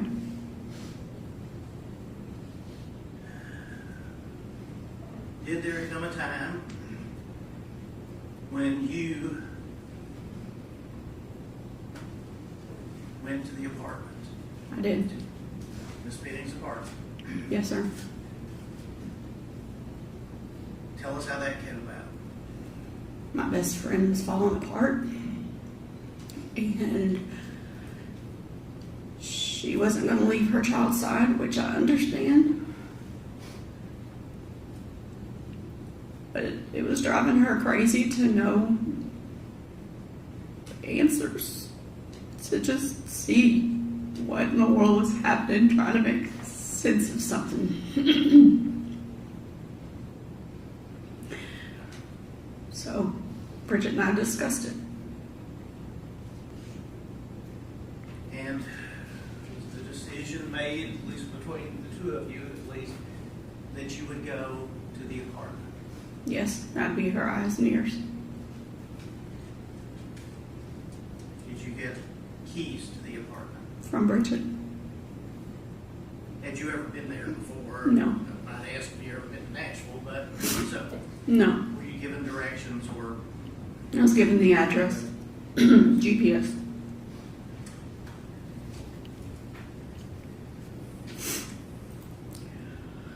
Who, if anyone, went with you? My daughter Lindsay, Jada, Summons, and Nigella. Now, ask about Nigella. Would that be Nigella Jackson? Yes, sir. Did you know her prior to this incident? When I say girls, she's included in that group. Okay, that's what I'm saying. Going back to Sleepovers, celebrations, cheer, all of the things. And so, then, was she, being Miss Jackson, also a part of the growing up in Yes, sir. the Little Rock?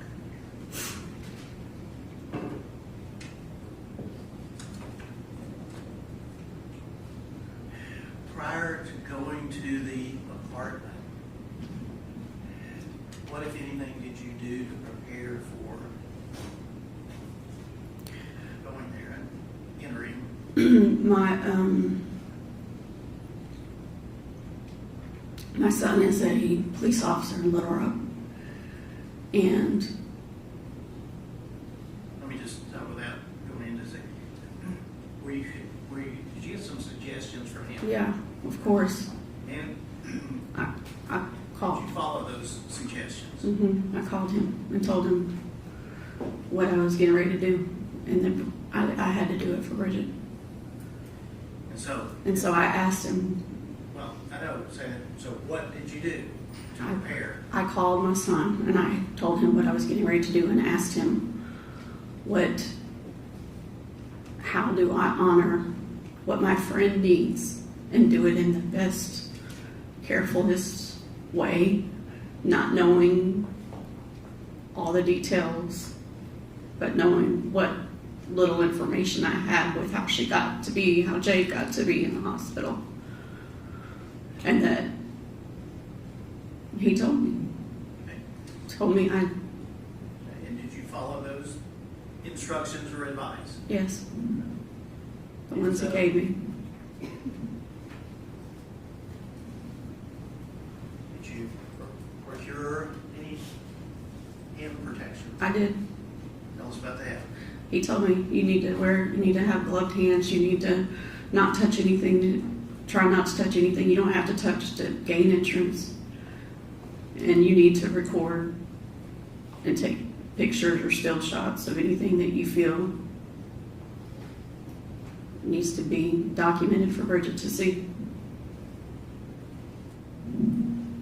And then get out. Don't stay there.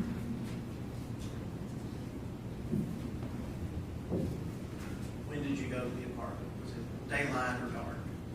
It was around dusk on the day that I got there. And would that have been the 26th? Yes, sir. And so those who went with you, so when you arrived, did you take pictures? I did. Did you also take videos? I did. And did you take any items from the apartment? One. Our court's permission.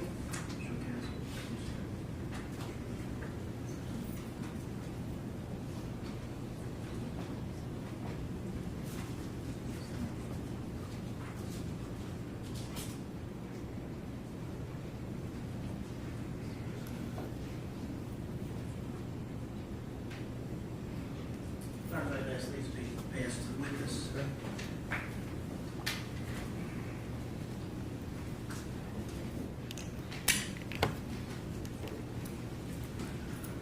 Ms. Franklin, being handed 2 items, one envelope contains a USB. But as far as the photographs are concerned, would you look through those and see if you recognize what is depicted?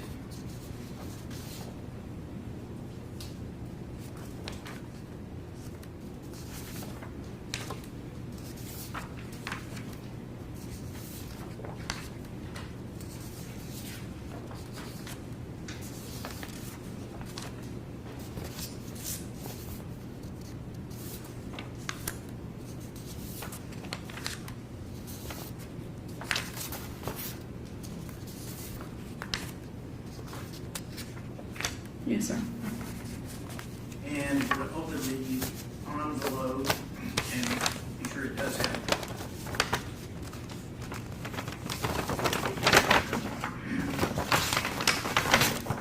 I believe it has a tag. It says S. Franklin. Is that correct? Yes, sir.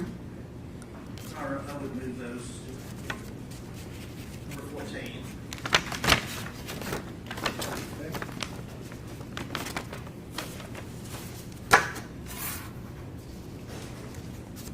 Ms. Franklin, which were done first? Photographs or the videos? Or were they video and a photograph, video and a photograph? Or how was the process done? Room by room, area by area, video and photographs together in the same areas. And what did you use to capture both the video and the photographs? My personal phone. Cell phones. All right. If we could.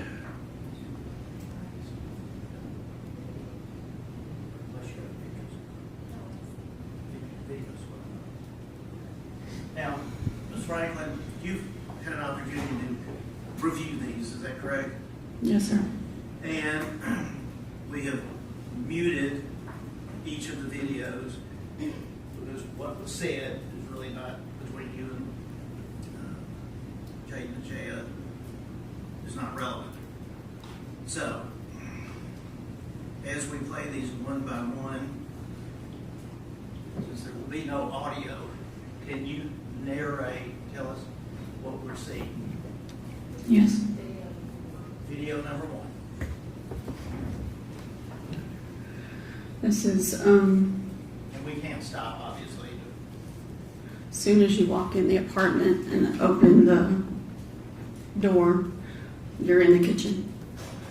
And so this is immediately entering the door, panning the kitchen area. This is the countertop. I knew that I knew Jade had like an at-home date set, and I knew that because she loves to cook, you see food over on the stove area and the counter, and then the result of their kind of paint at home. So it'd be fair to say that there were some things you expected to see, is that correct? Correct. And then that's Jada and Najee. And again, it's muted, but were you having conversations? Of course. And were you apprised of the fact that Najee had been there before? No. Okay, so you didn't know whether she had. Najee is Jade's best friend. Yes. So I'm sure.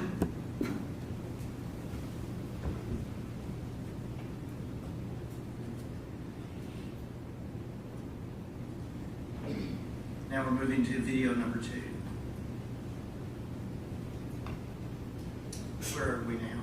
Standing in the living room, facing the second bedroom and panning from the other direction.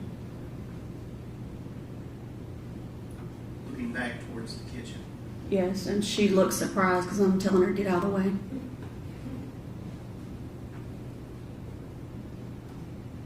That's my daughter that you saw a glimpse.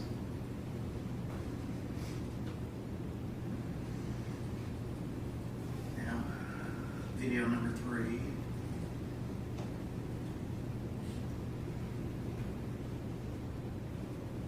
What are we?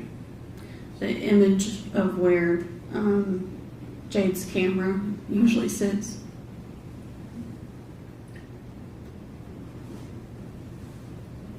Or is expected to be sitting. I believe if you touch the screen on the thing that's down there, you can make a circle. So, kind of where the camera usually sits, could you circle that area?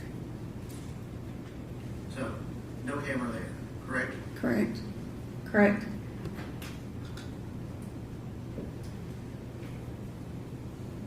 Would you like me to clear that? I can. And now, number 4. Where are we now? Jade's bedroom. And what, if anything, are we seeing there? You're seeing a scan of her bedroom, but there's also the camera right there. Now, if we, again, pause it right there and do the same, could you circle?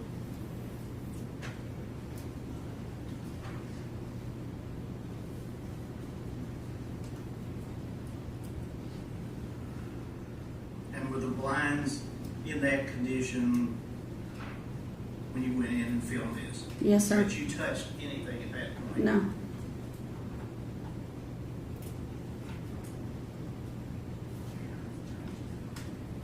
Right, and now, lastly, video number 5.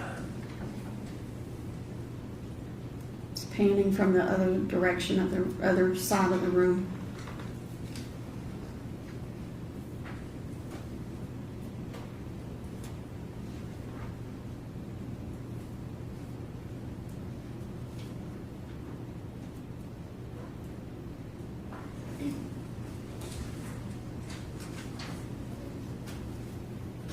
Thank you. Now, we can publish the photographs. And these have been arbitrarily A through K, I believe. But what are we seeing here in this picture? Camera outside in the hallway, on the ceiling, walkway area of the entrance walkway to Jade's front door. And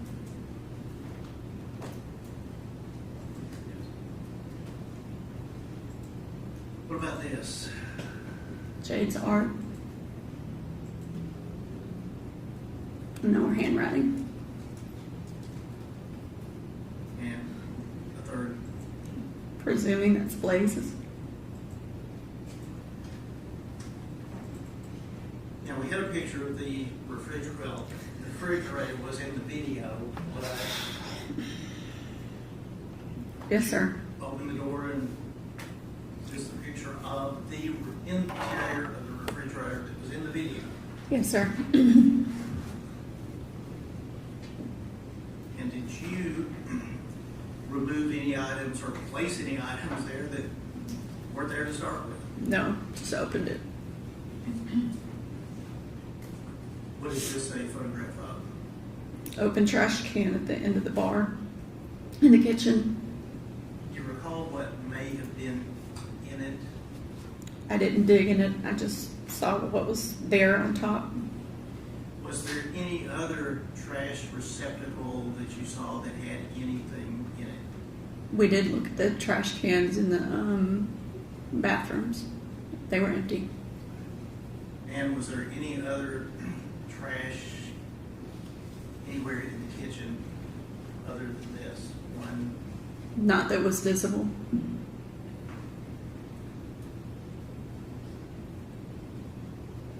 And the next photograph, what are we seeing here?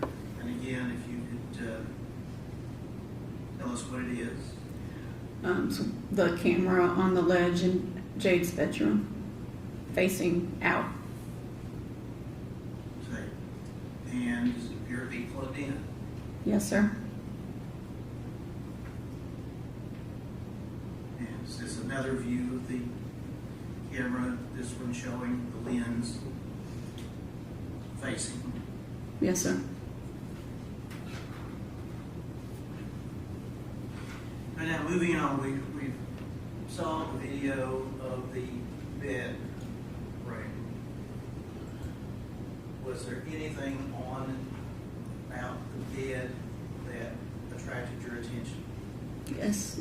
On the bedspread, it appeared to be throw up or vomit. And looking at it, did it appear to be of any particular color? Pink. And again, having talked to your son and preparing this, what, if anything, did you do with the comforter, with this object? I took it. I decided to take it, but I didn't.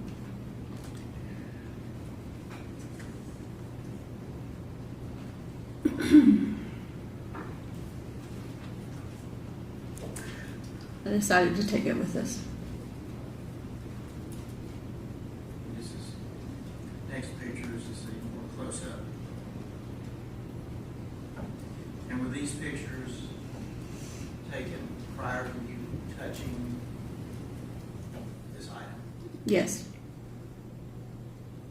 And in fact, did you touch it and for any other purpose than to remove it No. and preserve it? No. And what, if anything, were you able to put it in? A trash bag. I told them to get a trash bag.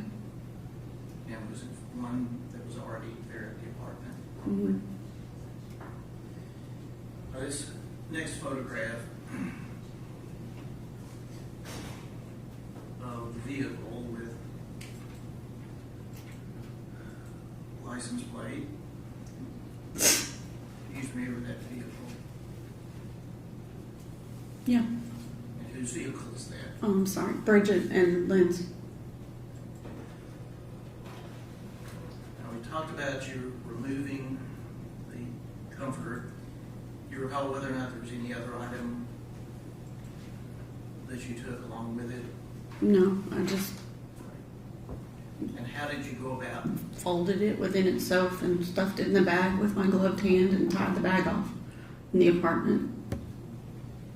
And last, talked about a trash bag and That's it. hanging up That, with that. yes, sir. So,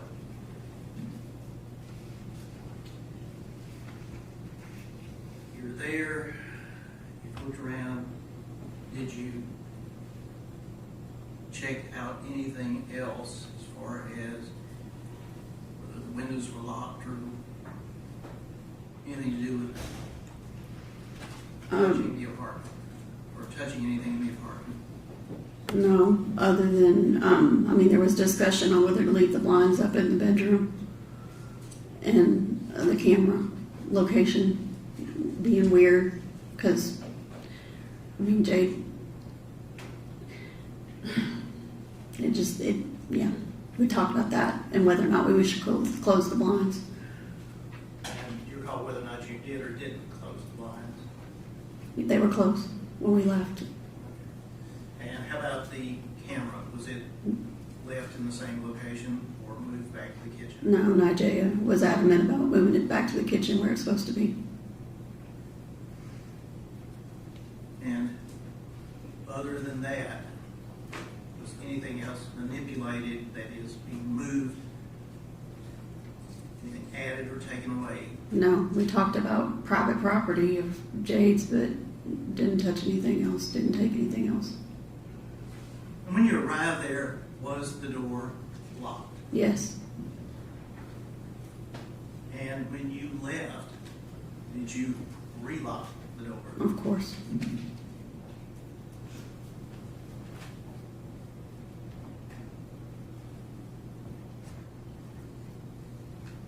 I guess the question is, why did you take it upon yourself to essentially do police work? Because Bridget was hurting and Bridget wanted answers, and Bridget and I were both pissed. Excuse my French. We were angry. Didn't seem like anybody was doing anything. It didn't seem like things were moving. The pace was too slow. No answers. Why do you have a child on life support? No answers. Was this any attempt on your part to interfere with the investigation? No, I would never. As far as packaging the item that we see here in the trunk of Ms. Burke's vehicle, what did you do with it when you left the apartment? Called telling I was headed back. What I had, meet me at the car, because I'm going to give it directly to Jade's parents. And did you give them keys back to you? Yes. They met me at the car. Now, as far as the exterior of the apartment complex, did you do anything with respect to looking around there? Or? Yeah. Tried to see if there was any trash or anything that was obviously in the dumpster, but not digging in dumpsters. And they were huge. Then there was a neighbor out walking their dog, and I asked her if she knew Jade. And she explained, and our conversation led to the fact of ambulances there the night before. She didn't know her. I gave her my number.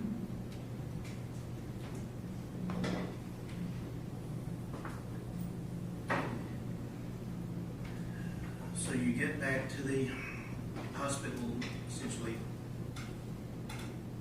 as far as the evidence is concerned, it's still in the bag the last time you saw it, correct? Correct. And as the days went on, did you find that there was a police investigation going on and detectives who were working the matter? Yes, I knew that finally there were people talking to Bridget and Lynn and listening.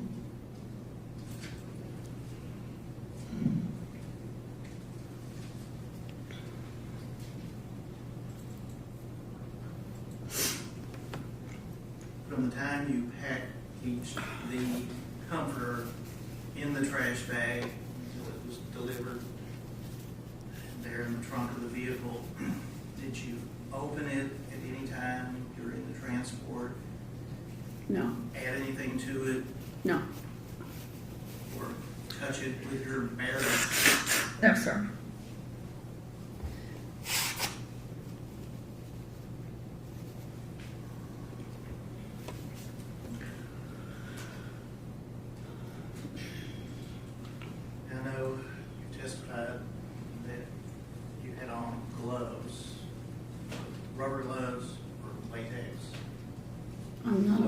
professional, but yeah. I was gonna say. Blue gloves from the hospital. From the hospital.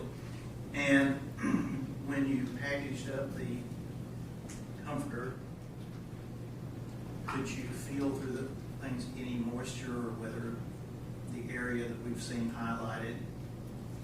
No, but I mean, that's one of the things I noticed when it looked like vomit, because there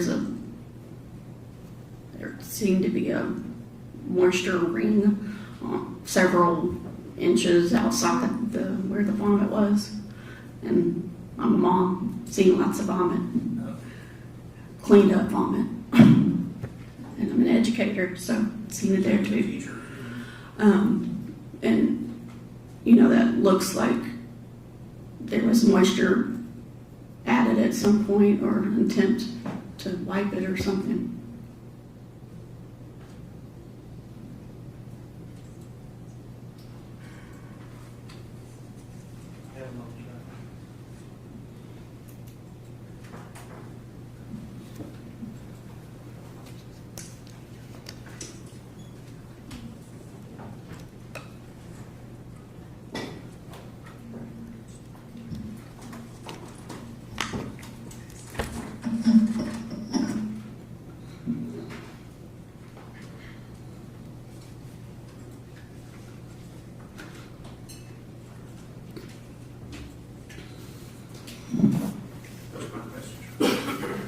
Questions on behalf of Mr. Taylor?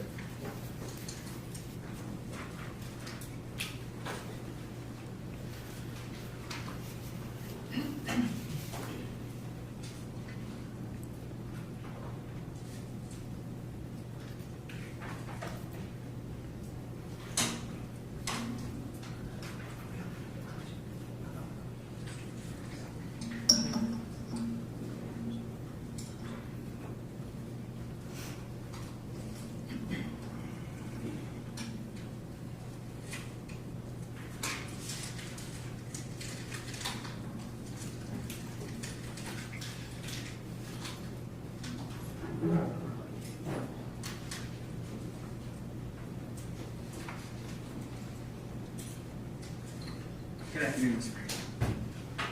I know this is extremely difficult. I can't imagine what you've been through. I appreciate you being here today and answering all these questions. I want to start by talking, kind of going back to the beginning of your testimony, and talking a little bit about kind of your background relationship with Jade and Bridget, okay? So, obviously, you've testified, you've known Jade almost her whole life, right? Is that right? A long time. And it sounds like you were a really big part of Jade's life when she was young, when she was growing up. Is that right? Yes. And you mentioned Bridget is probably one of your best friends now? Correct. And she has been for a long time? Yes. And you all are from Arkansas, right? Yes, sir. And you still live there now? Yes, sir. You still live in the same area as Bridget, is that right? I mean, we live in central Arkansas now. I don't live in Little Rock anymore. I gotcha. Okay. About how many years has it been since Jade has kind of lived in the same area that you and your daughter do? From today? Well, I guess it's been a few years since this incident, but since she passed away. So when, at the time that she passed away, how long had it been since you guys all had lived in the same area?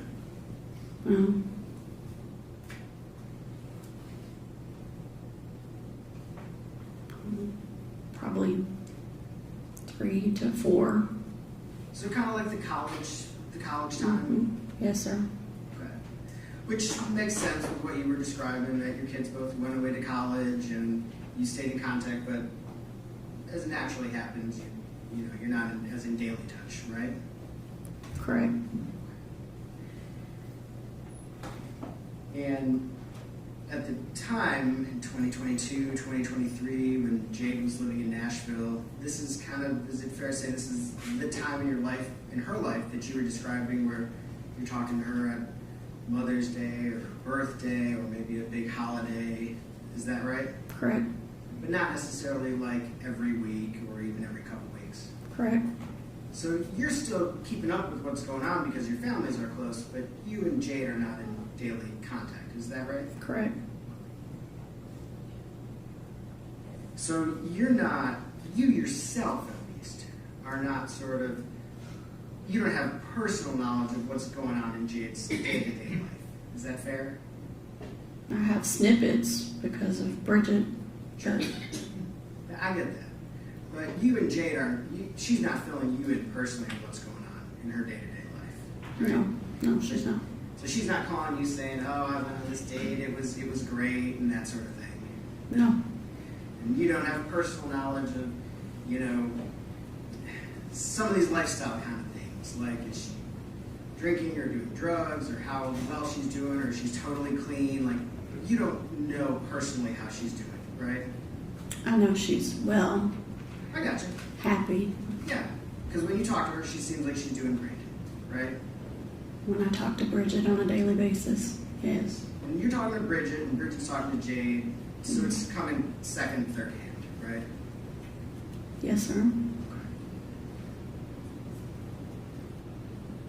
But you're not there kind of involved in her daily social life, right? I'm not in Nashville, no. And similarly, with the relationship with Blaise, how things are going, you don't have any sort of first-hand observation experience as to her relationship with Blaise. No.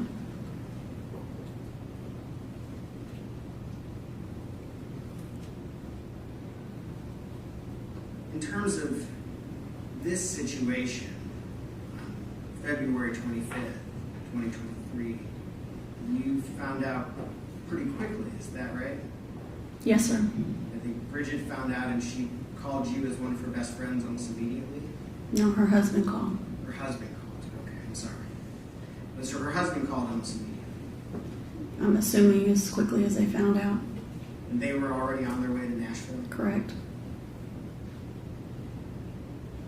The information that you received very quickly from her husband, were you, and I don't need to know the exact details, but were you kind of filled in on what people were saying about what happened, what Nigel Jackson was saying about what happened? Were you told all that information? I was told that there was a phone call.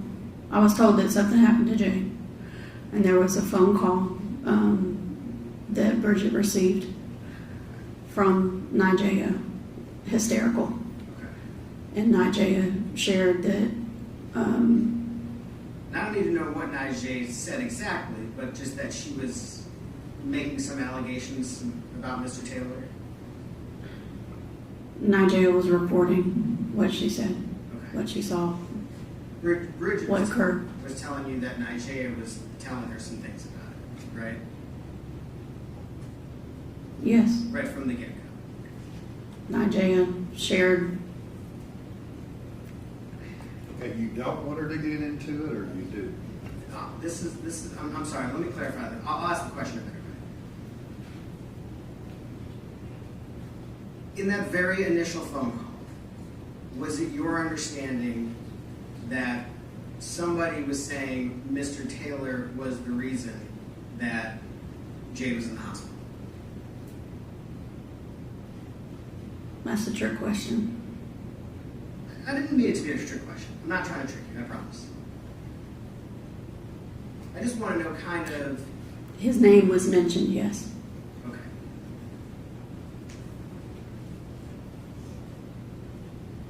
So you hop in a car and you start... The next morning, you hop in the car. Correct. You indicate to Bridget that you'll be there for her as soon as you can. Is that fair? Correct. I want to get it right. I want to make sure that I'm accurate about what I'm understanding. What's your question? I'm sorry. I'm trying to be... What is your question? Okay. Approximately how long is it from Little Rock to Nashville? 5 to 7 hours, depending on traffic. So you arrived about midday on the 26th? I arrived a little bit after lunch, kind of early afternoon. Okay. And tell me again who you drove with. I know your daughter, and who is the other person? Jada Summons. Jada Summons. And how old is Jada Summons? Same age as Jade and my daughter. Jade's 1 year behind them, but same age group. During that car ride, did you discuss with your daughter and Jada Summons the things that you had learned the night before? Of course. And when you got here, you went immediately to the hospital. Correct. You met with Bridget and the other people who were there. Is that Correct. right? At the time that you went to the hospital, and I think you indicated this, I just want to make sure I'm understanding the scene, there were already police officers there? No, sir. Not at the time you went to the hospital? No, sir. How long were you at the hospital with Bridget or other people before you saw police officers there? I don't even recall seeing them when I got back. What do you mean when you got back? When I left to go to Jade's apartment and came back from Jade's apartment. Okay, let me clarify. Did you see police when you first got to the hospital? No, sir. Go ahead. Okay. So when you first got to the hospital, you didn't see police? That's what I just asked. No. I understand. You don't have to repeat everything. These smart people right over here heard it all, what she's testified to. Well, I heard the first time she said she saw police officers, so I'm trying to clarify and make sure I heard it right. Well, you can't be testifying either. Okay. When did you first see police officers at the hospital? Did you ever see police officers at the hospital? I saw, I'm assuming it was a detective. He was not in police clothing, but there was a badge. So it was the second or the third day of me being in Nashville. So you never saw law enforcement until the second or third day you were in Nashville? That is what I recall. During your discussions with Ms. Burke, was it your impression that law enforcement was involved on the first day that you were in Nashville? Miss Burks? Ms. Burks. So Bridget? Bridget. Can you ask the question again, please? I was focused on you saying her name wrong. Sorry. My apologies. During the first day you arrived in Nashville, during your discussion with Miss Bridget Burks, is that right? Yes. When did you first become aware from Miss Burks that law enforcement was in fact involved with the case?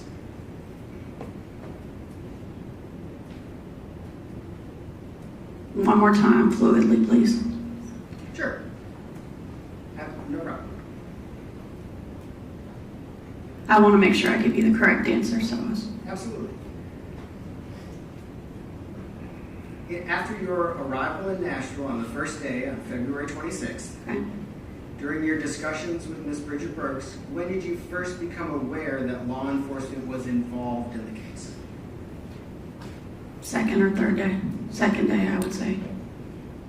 So at no time prior to the third day was there ever a discussion that there have been detectives talking to us, there were police here last night, that never came up at all?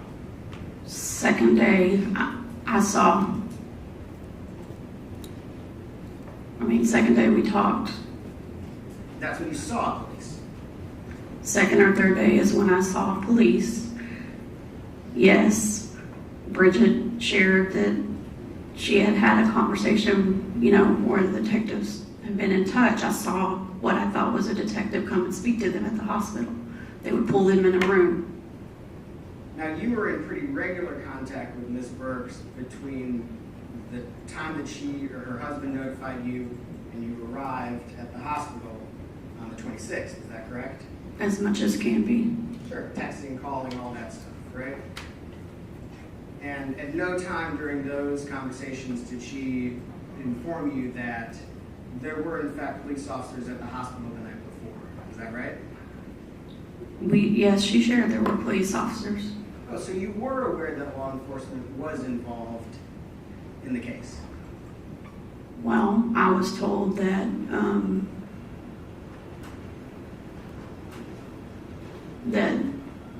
some police officer, I don't know if it was somebody that came in special, or it was a police officer that's assigned to the hospital. I don't know, but talked to Nigella. Okay, so there was a police officer that talked to Nigella, and you were aware of that maybe before you got to Nashville. I don't think I knew that before I got to Nashville. I don't think we talked about that before I got to Nashville. When did you have that conversation? I don't recall the exact time that I had that conversation. That wasn't on your drive? On my drive, I'm talking about my daughter's best friend being on life support. Okay. Well, let's talk about then, let's move on, I guess. Let's talk about the decision to go to Jade's apartment. Sure. So you get in town, you meet with Miss Burks, and how long from the time when you arrived in town shortly after lunch was it before you and Miss Burks discussed you going to Jade's apartment? There wasn't an isolated discussion. Okay. With several discussions? Comments about how bad Bridget wanted to know. Okay. Was that like immediately that you got in town? No, immediately we were focused on Jade. Immediately focused on Jade. So, when did you actually go to the apartment? The night that I got there. So, The evening that I got there. 6 o'clock, 7 o'clock, do you have about approximate time? No, I don't recall the exact time. I know that by the time we got to our apartment, it was dark. It was dark, and this is February, right? Correct. Do you know if it was 11 o'clock at night? No, sir. Okay, so before 11, sometime after 4, maybe? It was closer probably to the 4, 5, 6, 7 time range. Did you eat dinner that day? I don't remember what I ate, or if I ate. I don't even remember how much I slept. You think it was after dinner time? I don't know what time. I mean, dinner's variable for people and variable for me. And I'm not trying to be argumentative, but I'm trying to figure out. It was dusk when I headed that way. It was dark when we got there. Okay, so maybe on the earlier side of the evening when you actually went to the apartment. Is that fair? Earlier being what time, sir? The 5, 6 instead of the 7, 8 kind of time period? I wasn't looking at a clock, so I don't know. It was dusk when I left the hospital. It was dark when we got to the apartment. I don't even remember how far the hospital was from the apartment. I cannot give you an exact time and feel like I am being honest with you on an exact time. Okay. So you and Bridget are discussing that she doesn't feel like things are moving fast enough and she wants someone to go. At no point during those conversations about you going to the apartment is it ever mentioned that, let me rephrase this question, let me back this up. When Bridget asks you to go to the apartment, is there ever a discussion about should we talk to police here before you go? It wasn't Bridget asking me to go to the apartment. It was a discussion between friends, best friends, about what can I do to help. Okay. What can I do to help? That's fair. So during this discussion between friends about what you could do to help, did you ever offer to contact police about going to the apartment? No. Did you ever call the Metro Nashville Police Department and say, hey, we think someone needs to go to the apartment? Has that been done yet? Has that been done yet? No. Did you ever reach out to Metro Nashville Police Department and say, hey, we're thinking about going to the She apartment? said she never reached out to them at all. No matter what you want to ask her if she said it, she didn't reach out to them. I understand. You're asking the same question. In different ways. I want to make sure that everybody understands it. Did you ever call the police and say, after I eat dinner, I'm gonna go to the apartment? No, sir. Did you you ever call the police and say, if I don't eat dinner, can I go to the No, sir. No.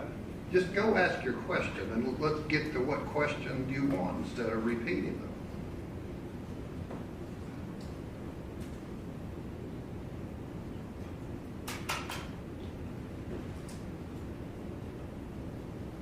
And your next question is? I'm sorry, I lost my place. I'm working on trying to find out where I was. I apologize for... You asked her, did she ever contact the police in any way before she went to the department, and her answer was no. Did you ever discuss contacting the police with Ms. Burks or with any of the people that were going to the apartment? Not that I recall. Did you ever consider contacting the police? Not that I recall. And at that point, you didn't think that the police were involved in this case? Is that what you indicated? I didn't see anybody doing anything. Was it your impression that there was a criminal investigation going on? No. Did you think a crime had been committed? I knew so. Relative to whether she thinks a crime was committed. It's her state of mind, and if she thought a crime had been... Her state of mind doesn't have anything to do with it. So go ahead with your next question.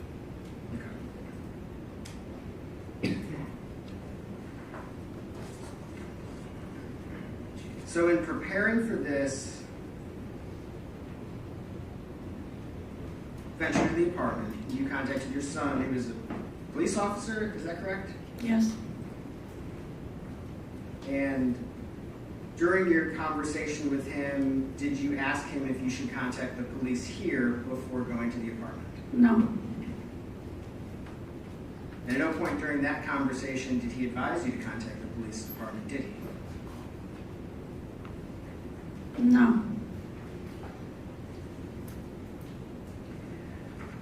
I heard you indicate the things that he advised you to do when you went to the apartment. It included wear gloves, take pictures, don't stay long. I did not note that you said your son advised you to collect evidence. Is that correct?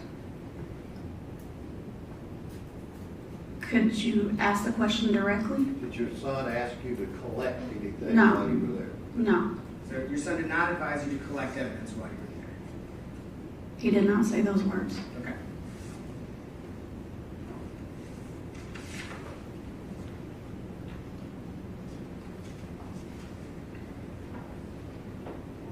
Did Ms. Burks specifically ask you to bring anything out of the apartment? No. Did she specifically ask you to collect any evidence? No. Did she specifically ask you to move anything in the apartment? No.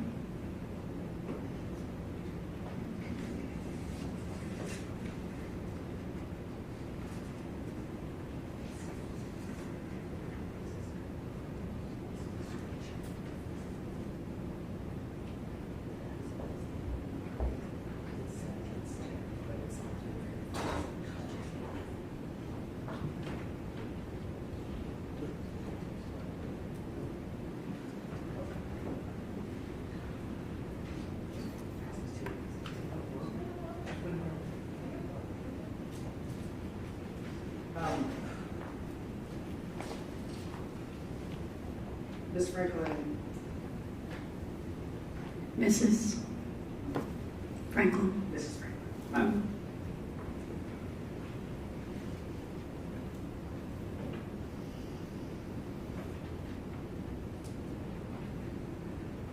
I want to show you this. Do you recognize this image? Yes, sir. If I represent to you that it's a screenshot from the first video that you put in, does that look accurate? I mean, without having them side by side, yes. Sure. Do you recognize this area that it shows? The counter?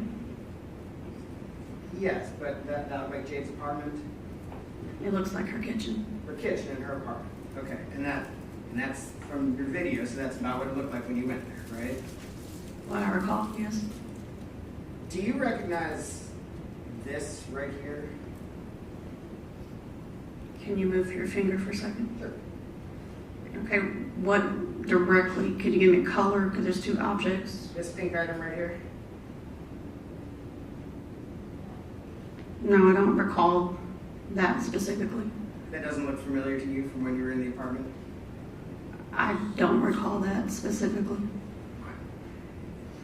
That cup didn't look familiar to you? I don't recall that specifically. How about over by the sink right here? What exactly? Can you point again? Over in the sink? Okay. Look at that there. The pan? Yeah, the pan, the pot, whatever that is. Okay. Did you note any dirty dishes when you were in the apartment? I cannot recall specifically dirty dishes. Does that appear to be a clean dish? I mean, I don't know. It's upside down. Did you note any unusual smells when you were in the apartment? Not that I remember.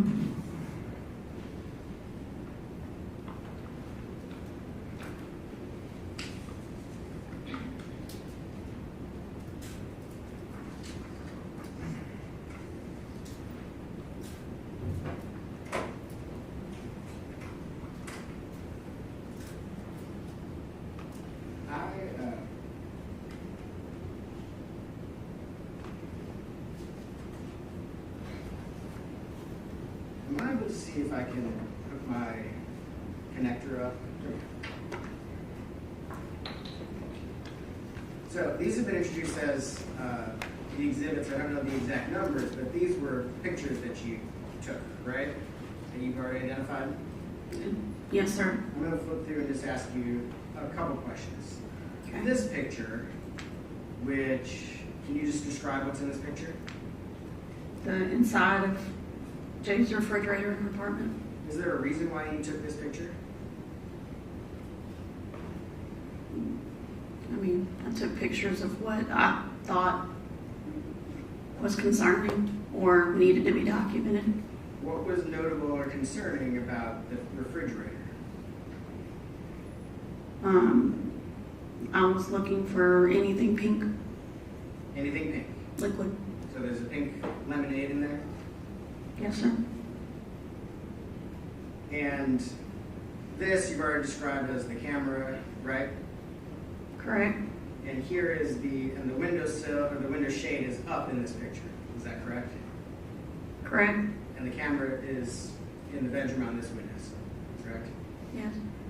And we noted in the other picture that I just showed, the screenshot, the camera's not in the kitchen, right? Correct.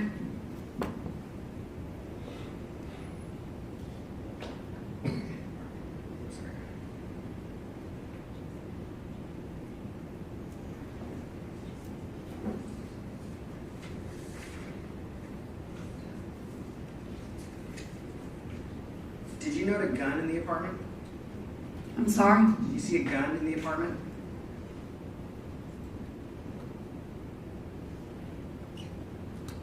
I don't remember seeing the weapon, but I think I saw a holster. Saw a holster, but you didn't see the gun. I mean, Okay. I noticed in those videos that we watched, there was not a video of you moving the blink camera, was there? I'm sorry, can you repeat? There was not a video of you moving the blink camera, was there? No. A video? Yes. No. And there was not a video of you packaging up the comforter, was there? No. And there was not a video of you taking the comforter out of the apartment, was there?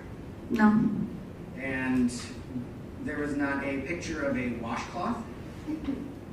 No. Did you also package up a washcloth? Not that I recall. You did not remove a washcloth?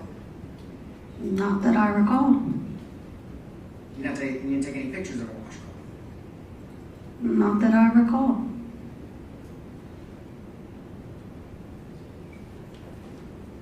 Were you the only person who touched the comforter?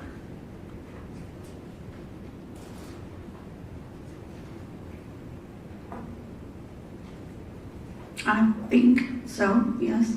Nobody else helped you fold it up and put it in a garbage bag? I mean, I can't testify to remembering if anyone touched the comforter. And that's not part of the videos that you took while you were in there, right? No. Did you bring the garbage bag with you? Yes. Did you have to go to the store to buy the garbage bag? No. You had it with you already. No. Where did the garbage bag come from? I don't know because I didn't leave the bedroom. I said, get a garbage bag. So it's possible that came from Jade's apartment? Yeah, I mean, we didn't bring one with us. That I'm aware, no one had a garbage bag with them when we arrived. Oh, I'm sorry, I misheard you. You didn't bring a garbage bag with you? No. Okay.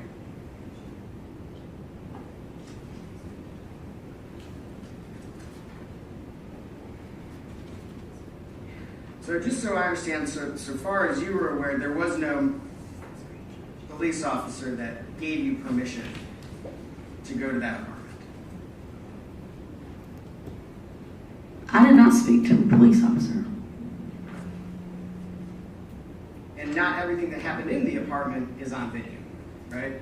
No, I didn't record nonstop.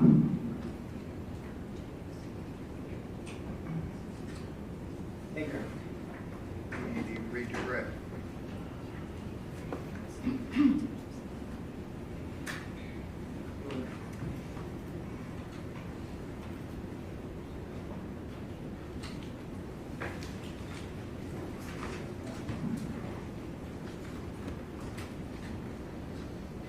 Mr. Franklin, you were asked many questions about the time you were out there.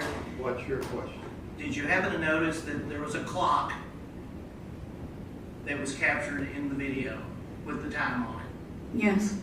Nard has published that it's the first video, still shot. Okay. And do we see the time? What is the time? 6:39. Counsel asked you a number of questions about your relationship. You testified about Ms. Burks, Bridget, and when you learned that Jade was pregnant, was she supposed to tell you that? Bridget or Jade? Ms. Burks, Bridget. Bridget telling me about Yes. Jade being pregnant? You find out later that it was supposed to not be told? Oh, I mean, no, I found that out when she told me Okay. that she was pregnant. So that's how close you are. Yes. Nothing. Any other questions? Ms. Franklin, do you know if that clock in that video is accurate? Hang on, let him ask. Oh, I'm sorry. Go ahead. No. Have a seat, General Moore. What are your questions? Ms. Franklin, get back up. Do you know if that clock is accurate in that video? I'm assuming so. Had you ever been to Ms. Benning's apartment before? No. So you don't know if it's accurate, do you? No. Thank you. Did you have other questions? With respect to the questions about the comforter, did you shake it out or fold it up? No, I folded it up within itself. So if there was something else in there, it would have been folded up in it. I did not spread it out. I didn't move it. I folded it up within itself and put it in the bag. Whatever was in the bag stayed in the bag. Yes. That's all. Was that how you were directed to package up evidence by your son? No one directed me the way to package. Now, nothing else, right? Okay. All right, thank you. You can step down and have a seat.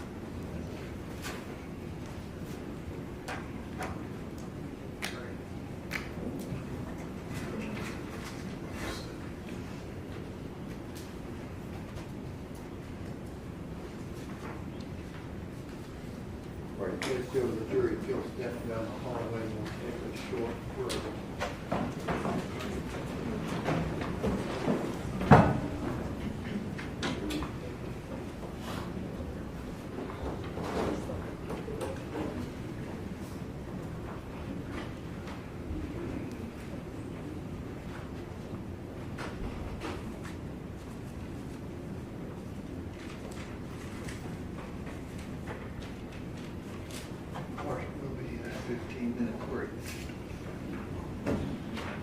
Report to the 15-minute recess.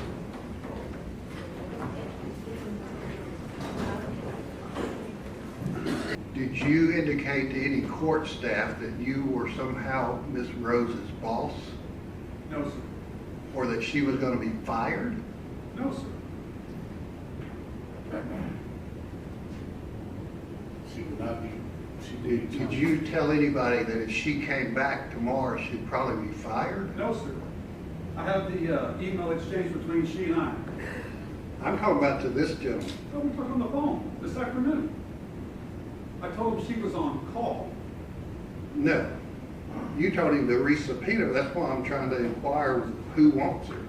No, sir. Initially, we wanted her to come Was back. there any comment made to this gentleman about someone being fired? No, sir. None. So you don't need her? No, Your Honor. Okay. Can you get Ms. Skidmore to call Ms. Rose and say she's not needed at 9 a.m.? All right, who's the next witness? Officer Jack Pfeiffer.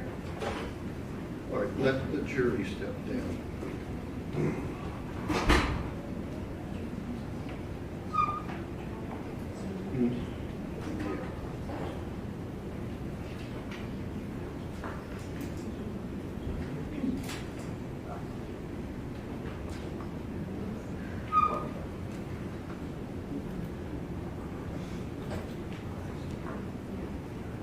And you're wanting to recall him? Yes, Your Honor. Just briefly.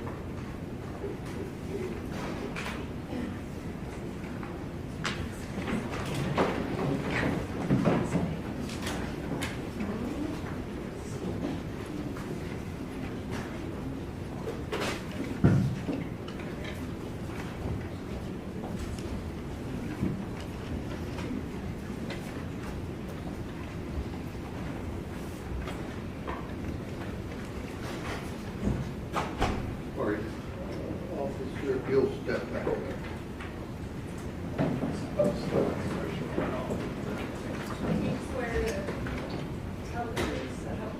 I do.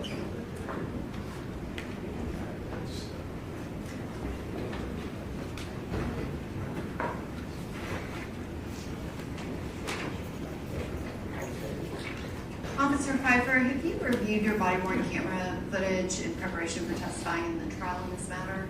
I did. And specifically, did you speak to Ms. Lauren Weber that night of February 25th of 2023? I did. And when you spoke with her, did she specifically tell you that she had been at the apartment and that it had been cleaned? She did. Thank you. Questions on behalf of Mr. Taylor?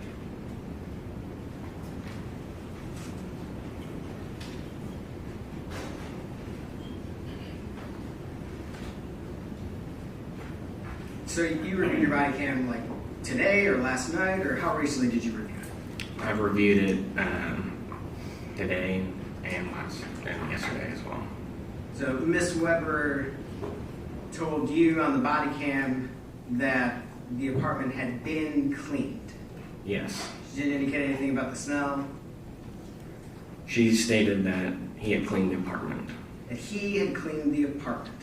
Correct. That's what she stated to you. Correct. Okay. Any other questions? All right. All right, thank you, sir. All right, who's the next witness? The next witness is Ms. Nigea Jackson.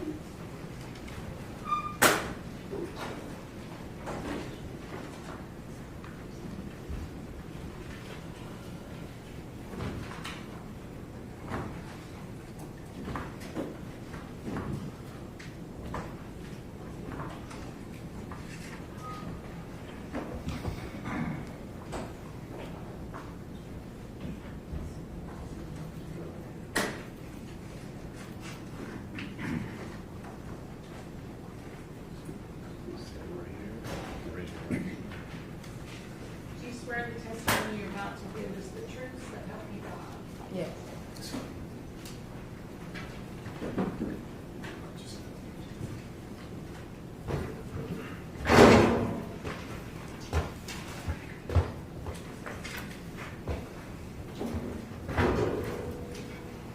afternoon, Ms. Jackson. Could you please state your full name for the record? Najee Deshae Jackson. And could you spell your first name and your middle name for the court reporter? Nijaiha, middle name Deshae, Deshay.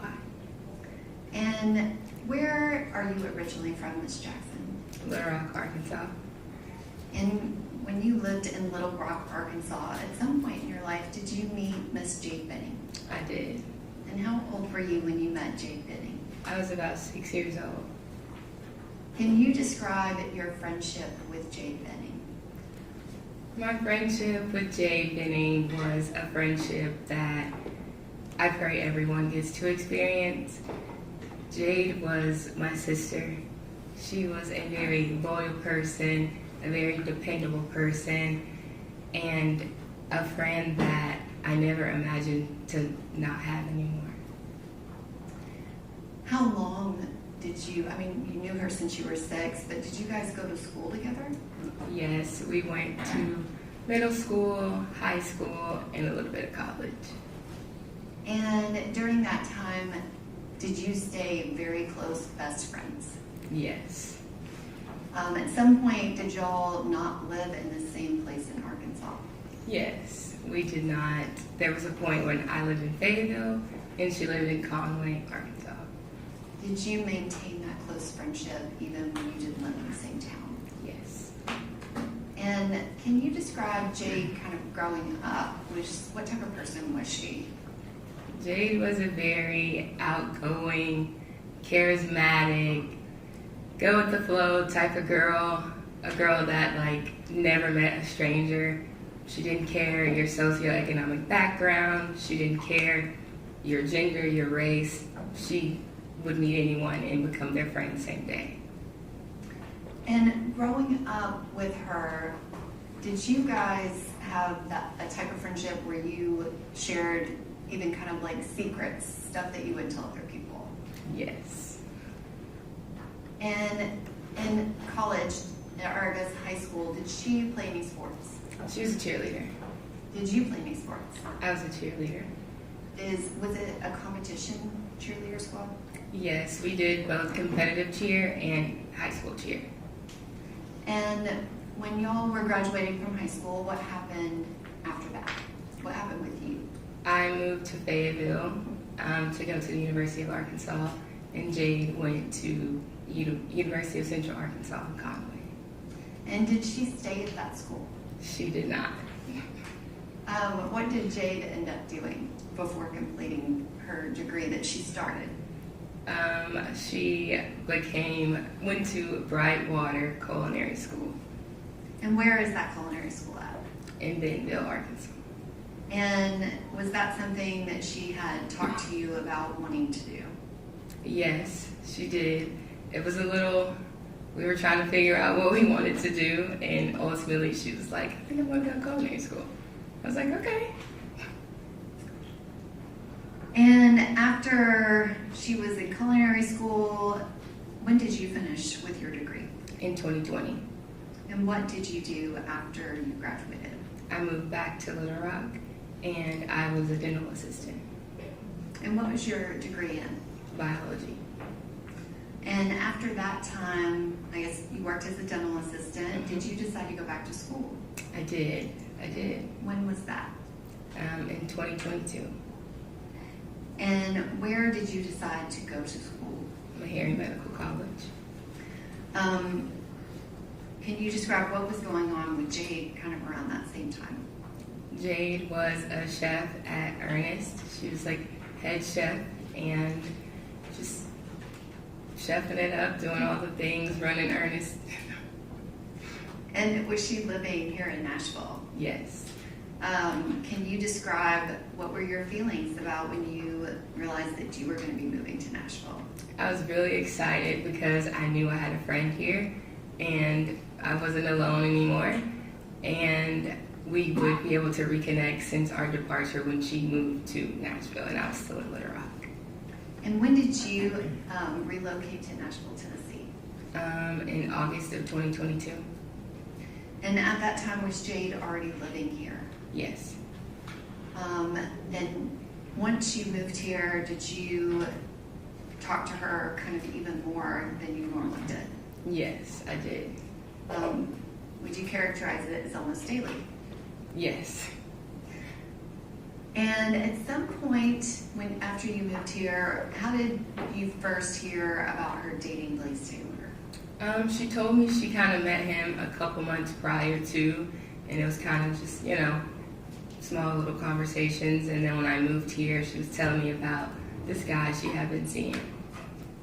And do you know how they met? On Hinge. And what is Hinge? Hinge is a dating app. And if she saw him for a date or went over to his house, would she tell you about it? Yes. And did she tell you about it often in the beginning? Yes. Can you describe what was her kind of attitude and outlook towards him? She described him as somebody that was like kind of different from her usual type. She was very like optimistic as to like where this could go. She was really enjoying their hangouts and their conversations. So I was like, all right, well, let's see where this goes. Did she express to you that she wanted to be in a relationship with him? At a point in time, yes. And at some point before she found out she was pregnant, so before that, did something happen that kind of changed that positive, optimistic outlook about the possible future with Mr. Taylor? You said before she found out she was pregnant? There were a couple of incidents at his home with a previous girl. Objection, Your Honor. May we approach? Okay.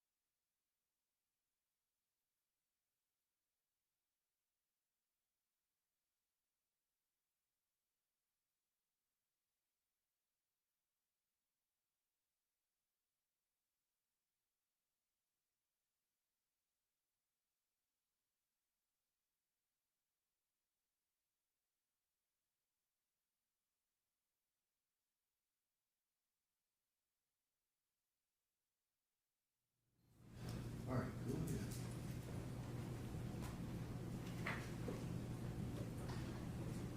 Ms. Jackson, without getting into the details of the incident, did something happen where she wasn't as optimistic? Yes. And then can you describe that time frame when she found out she was pregnant? How did you find out about that? She texted me and told me that she needed to talk to me, and she then FaceTimed me, and she was showing me the maybe like 4 pregnancy tests that were positive. And are those home pregnancy tests? Yes, ma'am. And was that something that she had planned? No. Did you, I guess that day, talk to her about that positive pregnancy test a lot? Yes, I did. I did indeed. And what did you do to kind of assist Ms. Benning with this new news in her life? Well, I was telling her because these were at-home pregnancy tests, yes, they are positive, but I think that we should probably go to a clinic to verify. So I was looking at clinics in the surrounding area to see where we could get her in to get an ultrasound. And were you able to get her an appointment that same day? Yes. And was it the very same day or was it the next day? It was the next day. Okay. So were you trying to get her an appointment the same day? I was trying to get her an appointment the same day, but was told we don't do same day appointments. And did you go with her to that appointment? I did. And do you remember the date of it? November the 3rd. And what happened at that appointment?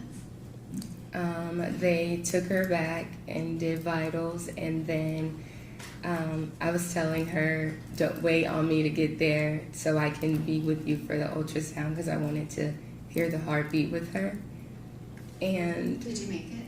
Yes, I did.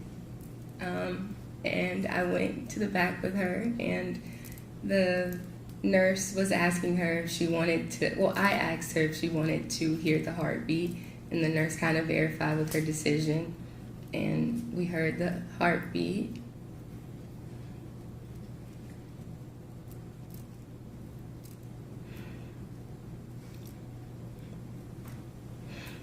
And they were measuring like the baby size and confirming like how many weeks she was.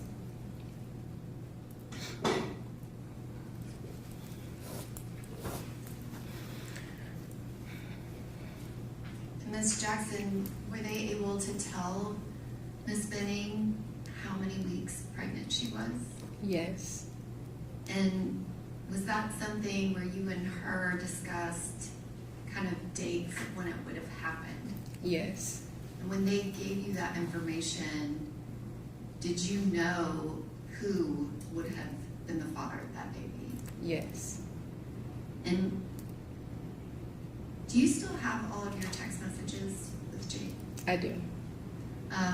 And was that something where y'all were going through your phones, looking at dates, making sure like when she was where, all of those things in that moment? Yes, ma'am. Objection leading. Okay, she's answered it, so go ahead without leading question. And after that day, did you know what contact Ms. Benning had with Mr. Taylor about learning that she was pregnant and then finding out the exact timing of it? Yes. And can you describe, did you read any text messages she had? Did you just talk to her about it? Or kind of how did you get information about her talking to him about it? She sent me screenshots of his response. She called me to kind of tell me that they were going to have a conversation.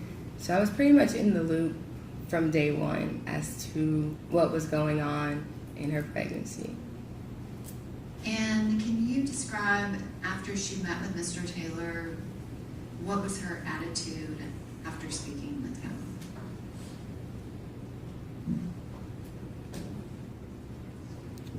She was very upset, very disappointed.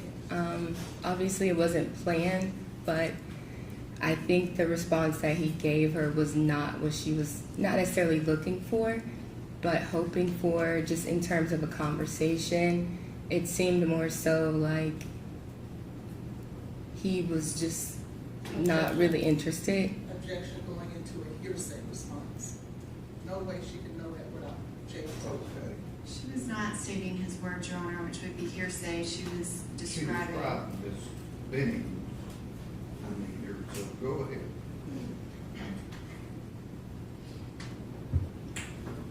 Ms. Benning, after she talked to him, you were describing that she was disappointed with his response. Yes.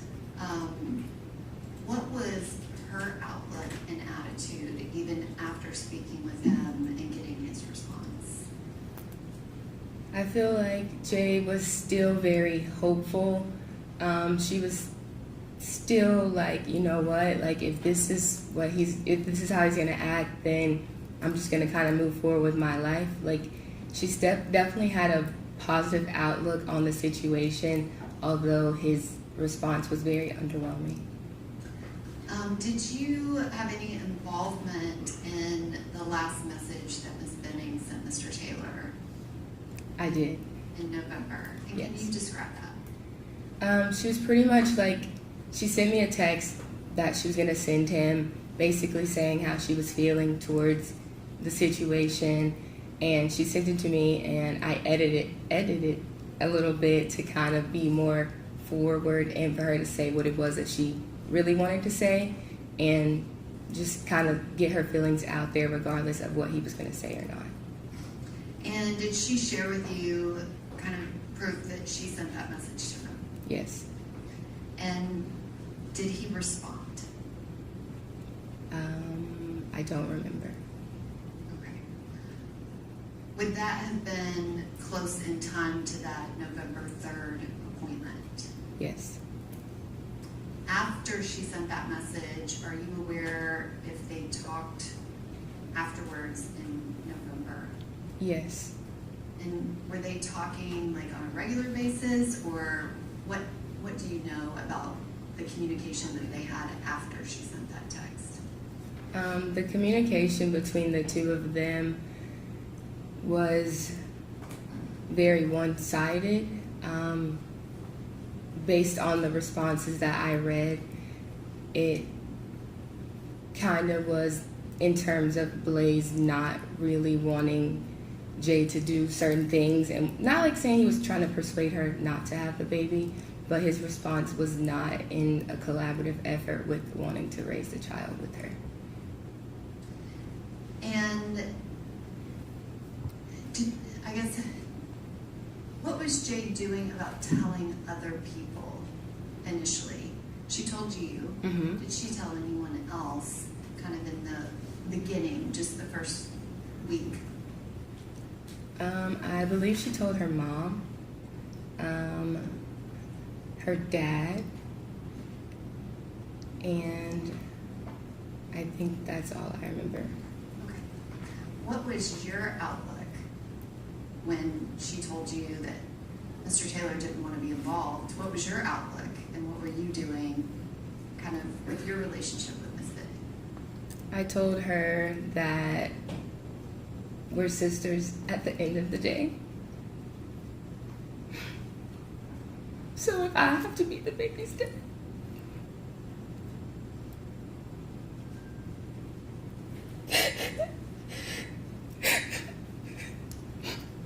I was like, we will get through this together. I always reassured her that she's never alone.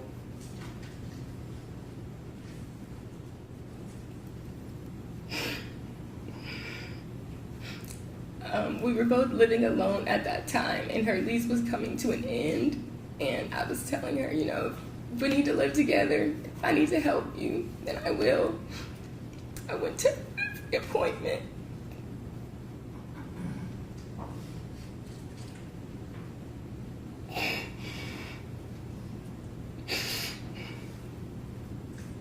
Did you guys end up getting a place together, or what ended up happening? No, unfortunately, she ditched me on that plan, but she moved into a 2-bedroom apartment so Ivy could have her own room, and she was like, you know, you're in school, so she found an apartment that could house the both of them comfortably. And during that time, kind of after mid-November and December and through the holiday, was Miss Benning planning things for that new apartment and moving? Yes. Did she share a lot of that information with you by text message, video calls, and phone calls? Yes. And then can you describe, did y'all see each other over Christmas? We did not. And when the kind of new year began in January, can you describe what happened?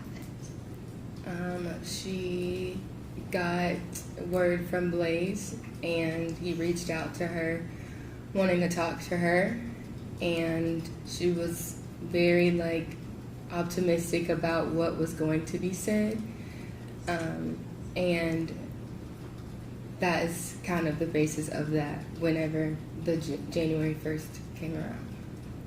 And was there a break of time where she had not communicated with him at all? Yes. And was that at least 5 to 6 weeks? Yes. And you said she was hopeful. Do you know if she met with him and saw him? She did. And did she see him every day, or can you kind of describe what information did you have about the contact that they had with each other? From my understanding and from what I was told, like it wasn't every single day, but they were definitely back in communication, not normal as it was before she found out she was pregnant, but it appeared to be kind of heading in a direction of which, okay, like where are we going with this? And she was very like optimistic of the fact that maybe he might actually be coming back around. And did you try to support her? I did. Did you actually want her to, I guess not want her to get back with Mr. Taylor, but were you a little apprehensive? A little, but I feel like because it made her happy, that ultimately, like, that made me happy for her. And did she tell you kind of every time that she saw him after they started talking again in January? Yes. And did she give you specific details about that in messages and on phone calls and things like that? Yes. And can you describe what all was Jade planning in that January, February time frame as it related to her baby? We were planning baby showers. Her birthday was coming up, so we were going to have a baby shower in Nashville and one in Little Rock. So we were kind of delegating tasks on who was going to be the coordinator of the Little Rock one and who was going to be the coordinator of the Nashville baby shower. And were there appointments related to her pregnancy that happened in February? Yes. Which I want to back up a little bit. You talked about going to that November 3rd very first appointment with her. Mm-hmm. Did you go to another appointment with her kind of in the beginning, before the end of the year? Yes. And was that the November 16th appointment? Yes. So January, February, you're planning baby showers. Do you remember when she got her new apartment? Yes. And specifically, I guess technically it was a condo, but was it a 2-bedroom versus a 1-bedroom? 2-bedroom. And was she planning things for the baby's room? Yes. Do you remember when she found out if she was having a boy or a girl? Yes. And what did she find out? She was having a girl. Did you discuss with Ms. Benning names and things like that? Yes. Were you able to go to that appointment with her? The February 2nd one? I was not. And during that time when she went to the appointment, found that out, was she talking to you about kind of what was going on with her and Mr. Taylor? Yes. And did you have any information about whether or not he went to that appointment with her? Yes. Judge, also here, said Your Honor. Okay, you carry her. I did not ask her what anyone said. I asked her if she had any information. There would be no way she would know. Okay, well, I mean, she's not answered yea or nay, but I'll sustain that, Judge. During that time when Jade found out that she was having a baby girl, can you describe what Jade was doing kind of as far as social media and publicizing the fact that she was pregnant and who the father was? She never did. Never. Mm-mm. And can you explain, do you know why? Ultimately, based on the conversations with her and Blaise, I think Jade was very apprehensive to share things based on his reaction. Objection, Your Honor, goes into years. Judge, I'm trying to get to Ms. Benning's state of mind. Okay, well, rephrase your question. So you said she never was posting to social media. Mm-hmm. Was, I guess, based off of your close friendship with her, was she unhappy about the pregnancy or was she happy about it? She was happy about it. Did you feel like if circumstances were different, she would have posted to social media? Yes. I mean, was that something that she regularly did? Yes. Was it unusual that she was not? Yes. Did she continue to express kind of happiness and optimism about the baby coming? Yes.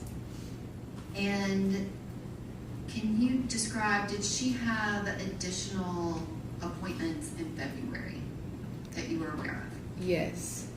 Did you go to any of those? And what was going on with you at that time?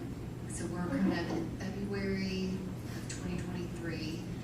You had moved here to go to Meharry. What was your schedule like and kind of what was going on with you then? I was a full-time student, so my day consisted of studying, exams, going over test questions, and at that point in time, I was preparing for a really big exam. And do you know Mr. Keontae Jones? Yes. And how do you know him? He's my classmate. And in February 2023, did you spend time with him in school studying? Yes. Kind of going to that time frame of that Saturday, February 25th, had you been at Jade's apartment earlier that week? Yes. And can you describe why you were there and what happened? I went so she could straighten my hair, and she was showing me around her apartment and just kind of showing me where she was gonna put things. We went into the baby's room and she was showing me the things that she had ordered from or got from Facebook Marketplace. The ultrasound was kind of out. It was just giving all things girl mom preparing for a baby. And you said that Ms. Benning wasn't posting to social media. Would she send messages to you and her other close friends? Yes. And did you receive a lot of pictures from Ms. Benning? I did. I guess, can you describe them? What type of pregnancy pictures did she typically send you? She would send pictures at the gym, holding her belly. She would send pictures of her at home, videos, and she was kind of almost like documenting it. Like, she would say how many weeks she was in a couple of videos, and she would like rub on her belly and was just like loving on her.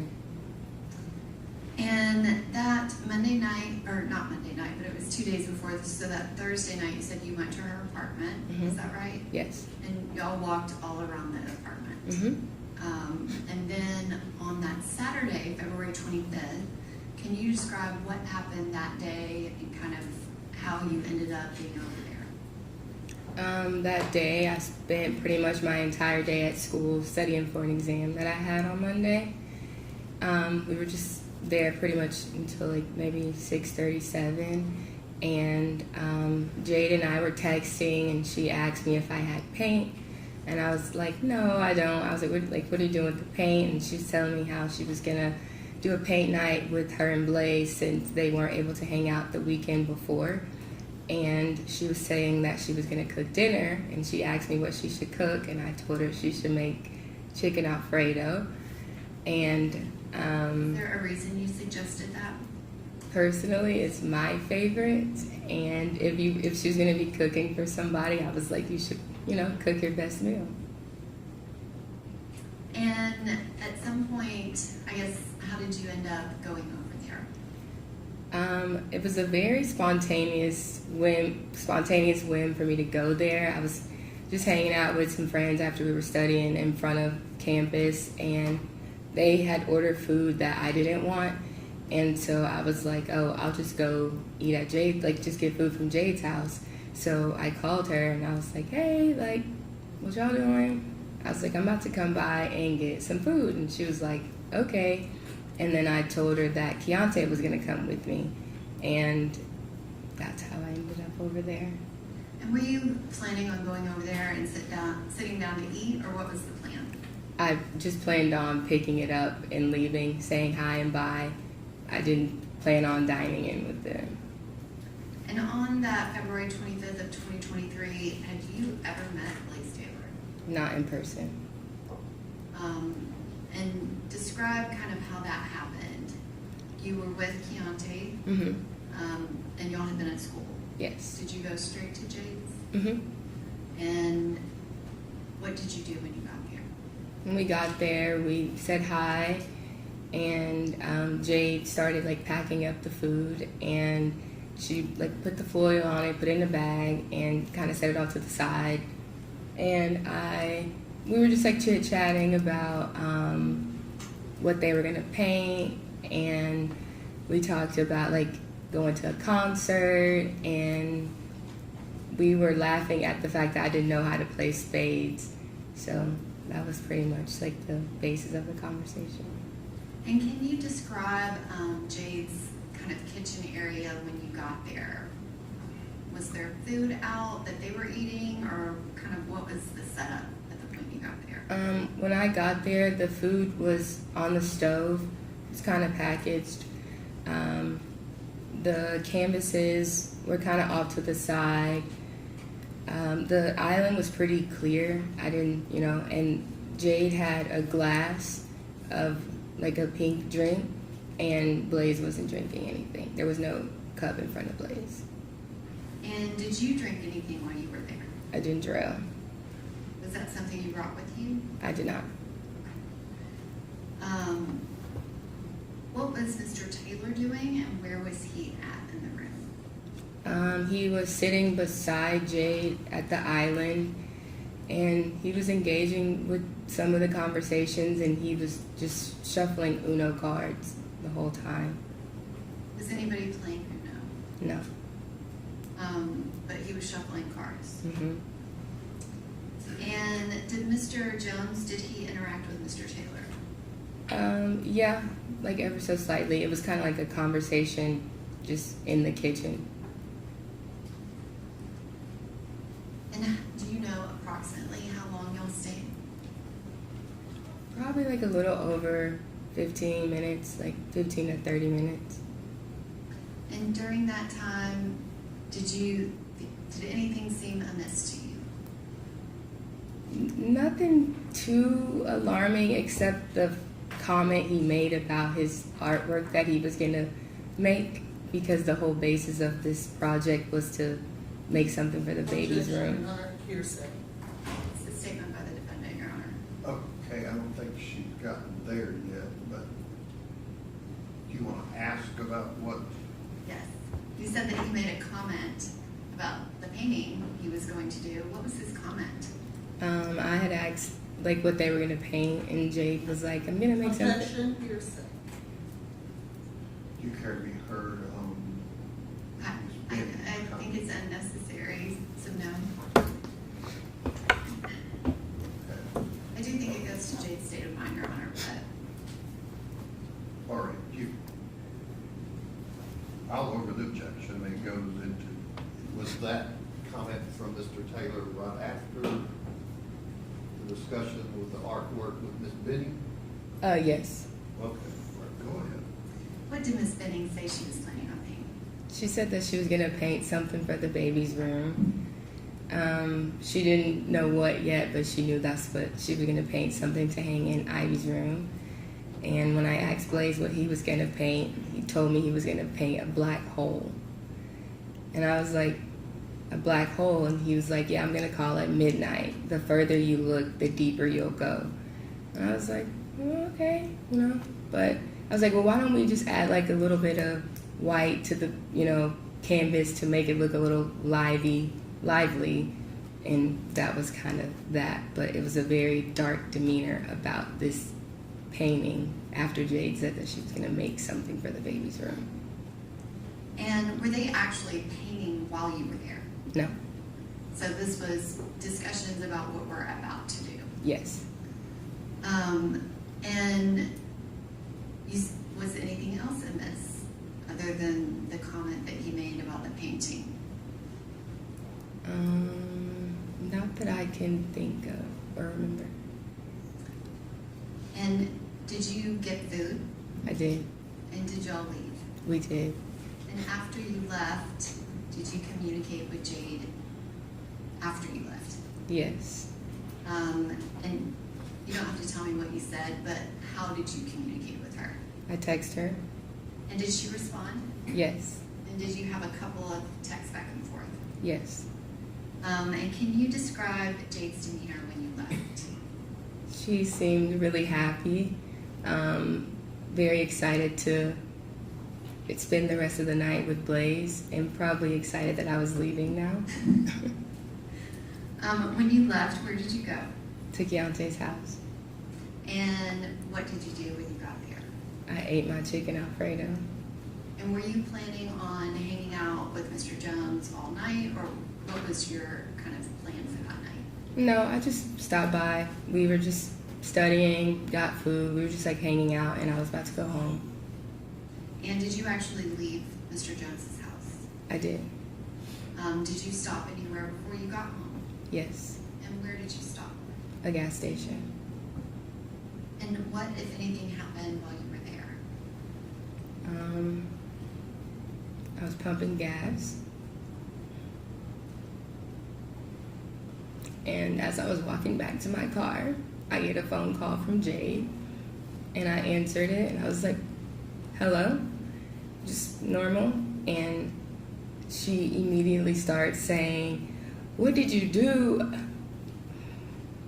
What did you put in my drink?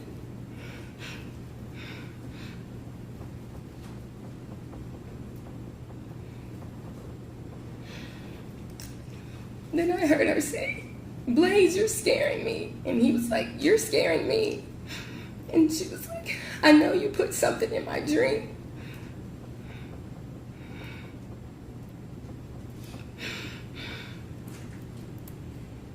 She's like, I knew my drink tasted funny. And she was asking him to empty his pockets. And she was like, let me see what's in your pockets. Let me see. And he was like, I don't have anything. So this whole time I'm like, Jade, like trying to get a response from her.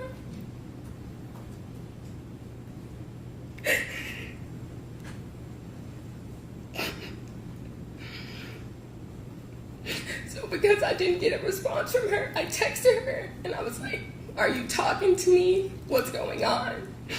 And then she was like, I know you put something in my drink because I can't even walk to drink.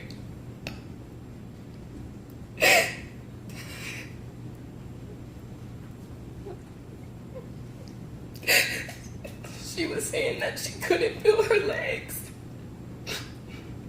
And then she said it again. And she was like, you put something in my drink. You did this so something could happen to me. Right. Give it just a moment. You need Kleenex. I want everybody to be able to hear you, number one, but then let you calm down.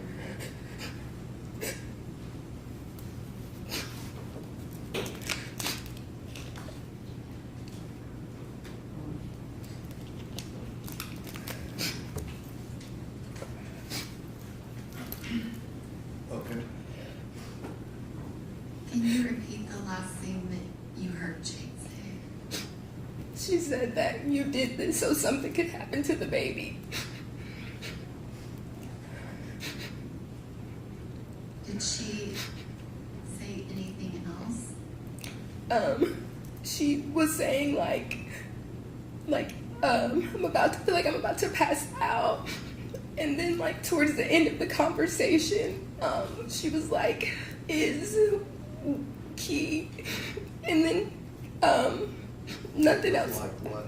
She was like saying, it was very wavy, and she was like, I heard is, and I heard with, and I heard key. And so I then merged Keontae on the phone because I'm like, I don't know what's wrong with Jade. Like, something sounds wrong. Like, listen to her. And he's like, Jade, like, I'm here. And at that point, you just really couldn't understand what she was saying anymore. Miss Jackson, I want to kind of go back.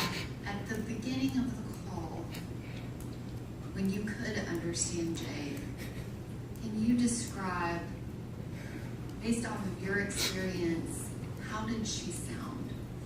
She sounded like very scared. She did not sound like herself. She sounded like she needed help.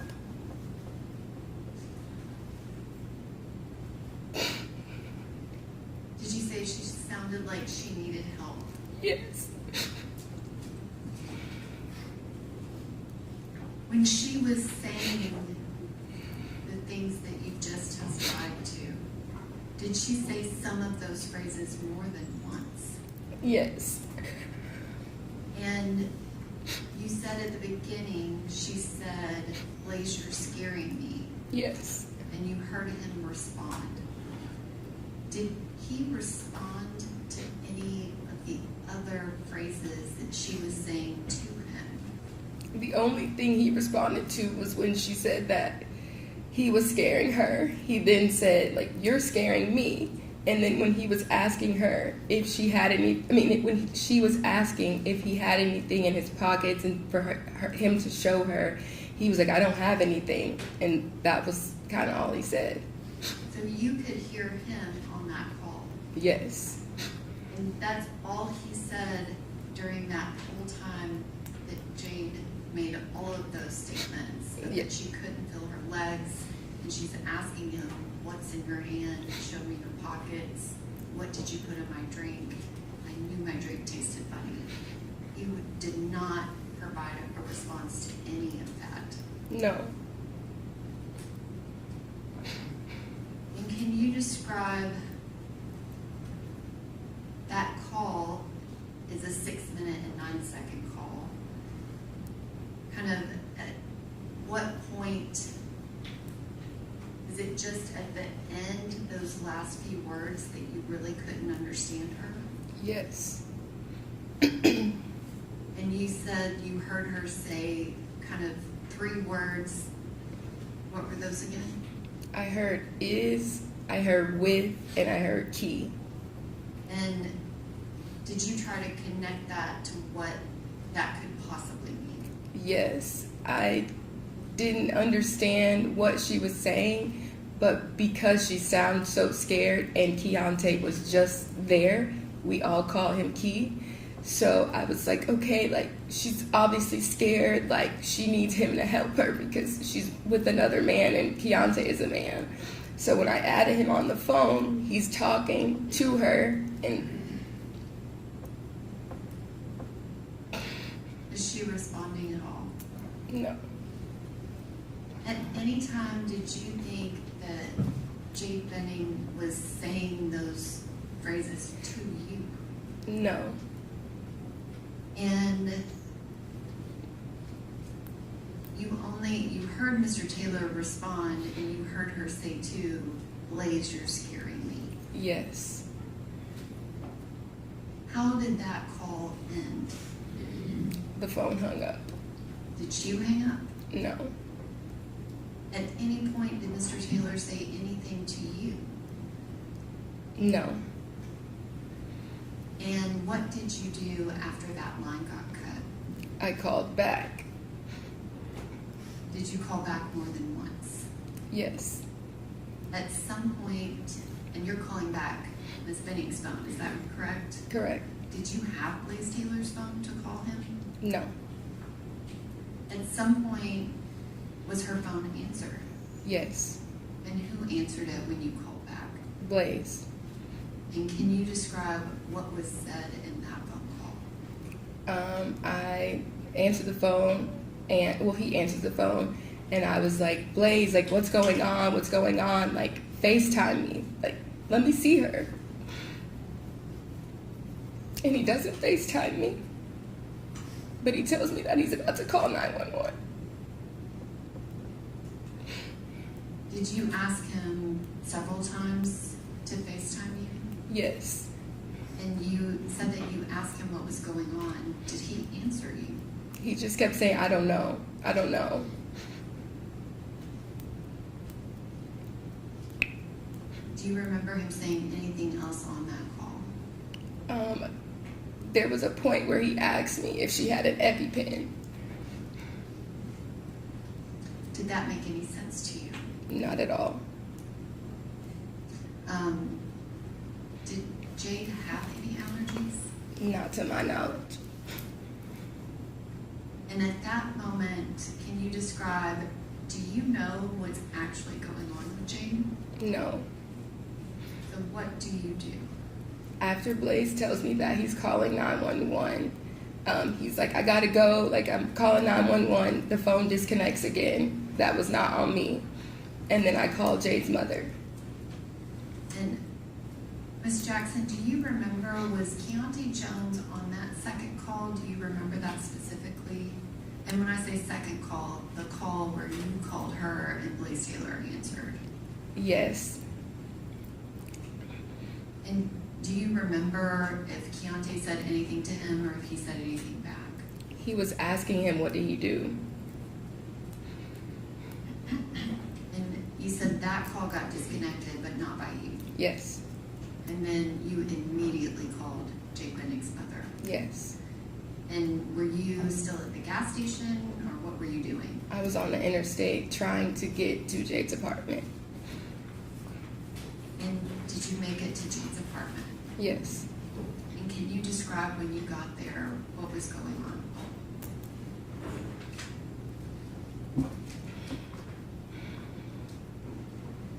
When I pulled up, the ambulance was already outside.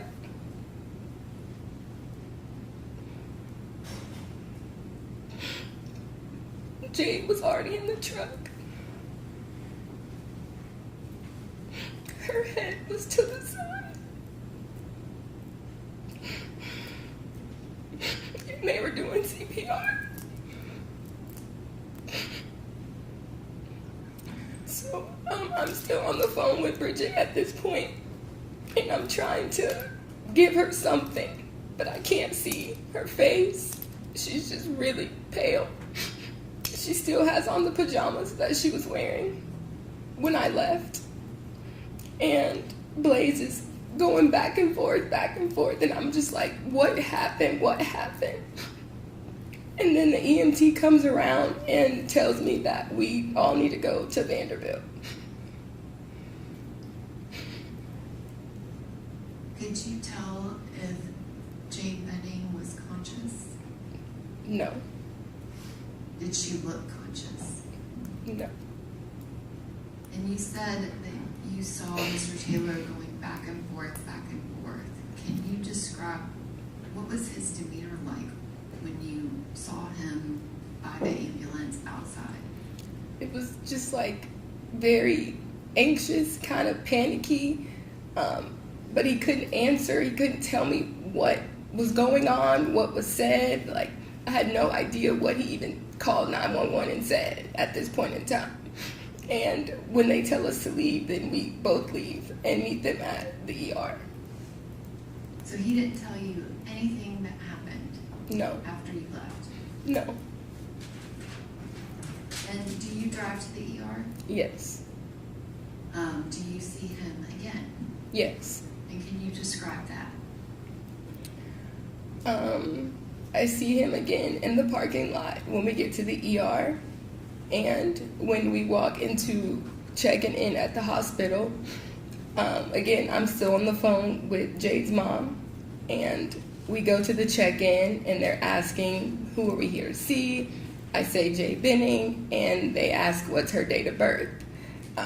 But they were asking our relation to the patient, and I said that's my best friend, and he told them that this was his girlfriend. And I had never heard that before. And so at this point, I'm very, very confused. I'm still trying to process and understand what I just heard on the phone. So then they asked for the patient's birthday. And since this is your girlfriend, tell her Jade's birthday. And he couldn't tell them her birthday. So I then provided that information for them. Did he tell them anything about what happened? The check-in? Yes. No. But you said he referred to her as his girlfriend. Yes. Did you believe them to be in a boyfriend-girlfriend relationship? No. And you ever heard anything about that? No. What was his kind of demeanor like to you? Was he kind of leaning on you for comfort, asking you things about Jade, or what was going on? What was he saying? We like to re-urge our objection. Okay, you kind of had a compound question there. You're asking this young lady what was Mr. Taylor's demeanor? Yes. What was his demeanor, and was he She saying? didn't answer that. What was his demeanor? It was not looking for comfort. It was almost like he was just trying to figure out what was going on, but not necessarily. Okay, by demeanor, she's talking about emotions or quiet, not what your interpretation of. Okay, was not crying. His demeanor was very calm per se, but more in terms of like trying to figure out what was going on, but not about the status of Jade's. Objection, Your Honor. Okay, I'll sustain the objection. What's your next question? Was he asking questions of the people at the hospital? I don't know. You don't remember him asking them anything? No. What were you doing? Trying to get some answers as to what just happened, what was Jade's state. I had nothing. So I was in the room, we were in a room in the hospital, and I was just trying to figure out what was going on. Did you provide the hospital staff with identifying information about Jade? Yes. Did they ask you questions about her?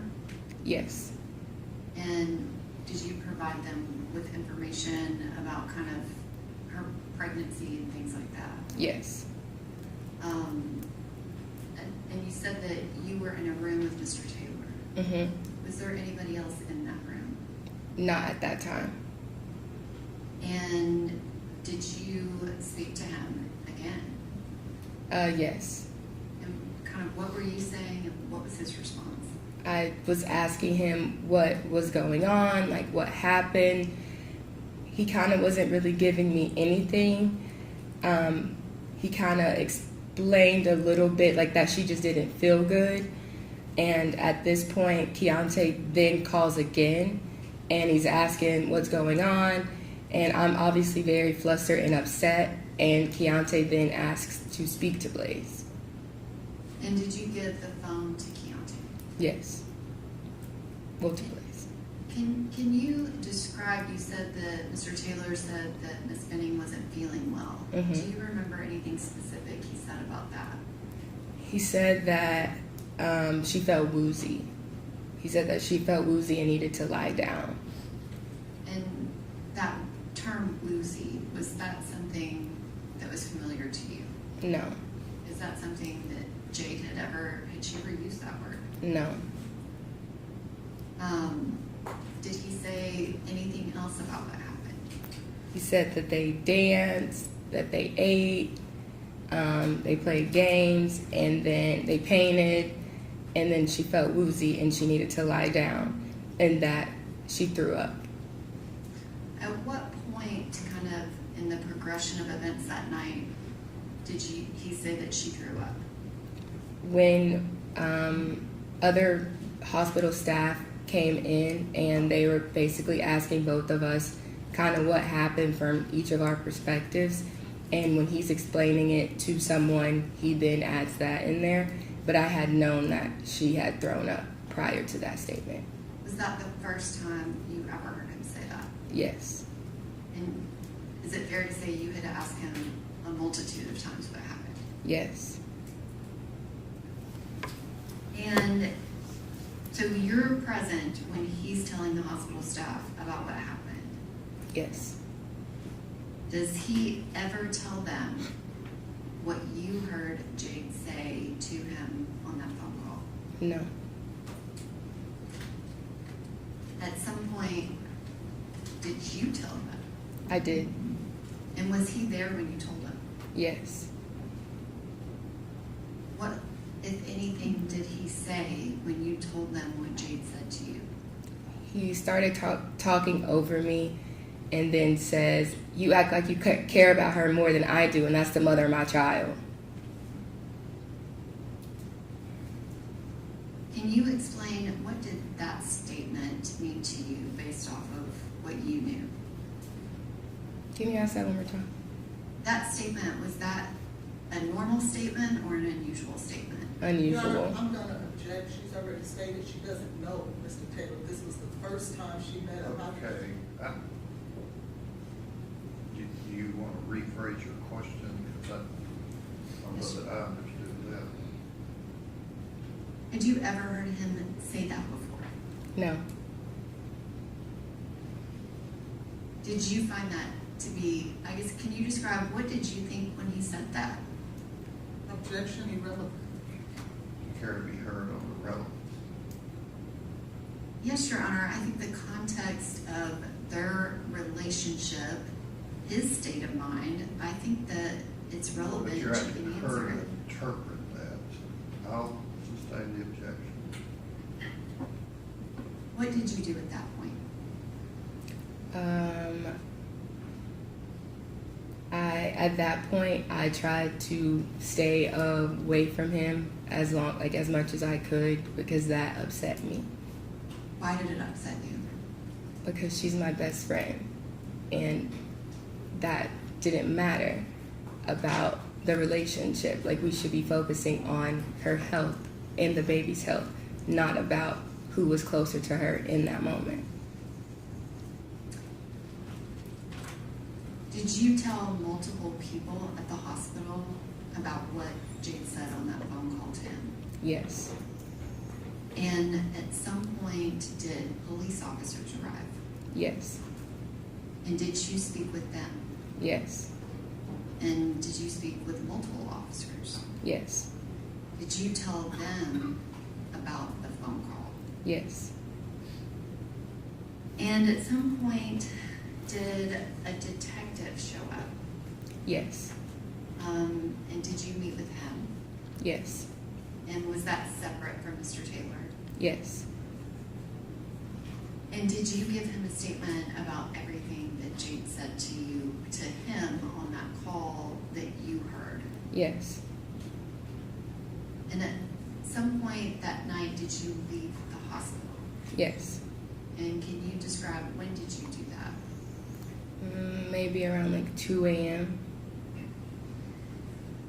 And what, if anything, did you do? I left and went home and was trying to make sense of what I just heard. At any point, did you see Mr. Keontae Jones again that night? Yes. And can you describe that? He picked me up. I was telling him that I just felt uncomfortable because at this point it was just Blaise and I and a couple of other people, and I just didn't want to be there anymore. So I asked him to come and pick me up. And can you describe, did anyone else that knew Jade show up at the hospital before you left? Yes. And who showed up? Lauren and Natalie. And did you know them? Yes. How did you know them? I met them through Jade. They were her coworkers. At some point, did you go back to Jade's apartment? Yes. And when did you do that? Maybe like a day or so after. And did you go by yourself or did you go with other people? Other people. Your Honor, may I have the permission to publish a portion of Exhibit 14 to this witness?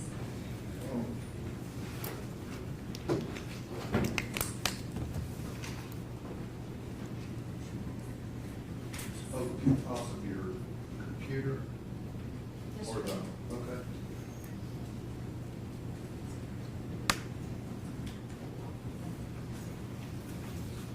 Your Honor, for the record, I'm publishing video 1 from Exhibit 14.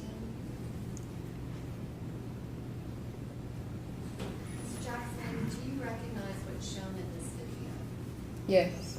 And what is that? Jade's kitchen, and it's the dinner that she made that night. And do you remember why y'all were videoing this? Because I was very adamant on going to her apartment because I had just seen her an hour prior to this phone call. So I wanted to see if there was something happened, if there was any sign of struggle, or kind of what happened here.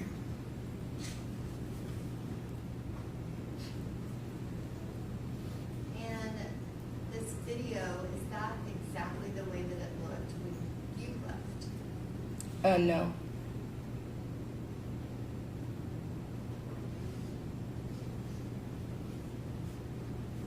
And now I am showing video What's number different? 4. I'm sorry, I'm gonna go back to that. Oh, okay. I'm showing video number 4. Do you recognize this? Yes. And specifically, is there anything about this video that stood out to you? The camera and the blinds.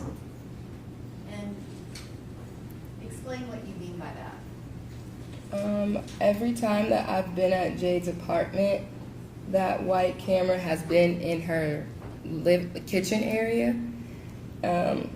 So I was very concerned as to why it was moved in her bedroom. Jade also lived on the first floor, so I was confused as to why her blinds were up and the camera was facing outward. She kept the camera in the kitchen, I'm sorry, because the front door was right there. So this was very alarming because Jade would never leave her blinds up like that, especially at night with the camera moved away from, can't see anything there. Had you ever seen the camera in that location at this apartment or even her previous apartment? No. I am gonna go back to video number 1. Ms. Jackson, can you describe where is it that camera normally would be? To the right of the Happiness is Homemade sign. And if you touch that monitor in front of you, it will actually make a mark, so you can mark this Wait. specific spot that you're referring to. Right here? Mhm. Oh. Oh, my God. You need to redo it.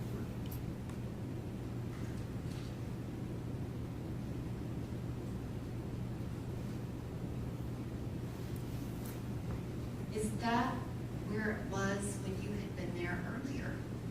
Yes. And so when you were there earlier that night, the camera was right there. Mm-hmm. And then when you came back, it was in the bedroom. Yes. Can you describe what, if anything, did you do related to that camera and the blinds that we just saw in her bedroom? I moved the camera back to where it was, and I put the blinds back down. So you moved the camera and put it back Where? in that spot, right by the stove. Yes. And why did you do that? Because I was not sure if Blaise had an extra key or not. He did help her move in, and it was supposed to be in front of the door in case if something happened, you can see. And so I put it back there because I was not sure if he were to have come back or not. Did you have any idea if that camera was connected and recording? I was under the impression that it was. And I want to show you now what is video 5 and exhibit 14. Can you describe what, if anything, did you notice about this area of Miss Benning's bedroom? I noticed the staining on her comforter and that her covers were kind of messed up from the bottom half and not the foot of the bed and not the head of the bed. Was that generally how she would leave her bedroom? No. And you were referring to that stain, Yes. and you've already testified that at some point at the hospital, Mr. Taylor said she threw up. Yes. When you saw that stain, does that look like throw up to you? Not necessarily to me. I don't know what that looks Your like. Honor, I'm going to object as she is not a medical professional to determine. Okay, she said she's not sure what that was. Was that something that stood out to you? Yes. And why? Because Jade wouldn't have her comforter dirty, And Blaise had already told me that she threw up. Did you do anything to try to locate evidence of throw up? Yes, I looked in the trash can, I looked in the washer and dryer, any nook and cranny around her apartment to see where this throw up was. And did you find any evidence of it? No. Can you describe the pictures kind of that were taken of the trash can? Were you there when all of that was done? Yes. Your Honor, I would like to show this witness a photograph from Exhibit 14. All right. This is the fourth photograph, which I believe is 14. I don't know if it's labeled as a collective exhibit, but it would be 14D if we were doing it that way. Ms. Jackson, did anything stand out to you about this picture? I did think that the pink lemonade did stand out to me because that was the color of the drink that she was drinking when I was there the first time. And the fifth picture, can you describe what's shown here? It looks like food that wasn't eaten, like left over on the plate or something. Did that stand out to you as being unusual? No. Were you looking for, I guess, what, if anything, were you looking for? I was looking for the color that was on the comforter, that pinkish color, and I was looking for the food to be a little bit more grounded, I guess, like she had already ate it. So I was looking for food that was not in whole pieces, like I see here. So when you saw that, you were checking to see if that was throw up? Yes. And what was your determination? It was not. Did you find any evidence outside of what was on that comforter? No, not that I recall.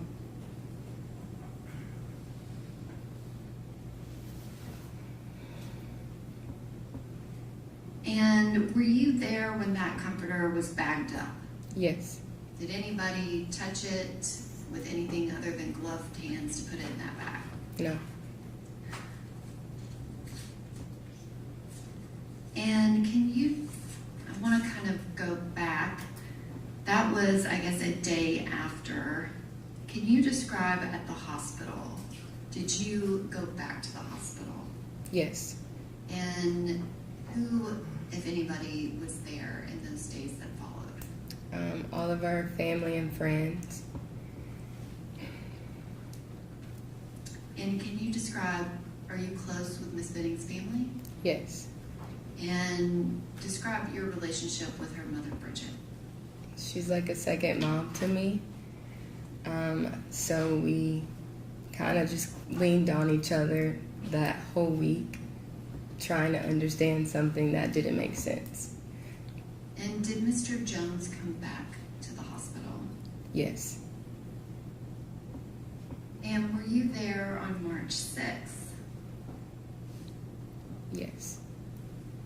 And can you describe what happened on that day?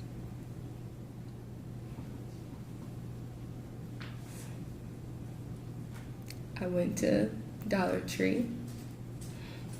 I went and got balloons and cupcakes from Kroger. We brought them to the hospital. And we all sang happy birthday because that was Jade's, would have been her 25th birthday.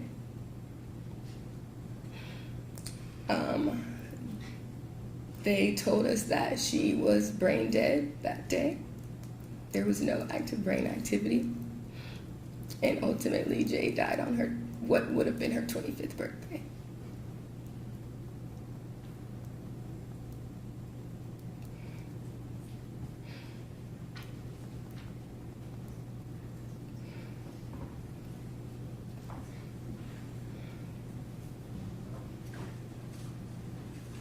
Ms. Jackson, I'm going to switch topics a little bit. Prior to Jade learning that she was pregnant that November 2nd, November 3rd of 2022. Prior to that, did Miss Benning, did she drink alcohol? Yes. Did she ever get drunk in her life? Yes. And was that something that happened on a daily occurrence, or was it sporadic? Sporadic. Did she use any other substances? She smokes marijuana. Did you know of her using any other substance other than marijuana? Mushrooms a time or two. Was that something that she did on a frequent basis? No. And can you describe, once Miss Benning found out she was pregnant, which let me kind of go back, are those the only two substances other than alcohol that you've ever heard of her using? Yes. Have you ever heard of her using cocaine or even talking about it? No. After she found out she was pregnant, can you describe what, if anything, did she have to drink that was an alcoholic beverage? She never drank alcohol again. And what, if anything, did she ever smoke marijuana or have used marijuana in any way? No. Can you describe kind of her lifestyle about health after she found out about the baby? It drastically changed. She would let me know when she would take her prenatals. She was doing light workouts, was definitely changing her diet and eating habits and drinking a lot of water. I can have just one moment.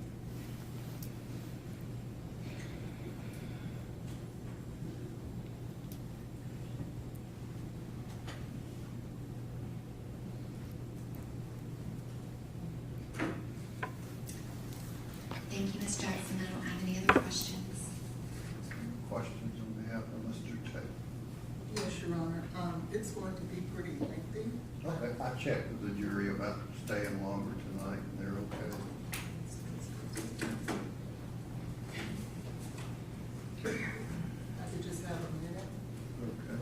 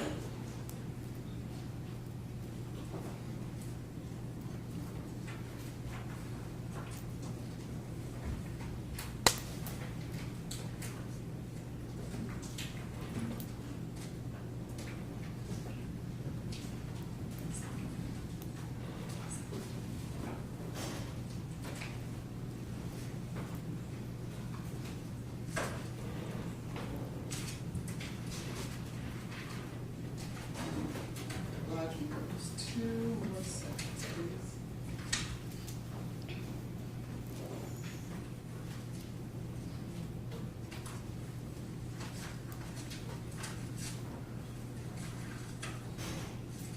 Ms. Jackson, my name is Letitia Quinones Hollins, and I'll be asking you a few questions.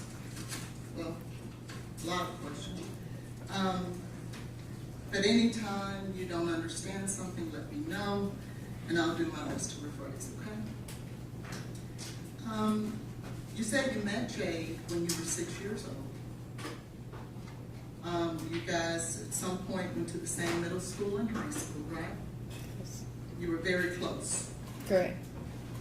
And you guys also went off to college. Was it the same college that you went to? Or different colleges but at the same time? We went to the same college at one point and a different college at another. Because she left and went to culinary school. Mm-hmm. Is that right? And the culinary school was where? Bentonville. Now, are you both from Little Rock, Arkansas? We are.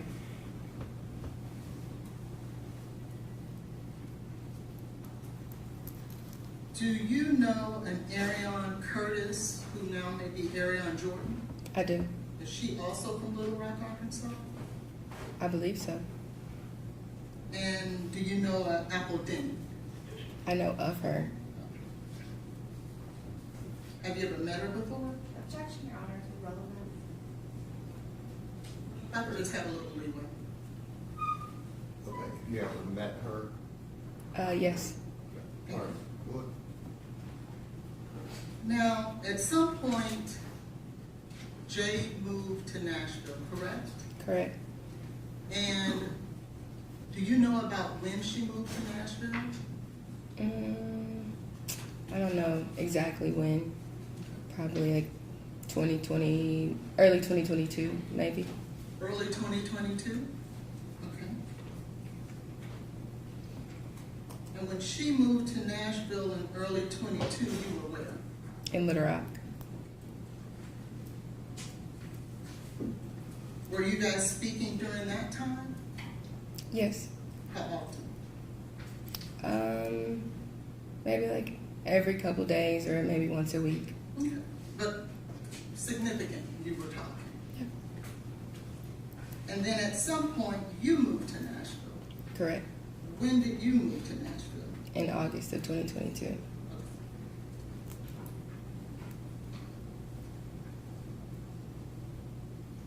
And so, when you moved to Nashville, who did you live with when you moved here? Myself. And you came here to go to McHarry? Mahari, yes. McHarry, I'm sorry. And you didn't move in with Miss Benning? No.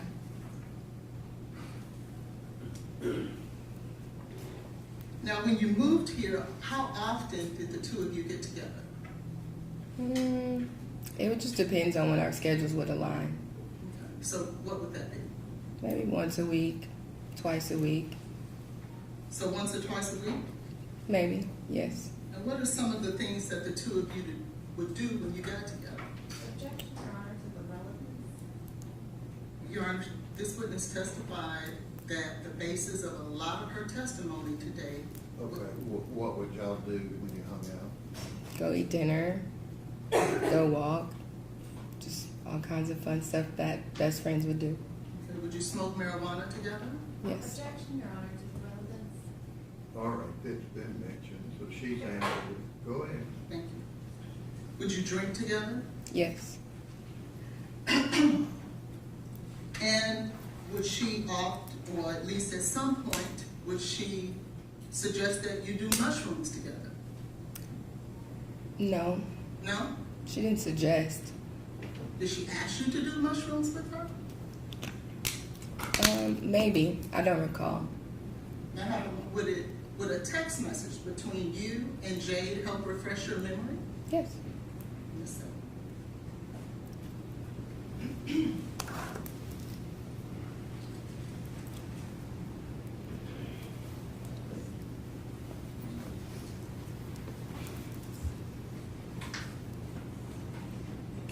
All right, get that here.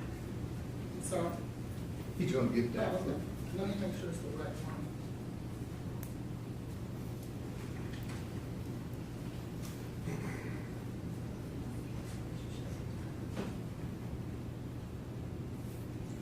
This is it. I have a copy.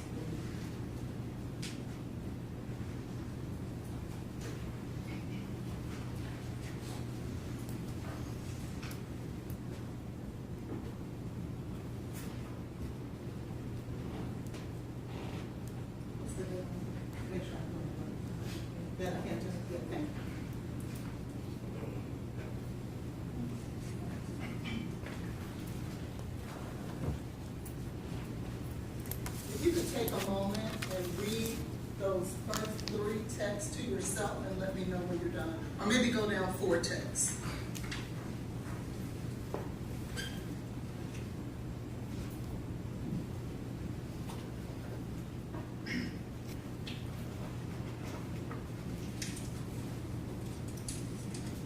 I'm ready. Okay. Did she suggest that you guys should do it together? Yes. Okay, thank you.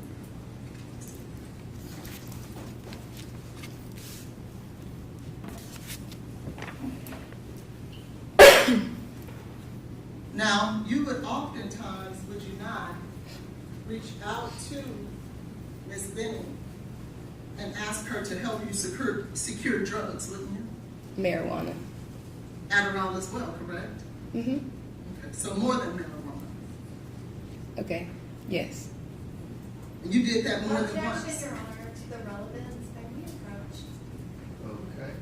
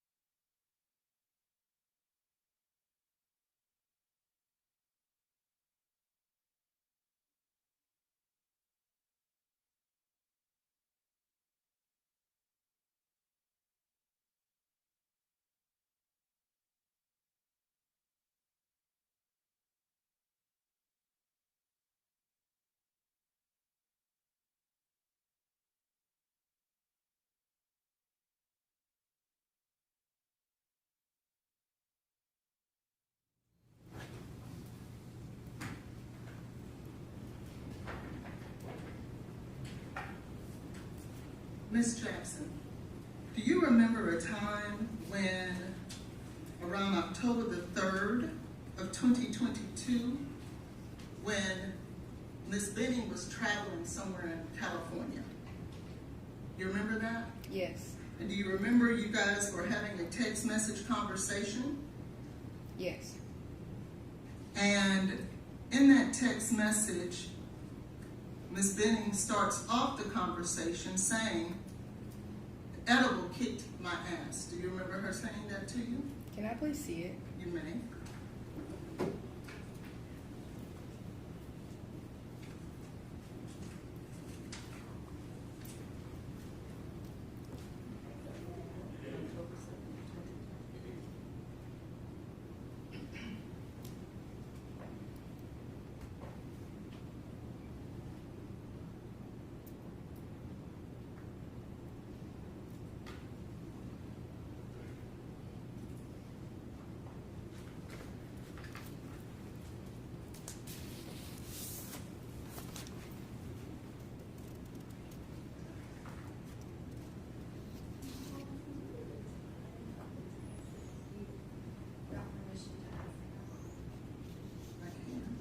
Okay, what's your question? Do you see there where on October the 3rd of 2022, Ms. Benning says to you, "Edibles kicked my ass." Do you see that? Yes. Do you see that later the next text message she sends says, "Smoking, edibles, and tequila, laugh my ass off"? Do you see that? Yes. And do you see where your next text to her is, "Weed or some other shit"? Yes. What is some other shit that she could be smoking, Miss Jackson? Mushrooms. Because you can smoke mushrooms? I didn't say smoke. I said or some other shit. Well, you said weed or some other shit, right? Yes. What's the other shit? Mushrooms. Okay. You get. So when you were referring to weed, because you hear above it, it says smoking, but it doesn't say what she's smoking, right? Mm-hmm. It says smoking, and then you respond, weed or some other shit. Mm-hmm. And your response is she was going to smoke mushrooms. I didn't say smoke mushrooms, but I was asking her, was that what she talking about? Okay. And did Ms. Benning, in your closeness with her, ever share with you when the last time that she had her period? I don't recall. You don't? Would you have learned that the last time she had her period was September the 12th? Is that a question? Yes. Yeah, I mean, you're putting words into her mouth. I thought you asked, did you know? And she said no. She said she didn't recall. She said she didn't know. As close as you were, did you know that she didn't have her period in October? We don't just discuss our periods like all the time, so no. So when you were on direct examination, Ms. Jackson, you talked about that this was your sister and you discussed everything.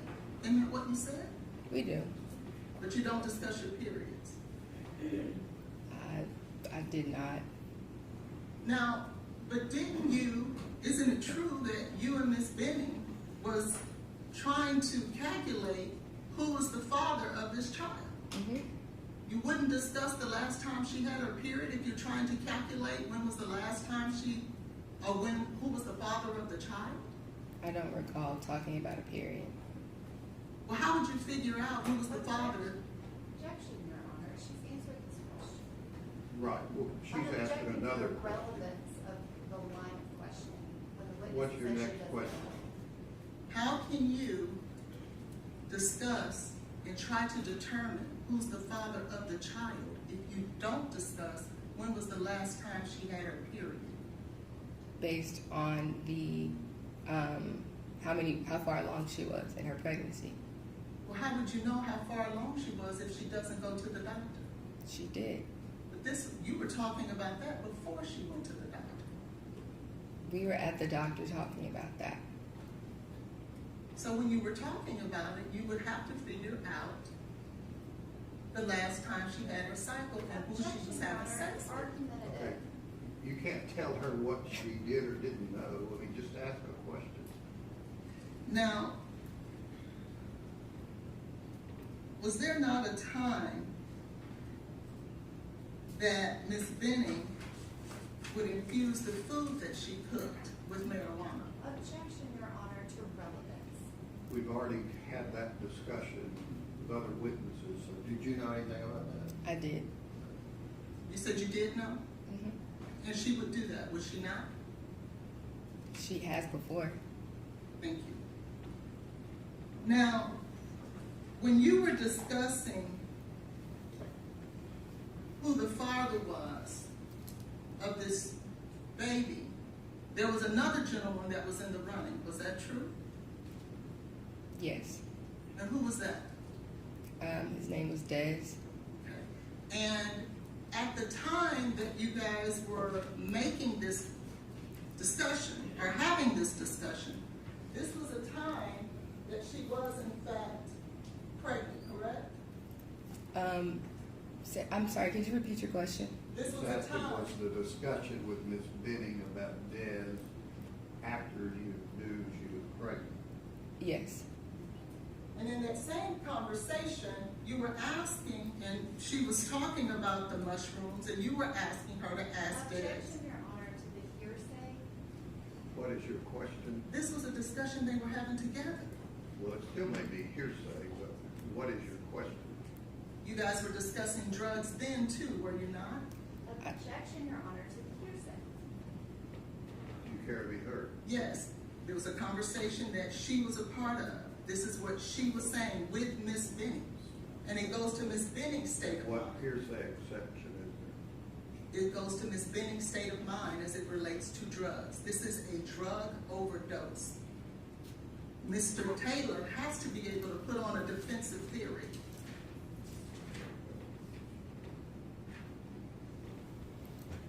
Did you ever discuss with Ms. Benning after she knew she was pregnant about drugs? I'm not sure. I don't know. Would it assist you if I was to allow you to look at text messages? Sure.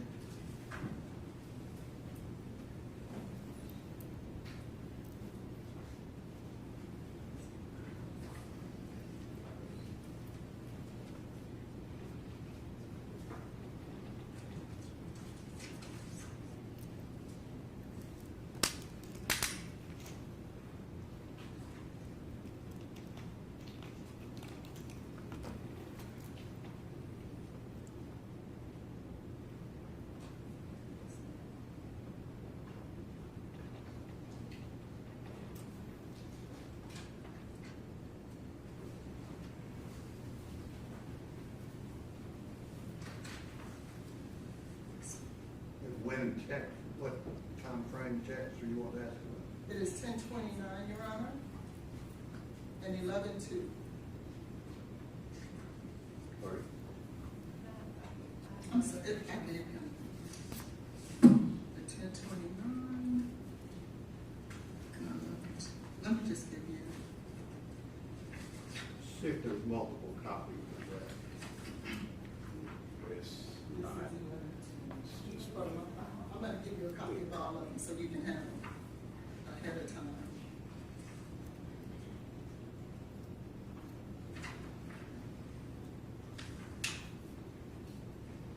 You got 10:29, 11:02, and something else? Yeah, I'm giving her all of them. I'm just making sure that what is they're the that? same. Your Honor, I object to the relevance as well as the hearsay. I do not understand what she is attempting to do. All right, let the jury step down and follow.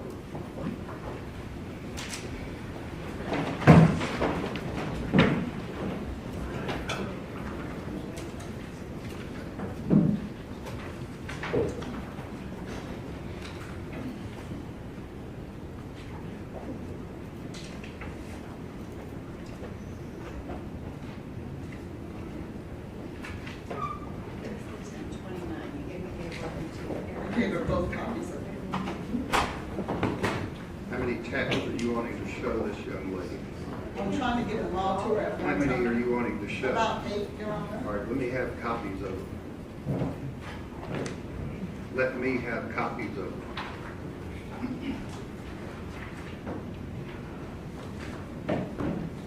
I want to give them to you all at one time, please, so that we don't have to go and revisit. And I can tell the court exactly Just where let me have copies of them. Once you read them, you're going to ask me. I don't know what I'll ask you. It's 11-2, 10-29. This one is 11-2.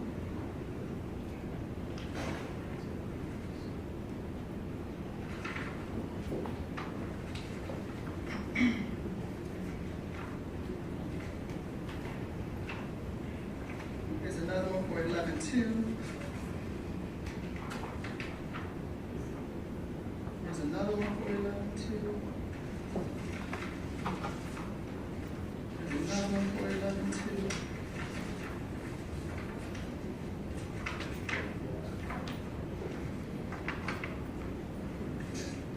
Or you're giving me all the metadata and everything? Yes, I am. I don't even see the, one starts off need or, That's the way that it I've prints been out. looking at my body. Beautiful child I've ever laid eyes on. What does that one say about drugs? So I'm giving you drugs, but Let's just do this real easy. Tell me what that one says about drugs. so in that text message, You what haven't it's- looked at it. You just told me what it said. You said it says about my body. What does it have to do with about drugs? I'm trying to answer it. Okay. What this says is that on 11-2, and then you go to 10-29, she talks about. I haven't gotten to 1029. You're asking me about this one or 10-29? That one. This one says, me either, and then she goes on to say to both. Then she says, like, I've been looking at my body and shit too. And so what it says here is that she knew that when I started questioning if I could be pregnant. So on this date, she says that she had been looking at her body and could tell that she had been pregnant. She did not. She says that? Yes, she did. Okay, let me see that. But that has nothing to do with drugs. It does because what No, it no, I'm suggests. saying, is there any reference in this text to drugs? No, but it Okay, orients the thank you. state of mind of Miss Benning. State of mind. Yes, as it goes to our defensive theory.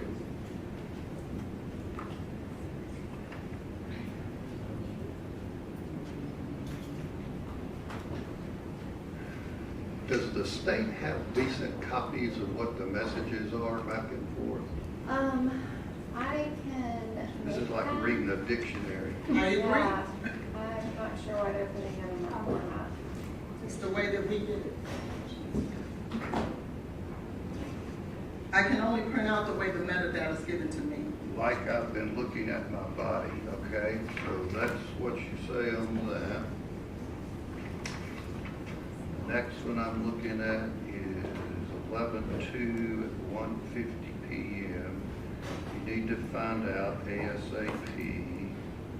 Indiana's the closest place to go if I made that decision. What does that have to do with drugs? Because that one is dealing with abortion because she was. How do we know that? Because that's what they're talking about in regards to Indiana being the closest place. How do I know that? Because in text messages before that, I she don't have says, those. you do. What does this have to do with drugs? I just said I'm giving you all the text Does messages. this have anything to do with drugs? No, but it has to do with abortion that I'm going to go into, and I don't want to have to stop and do this again. I'm just dealing with the state's objection about you're wanting to grill this young lady about drugs. That says something about abortion. It's weird, been like you've been drinking. What does this have to do with drugs? It has to do with alcohol. She was found to have cocaethylene in her system. But that is something from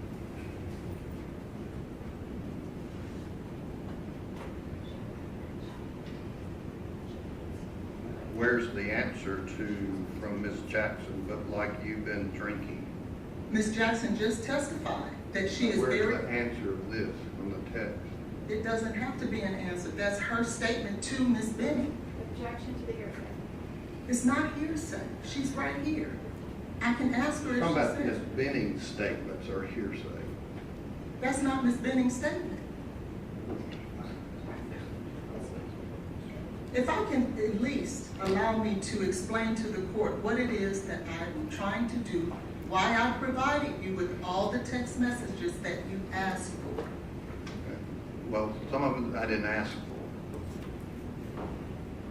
Finished up cleaning, want to come smoke and have a bottle of wine when I get off.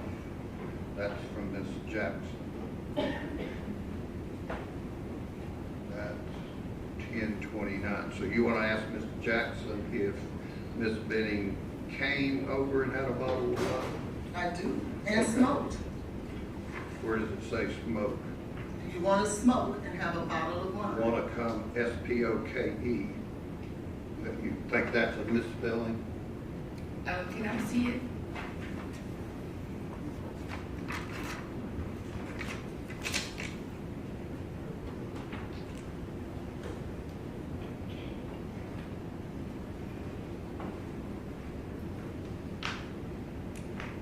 And while she's looking at that, one says, I'll be done in like an hour. You're not going to the party. I was going to, but my body is just really exhausted. I think I'd rather chill tonight. What is that? What's the relevancy of that? That one has to do with, as I stated before, that she was already telling by her body that she was pregnant. But yet she was doing drugs around this time, if you orient it with the other text message of 10:29 that I gave you. All right, maybe I hadn't gotten to that. This is 11:2.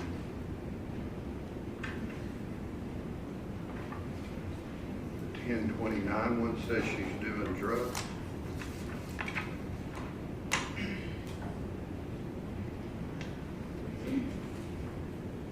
Excuse me. Can I have a copy of these No, texts? hang on just a moment. Do you have the 10:29 one? You just have that one, Your Honor. Okay. It says, I'll be done in an hour. This is 10:29. It's 10:29.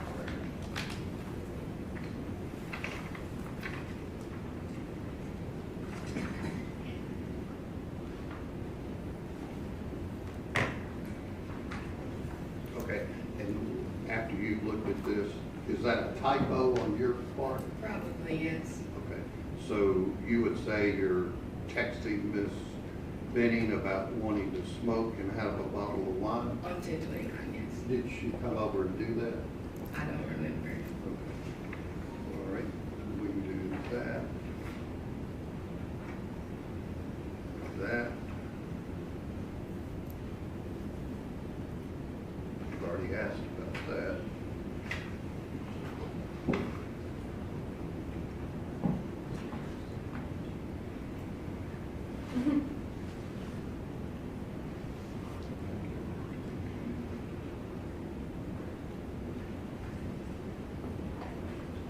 So on this one where you say, but like you've been drinking, do you know if she answered that?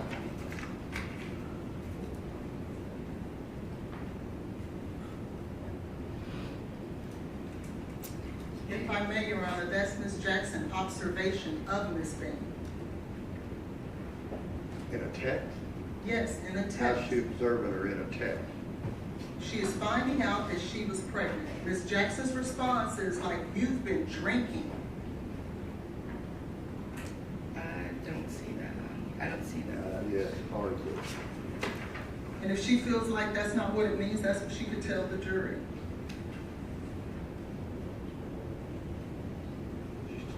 Ask about that one. put in brackets there.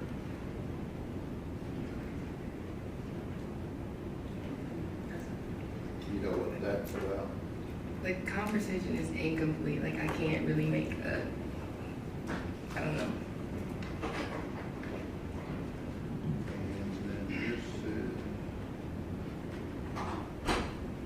I'm excited in a way.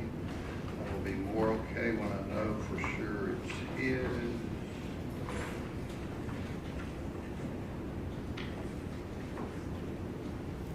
It's his, it has to be, and what does that have to do with the drug? That's in regards to Mr. Taylor. Like I said, I was giving you everything so that we didn't have to go through this again. Okay, so this is relevant in terms of going back, finding out who the father is. Correct. And this shows that they're just discussing it. They're discussing it, but it's relevant because it goes to Mr. Taylor's state of mind that he would try to harm a child that could possibly not even be his. My client, Mr. Taylor, the one who's on the murder. How do these texts have anything to do with him? Because he's asked for a paternity test. My question is, you've asked about discussions with who's the father and things like that. So you're wanting this text to add to that how? Because it says she will be more excited once she determines it's his. So that means she didn't even know if it was his at the time. All right. And then, does the state care to be heard about whether, do you, Miss Jackson, know what you're referencing? Indiana is the closest place to go if I made that decision? The conversation, I don't remember the whole conversation. It is in part, so I can't give you an answer. You don't know what Indiana may have been? We were talking about her being pregnant. Were there any discussions between you and Miss Benning about her getting an abortion? Not necessarily that being her decision, no. What does that mean? She never said she wanted an abortion. I just told Do you her know if Indiana has anything to do with that? if she were to have made that decision, but that decision was not what she made. Okay.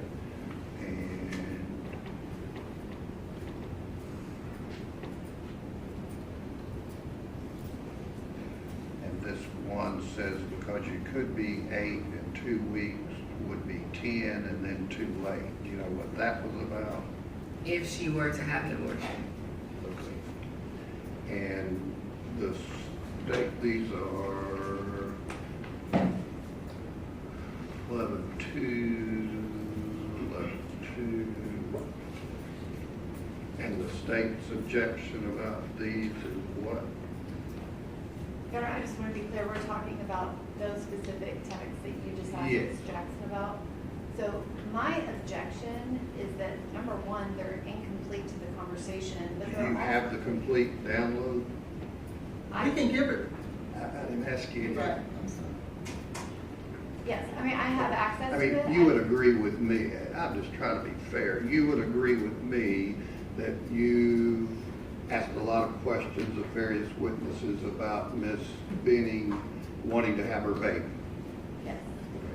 And these would indicate that there were discussions about not doing that. And. But Your Honor, yes, no. My objection. Yes, no.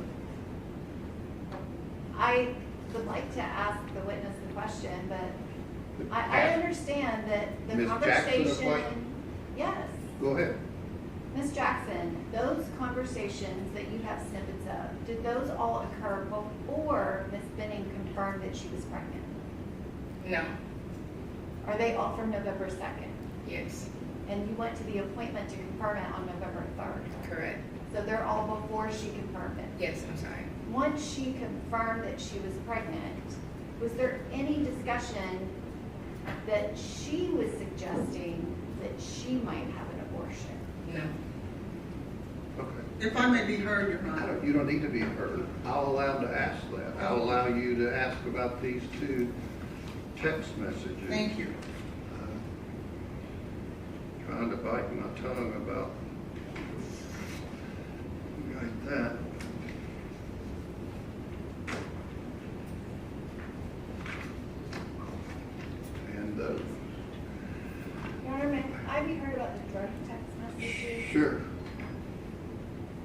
state's objection is that this witness has already testified that there was drug and alcohol use, marijuana and alcohol, prior to her finding out she was pregnant. She found out she might be pregnant on November 2nd. She confirmed it on November 3rd. Any questions about drinking or drug use prior to that are completely irrelevant. It's cumulative. It's already been testified to, and the specifics of it have no relevance to the trial. They're wanting to argue the jury that she continued to be a drug dealer and may have overdosed on her own unintentionally. Your Honor, those messages are before she knew she was pregnant. Correct. And you can point that out. They want to argue, good thing, bad thing, I'm not going to say, but they want to argue that Ms. Benning may have unintentionally overdosed on cocaine. Now, it is important to note while we're speaking about it that she also had fentanyl in her system. This lady doesn't. I'm not speaking about that, but it goes to the relevance. I don't need to hear all of your argument at this point. I'm just saying why you think it's relevant. So I'm allowing you to ask those questions. So bring the jury back down.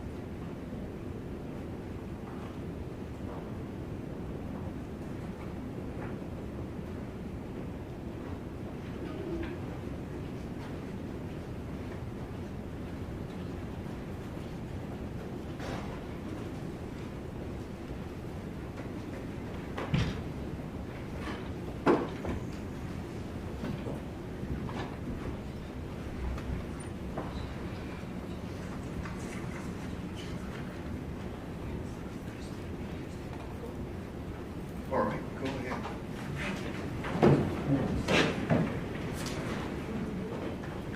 So, Ms. Jackson, during the month of October, it is in fact true that Ms. Benning was in fact doing drugs, was it not? She smoked marijuana. And some other shit, right? Not sure. And once you guys found out that she was pregnant, you then sent her a text message and said, like, you've been drinking, didn't you? I sent that? Yes. Yes. And what you were doing was calling her out that, oh my God, you're pregnant and you've been drinking. Isn't that correct? No. That's not what you meant by that? No. And it was after that that she no longer spoke with you about she herself doing any drugs. Is that right? Could you ask that again, please? Yes. After that text message that you sent her saying, like, you've been drinking, after that text message, she no longer sent you a text message about drinking or doing any drugs. Is that correct? I don't recall. So she could have sent some after that? I'm not sure.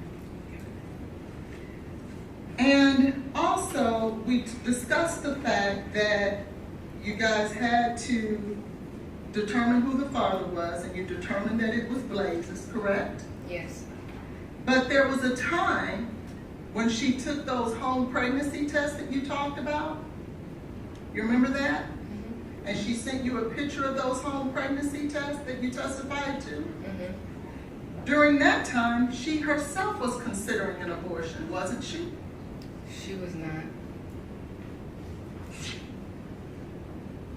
Well, didn't you guys discuss possibly going to Indiana? In terms of, she wasn't sure what she wanted to do, but abortion was not the answer. We were just discussing as friends, what did the future look like?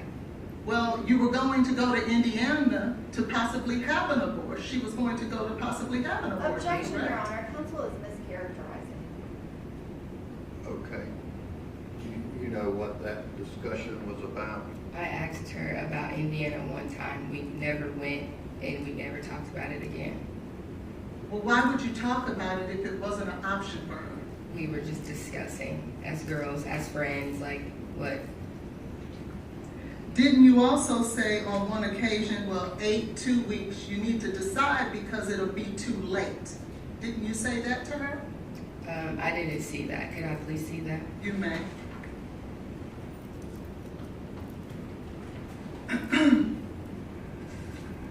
Or get that.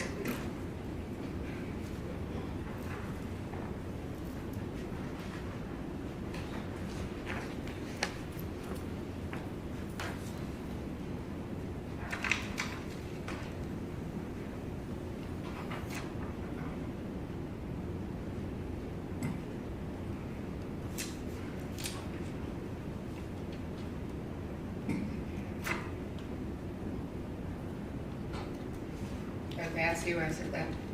Okay. So you were discussing it because she was considering an abortion, correct? We were just discussing. She didn't say she was getting an abortion. I understand, but she was considering it, wasn't she? Objection, Your Honor. She has mischaracterized the witness's testimony. Okay. She said she checks that. She doesn't know what Ms. Benning was considering. Go ahead. So when Ms. Benning then texts you, well, you text Ms. Benning, you need to find out ASAP. This is on November the 2nd. She responds, Indiana is the closest place to go if I made that decision. She was speaking about an abortion, was she not? I already said that we discussed multiple options. It wasn't like a definitive answer. Okay. We were just talking. So when this... Go ahead, I'm sorry. When Mr. Taylor reached back out to Ms. Benning on December 31st, after he no longer considered an abortion, it's no different. It was just different times. Isn't that correct? I'm sorry? What is your question? That's a statement. No, I said, isn't that correct? That's a question. That When Mr. Taylor, what Mr. Taylor thought. when Mr. Taylor reached back out to Ms. Benning on December 31st, do you remember that? I don't remember the day when he reached back out. It was, I don't know. Do you remember when she told you she went to the park with Mr. Taylor? I do. On January the 1st? Yes. And they sat there for 4 to 5 hours and talked? Yes. And after that date, did she ever tell you that Mr. Taylor talked to her about having an abortion after that? I don't recall. So is it your statement that he could have, or you don't recall him ever saying that? Is there messages that I could potentially read about it? I can give you the messages between you and Ms. Benning from January 1st all the way up to February 25th if you would like me to. I'm speaking about this question that you're asking me now. My question is from January 1st of 2023 until February 25th of 2023. Did Ms. Benning ever come to you about Mr. Taylor trying to pressure her or ask her to get an abortion? Yes or no, ma'am? No. Thank you.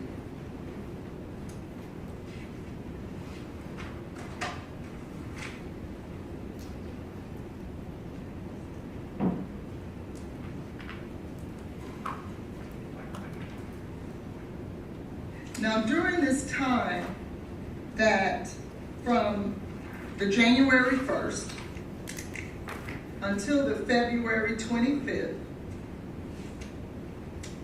isn't it true that you believed that Mr. Taylor was trying to work on the relationship? I can't necessarily speak for what he was doing. Okay, well, did you remember talking to one of the detectives? Saying what again? I'm sorry. That Mr. Taylor was trying to work on the relationship. Okay, yeah. Okay. And that's what you shared with the detective, right? Okay, yeah.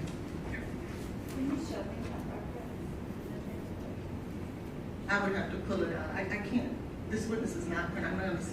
Go ahead, what's your Thank question? you. I'd like to move on. All right, go ahead. Now, when it talking about Mr. Taylor and Miss Benning from February 1st until February 25th, Miss Benning never complained to you in any form or fashion about Mr. Taylor being abusive to her, pressuring her in any kind of way. Isn't that true? Correct. Now, when Mr. Taylor and Miss Benning parted ways on November the 6th of 2022, it was Miss Benning who sent the text message to Mr. Taylor that they should go their separate ways. Wouldn't you agree? Not initially. So are you saying that Mr. Taylor wanted to part ways first? He made mention of it. Okay, and when did he make mention of that? When she found out she was pregnant. And where did you see that? Did she tell you that in person or via text, or how did she tell you that? It might be in the text messages, or she might have told, or she probably told me on the phone. Right, because I've looked through the text messages. That's not there. On the phone. Okay, do you want to ask questions or testify? So, when Miss Benning sent the text on November the 6th, in fact, she said, we're at an impasse. Isn't that what she said? Because she sent the text message to you. You testified to it, remember? Yeah, can I see this text message, please? Yeah.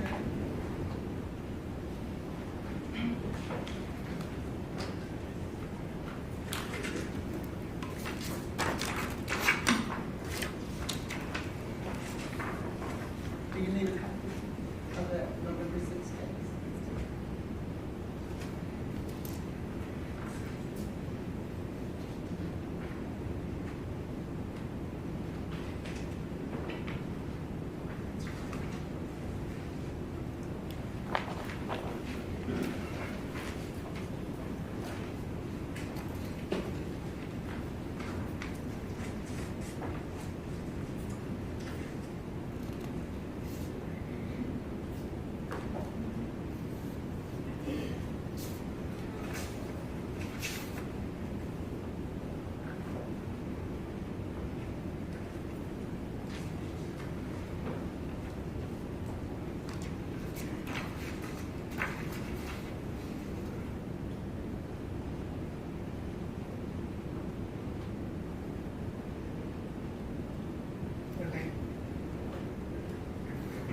That's the text that you testified to on direct examination that you edited, correct? Mm-hmm. And that's the one where it was Miss Benning who sent the text message to Mr. Taylor, isn't that right? Mm-hmm. And what she says is, we need to go our separate ways. Isn't that what she said? Do you want me to, am I supposed to read it? Or? No, I just asked you whether or not she said it. Yes. Okay. And she never shared with you that after that, Mr. Taylor tried to continue to call her, continue to try to force her to have an abortion or anything of the sort, did she? Could you repeat that? I'm sorry. After that text message, Miss Benning never shared with you that Mr. Taylor tried to force her, coerce her, or do anything to force her to have an abortion, did she?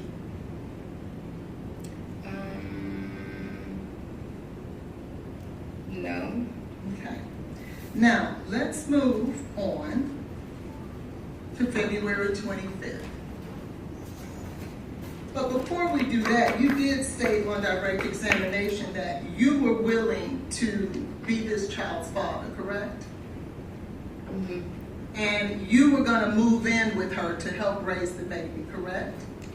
If need be. And I think, did you refer to them as your babies? Her and the baby, Jade and the baby were your babies? When did I say that? I'm asking if you ever referred to them as that. I don't remember. On February the 25th of 2023, you knew that Miss Benning was the one who planned this date night, isn't that right? Correct.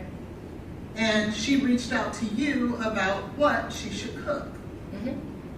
And you stated she should cook the chicken Alfredo, right? Because you wanted some, that's your favorite food, right, from her? It is. Okay.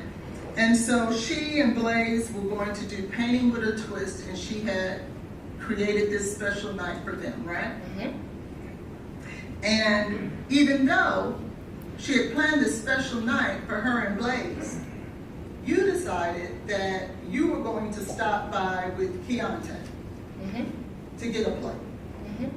And she wasn't necessarily super excited about that initially, right? I can't say if she was or not. Well, didn't you at one point represent that? Well, I bet that girl was saying this bitch. Do you remember saying that? Not in that way, no. What way was it? Because I said that about Blaise was probably thinking that about me because I came by. But didn't she suggest that she would pack the food up for you to get the next day? She didn't say the next day. Okay, when did you think she meant? That night. Okay. And so then you and Keontae then came by, correct? Correct. And when you went there, you talked about that y'all had a group conversation, talked about future plans, correct? Activities, yeah. Future plans of doing things together. Mm-hmm. And Mr. Taylor was involved in those future plans, right? Mm-hmm. And that he actually invited you guys to stay that night, didn't he? After we left. Well, he didn't invite you to stay and play cards, and you said, no, I don't want to intrude? Not when I was there. Oh, this was after you left? This was when I left. And who told you that? Jade. Okay. And so you stated that he then, when all of that was going on, you called it a cute interaction. Do you remember that? Mm-hmm. But you testified on direct that it was somewhat obvious with the black hole thing, right? When discussing the painting. Okay. So just the painting and not Mr. Taylor and his view of it. I'm sorry? So when you were discussing that it was dark, you were only talking about the painting and not Mr. Taylor? I was talking about the painting. Because you actually characterized it as a cute interaction, didn't you? Because we were all talking and we just met him for the first time. Okay. And there was nothing about that evening that made you feel any way about the way Mr. Taylor was acting, were you? Beyond what I said about the painting. But yet you still called it a cute interaction. For her, yes. And the painting, if I could have State's Exhibit 1A and B, please.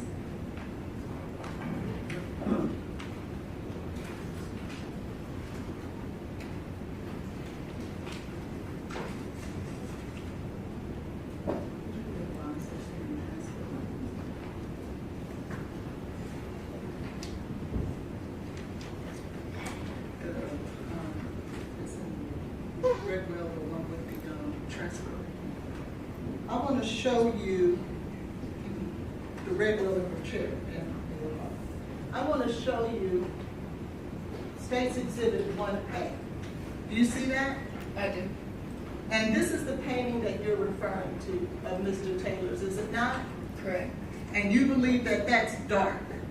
That's your characterization of it? What he described to me was dark. Okay. And he described a dark hole? Yes. And where's the dark hole? I don't know. I don't know what I'm looking at. Now, as it relates to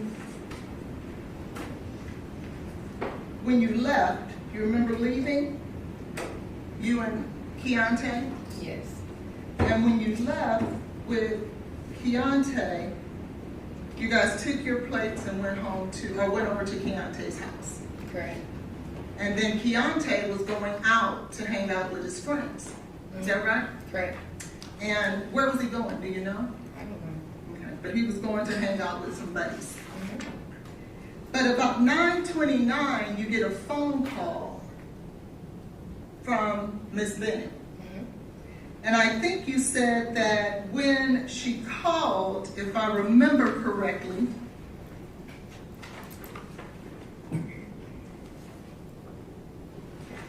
you said that when you picked up the phone, what you heard was, "What did you do? What did you put in my drink?" Is that right? And then, "Let me see what's in your pockets." She said that after she said those two things. Is that right? She said those things, correct. But at 9:30, you sent her a text saying, "Are you talking to me?" Why would you think she's talking to you if she's saying, "What did you do? What did you put in my drink?" I didn't think she was talking to me about those things. I was wondering what was going on because she never acknowledged me on the phone. Well, wasn't there a time when you were talking to one of the detectives that you said that she was trying to say your name, Nigella? Didn't you say that? I don't remember that. Okay. We'll put a pin in that, and after, I believe you said that after that interchange in regards to that, you say that it was something like you've never heard before. Isn't that what you said? Correct. And that it appeared like she was in danger. And that you had never heard your best friend in that way. Correct. And that basically she was accusing the man that she was alone in an apartment with for trying to kill her. Correct. You didn't think it would have been important to call 911? It was important to call 911. So why didn't you? I was not there. You didn't have to be there to call 911, did you? No, but I didn't have anything. What was I going to report? What you just said. Everything that you reported to those police officers at the hospital, you could have reported to 911, correct? And if they would have asked me questions about her physical state, I would have not been able to provide those answers. Well, didn't you say to those officers, she sounded sluggish? She said that I can't feel my legs? Didn't you say that she said, "I feel like I'm about to pass out"? Isn't that directly related to her physical condition? I was not there to answer any questions that they would have asked me, additionally beyond what I provided for them, if I would have called. But you were so concerned that you stopped what you were doing and you drove over there. Yes. What were you going to do? What was I going to do when? When you got there.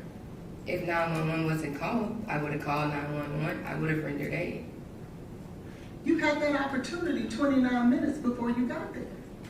Is that a question? Yes, why didn't you do that? You've asked her that. Then you stated that at some point that she asked you to call Keontae. Isn't that true? I didn't say she asked me to call Keontae. I mentioned the words that I heard of his name. Okay, and so she never then, are you stating that she never told you to call Keontae on the three-way? No. May I have a moment, Your Honor? Did you ever tell Detective Smith that? I don't recall. Would it refresh your memory if you were to take a look at Detective Smith transcript talking to you? Sure. May I have a moment? Okay.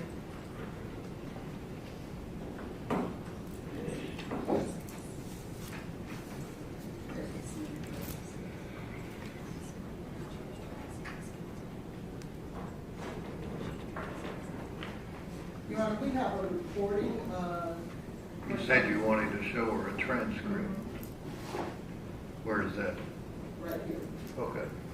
Let me make sure it's the right. There are 4 different transcripts for her.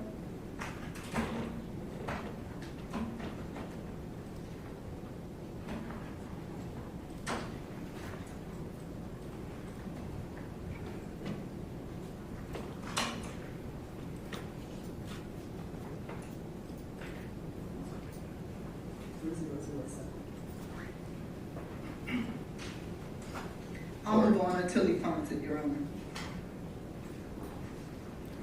So after that, you go on to say, now with Keontae, she really didn't know him, did she? She knew who he was. Well, Mr. Jones testified she had only met him twice. I said she knew who he was. Okay, but she didn't know him very well, did she? No. Did her father live here? Whose father? Miss Benning's. No. Did her stepmother live here? Yes. Okay.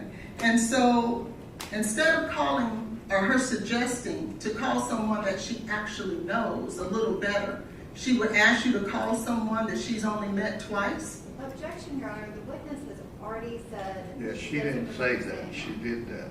Well, you interpret it that way because you called Keontae, correct? Objection, Your Honor. The witness is testifying in a question. The attorney is, this witness has not said any of that. You want to clarify whether this young lady witness was told by Ms. Benning to call Keontae? What made you call Keontae? I heard the word key. Okay, and so you thought that to mean what? She was asking for him. Why do you feel like she would be asking for him? Because she was scared. That's how she sounded to me. So again, I'll ask you, why would you think, with her being scared, that she would want to call someone she's only known or only met twice? I have no idea. But that's what you did, correct? So when Keontae gets on the phone, you then state that he asked Blaise, man, did you do this? Right? I said he asked, what did you do or what happened? Okay. I don't remember that exact verbiage. And so you don't remember the exact verbiage now? I just said what I said. He said, what did you do or what happened or something along those lines, yes. And how did Mr. Taylor respond? He said he didn't know. Okay. He didn't know what happened. Mm-hmm. And so when you finally hear what's going on, you drive over there, correct? I was already on the way over there when she called me. And you were over there because you were on your way over there because you felt like she was in dire straits. In what? Dire straits, meaning she was in trouble. She was, yes. Okay. And so you get over there. Do you call her mother before you get there, given the fact that she was in so much trouble? I called her mother, yes. Before you got there, did you call her mother? Yes. I thought you didn't call her mother until you got there. Is that not right? I never said that. Okay, so when exactly did you call her mother? After Blaise told me he was calling 911. Okay. And so when you got there, you actually, well, before you got there, you talked about at 9:47, you made the second call. I don't remember what time. You don't remember what time you said that you called the second time? I don't remember exactly what time, no. Okay. And then when you get there, in fact, 911 is there, is it not? Correct. The EMS was there just like he said they were. Mm-hmm. And you stated that when you arrived, that he was frantic. Isn't that what you said? I said he was pacing back and forth, like anxiously panicking, yes, that's what I said. And you were panicking too, weren't you? I was. And you were jumping on the back of the ambulance? Were the paramedics and EMT allowing you to do that? They told me that I needed to go to meet them at Vanderbilt. Did they try to stop you from jumping on the back of the ambulance? I didn't jump on the back of the ambulance. I was trying to see through the window what was going on with Jade. And were you getting in the way of the paramedics? No. Not at all? No. And you feel like jumping on the back and trying to look inside? She said she didn't do that. Would you be surprised to know that someone testified that you did? Objection, Your Honor. Counsel is mischaracterizing the witness. You'll just ask questions instead of testifying, please, ma'am. Now, when you got to the hospital, you had to check into the hospital, didn't you? I did. And when you checked into the hospital, you had to go through a metal detector? I did. And they gave you a visitor's pass? I don't remember. But you did have to go through a metal detector? I did.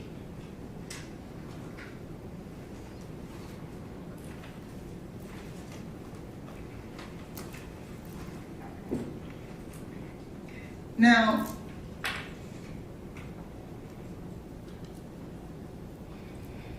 when you guys left Miss Benning's home, Mr. Taylor didn't go back upstairs, did he? No. He went straight to the hospital just like you did. Correct. So he never had an opportunity to go back upstairs, did he? Objection, Your Honor. Calls for speculation. All right, I'll sustain the objection. Did you see Mr. Taylor get in his vehicle? Get it. You see him get in his vehicle? Yes. And did you see him drive off? Yes. So he didn't have an opportunity to go back upstairs, did he? Not at that point in time, no. You talked about that when he got there, that he referred to Miss Benning as his girlfriend. Is that right? Correct. And you told officers that you didn't believe that they were in fact dating. I said they were not dating. They were not dating. But isn't it true that they planned a date night? Exclusively. Boyfriend and girlfriend. But I thought you just said they weren't dating. Because you didn't qualify it with exclusively, did you? No. You said dating, didn't you? Yes. But they were on a date night, isn't that true? Correct. And then you testified on direct that she wanted more, correct? I said that? Yes, you did. Okay. Okay. And that they saw each other 2 to 3 times a week, didn't you say that? I said sometimes. And in fact, they had seen each other 3 days in a row that week. I don't remember. I'm going to object to Ms. Hollins asking her questions, insinuating that she made those statements. Ms. Jackson did not make those statements. Yeah, she just testified to it. She has not said that they saw each other the last 3 days. That is not. No, I didn't say that. I asked her that. I should be able to ask the witness questions. Yeah, go ahead. Now, when you first got to the hospital, it was you who accused Mr. Taylor of doing anything wrong, isn't that true? You said what? It was you who accused Mr. Taylor of doing anything wrong. Of doing anything wrong? I don't understand what you're saying. With Miss Benning, doing something to her. I simply told everyone that I spoke with what I heard on the phone. Okay. And do you remember if she said anything like that when Mr. Jones was on the phone? No, she did not. So he never heard what you heard? No, not the beginning of the phone call. And in fact, when Mr. Jones was on the phone, there were no accusations made by Miss Benning. Isn't that true? She wasn't really able to say anything at that point. Well, did you testify that she was able to say some words? Yes, prior to me calling Keontae. So after calling Keontae, you're saying she never said any more words at all? We could hear her, but nothing made sense at that point. But she was saying something? Nothing substantial of anything that we could understand, no. And it's your testimony that you do not remember exactly what time that second phone call was? I don't remember what time that second phone call was. What time was the first call? 9:29. And how long did it last? 6 minutes. And so that would take us to 9:30. 35? Sure. Okay. And so, can I have State's Exhibit, the NFD record? What do you need? The NFD records. That's been Exhibit 5.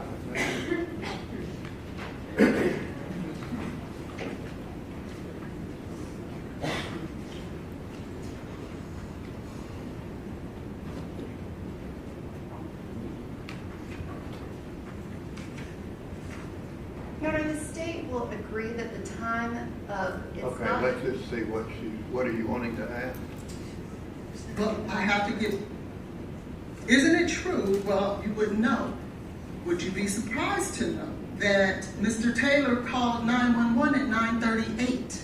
I don't know what time he called 911. That's why I was going to get the record, Your Honor.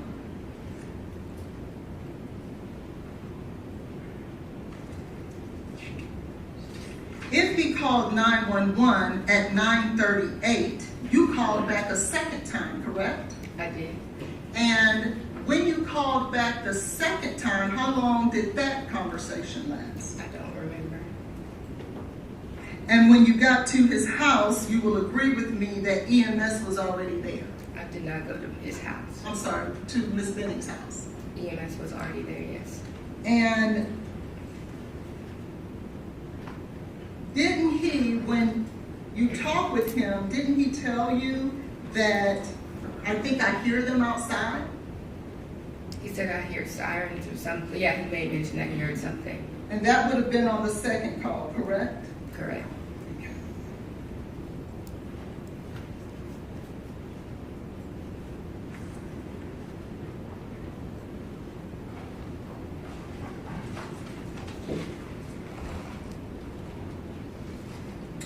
When you left the Miss Benning's home and got to the hospital, did you gain access to Miss Benning's phone?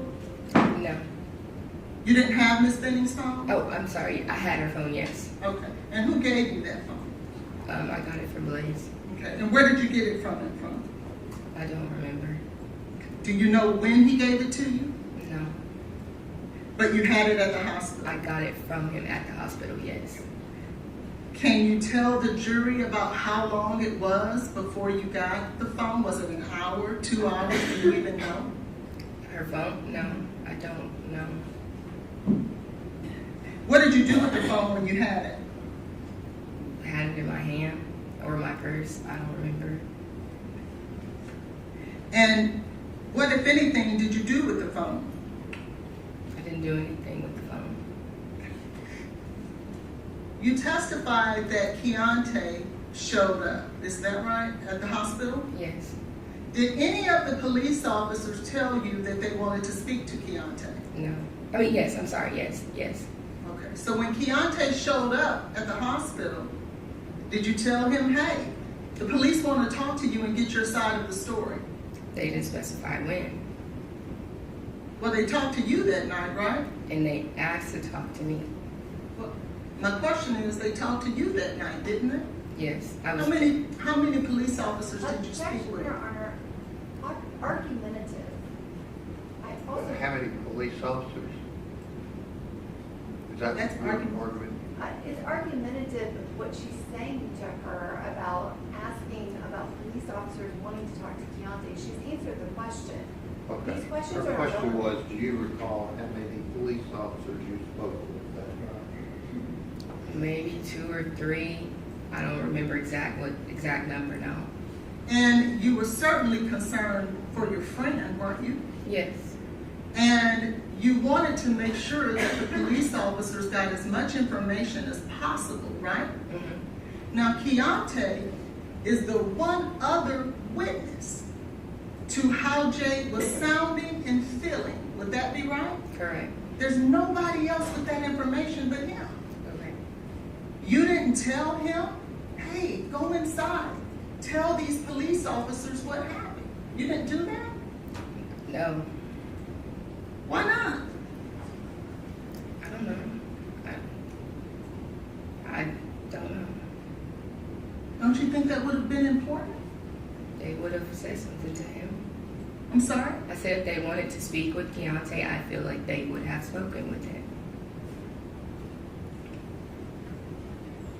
You didn't feel it was important enough to tell Keontae that night, but you did feel it was important enough to accompany Miss Franklin to Miss Benning's home and to remove evidence out of the apartment. Is that right? What's the question?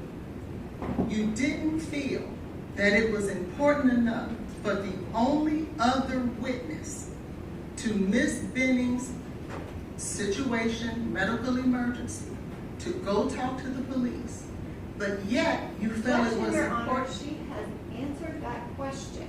She asked me to repeat the question. You asked the question No, I have after not. that and went back to the one before. Did May I you finish the tell question? Mr. Jones to stay and talk to the police? I did not tell him to That's- stay. But That you was- did go to the apartment? Yes. Okay. And when you went to the apartment, you had spoken to 3 officers, 2 to 3, is that right? I don't remember how many I spoke with, but I spoke with officers. And surely you knew, because you told them everything that was going on, that they were going to investigate, correct? Correct. But yet you felt that it was on you to do the investigation. Is that right? No. But you went there before the police went there. Objection, Your Honor, she answered the question. Okay, she went there before the police went there. Why did you remove evidence? Because according to you, that's a crime scene. Why would you remove evidence from a crime scene? It was not a crime scene when I went there. There was no one that told me I could not go, so I went. Didn't you accuse Blaise of a crime? I told them what I heard on the phone. Well, let me ask you this. If you believe that Mr. Taylor put something in Miss Benning's drink to cause harm to the unborn child, would that be a crime? Yes. And you didn't believe that was a crime? I did believe it was a crime. And so you're going to do the investigations for the police instead of allowing them to do it? Sure. And remove vital evidence from the scene? What did you do with it? I didn't have anything. Who had it? I moved the camera. Okay, so let's talk about that. You moved the camera. I did. The camera had the potential to video or record Mr. Taylor doing anything that Ms. Benning was accusing him of. Isn't that true? Yeah, yes. So why would you move the very thing that could have recorded him? Because it was not in the location where she had it at. And isn't that all the reason more to leave it there so the police can see that it was in a location different than what it was? Sure, yeah. So why'd you move it? Because it was not where it was supposed to be. And if he did come back to her place, we would have seen that. You also would have seen if he did what you said that Ms. Benning was saying, they would have seen that. Isn't that true? Yes. Which one would you think would be more important to preserve? What he did according to what you said Ms. Benning said he was doing, or him coming back into the apartment? Which one do you think is more important? I'm not sure. And so you then moved that camera into the kitchen area. Did you look at it? No. Why didn't you take the camera and give it to the police? I didn't take anything out. You were there when Ms. Franklin took it out, right? Correct. Did you assist Ms. Franklin in taking it out? Objection, Your Honor, she has asked and answered that question. I've never asked that question. Assist her in what? Did she assist Ms. Franklin in removing evidence from the scene? I walked out with her. But you didn't have the comforter? No. Did you see a washcloth there? No. Did you see a glass on the counter? Yes. And isn't it true that you stated that Miss Benning was drinking out of a glass? Mm-hmm. And that same glass was on the counter, was it not?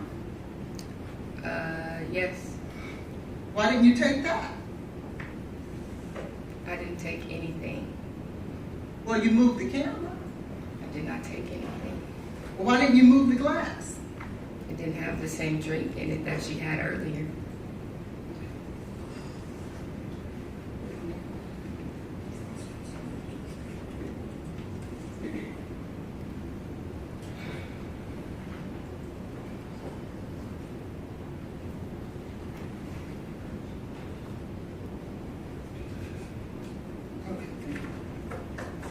So, when you went back into Miss Benning's house, did you see a gun there? No. Do you know whether or not Miss Benning had a gun there? I'm not sure. I want to draw your attention back to State's Exhibit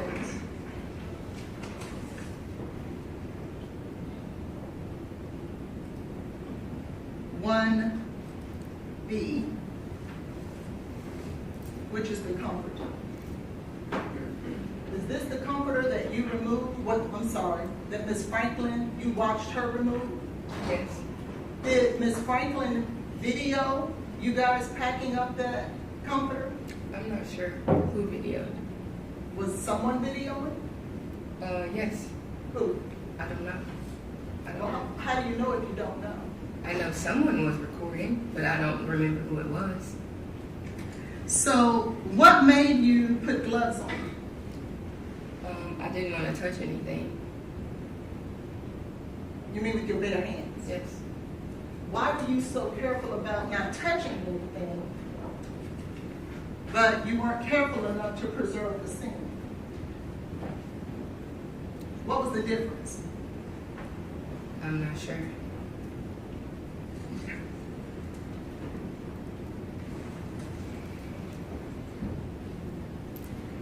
When you went to the hospital and you started talking to police officers, did you talk to them about Lauren Weber, who had gone to the apartment earlier that day? I'm not sure. I don't remember. Did you ever share with anyone that you didn't believe that Mr. Taylor stating that she actually vomited was true? Did you ever make that statement? I said he never told me that prior to. And so, were you stating, because this is what I'm asking, when you told the officers he never told me that, were you insinuating that it was not true? I was insinuating when I was asking him on the phone, and prior to me getting there, what happened, what was going on. He did not inform me that she vomited until after we both disclosed our perspective, or not even perspective, what we both experienced that night. And didn't you tell the police officers that Lauren Weber or anyone else had not seen any vomit anywhere in the place? I don't remember. Could you have said that? I'm not sure. How did Miss Weber, when did you talk to Miss Weber that night? When she got to the hospital. What time was that? I don't remember.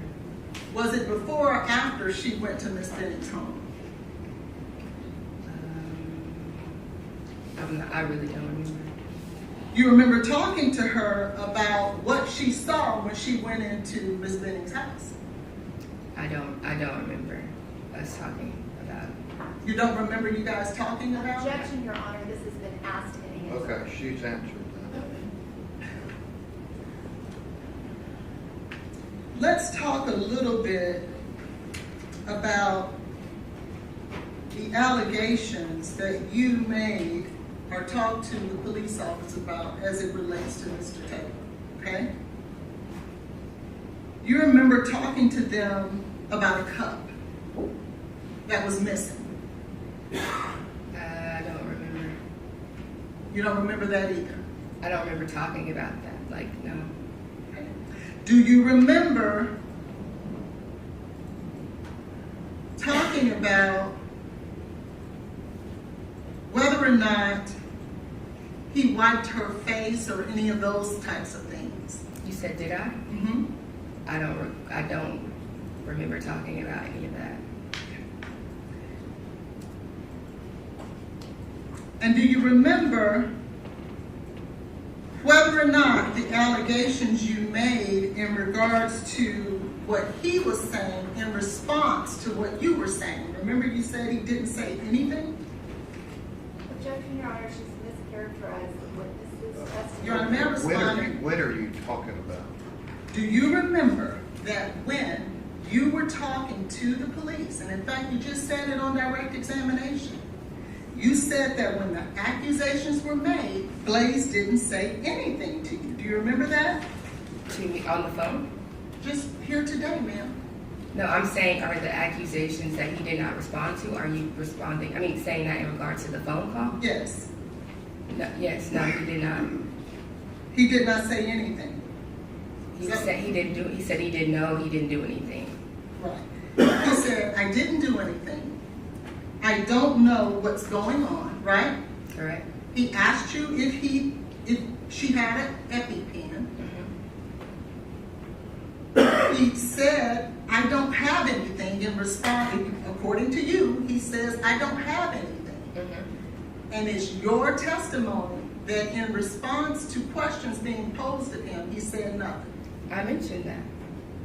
So why would you characterize it as he didn't respond? I said he did not. I already said what he responded to. When Jade said that he was scaring her, he responded that she was scaring him. When she asked to empty her pockets, let me see her hands, he said he didn't have anything. I already mentioned that. And then you said, you also said that he would never FaceTime me, right? Mm-hmm. Well, if he was busy tending to Miss Benning and or trying to get to 911, the emergency people, would you be more concerned with him caring for her or FaceTiming you? I asked for him to FaceTime me before he told me he was calling 911. But you also said that he told you he could hear the sirens, right? Correct. So how could he get ready to call 911 if the sirens are already there? I don't know. But that's your testimony. What's my testimony? That he said, I'm about to call 911. Yes. And that was on the second call. Yes.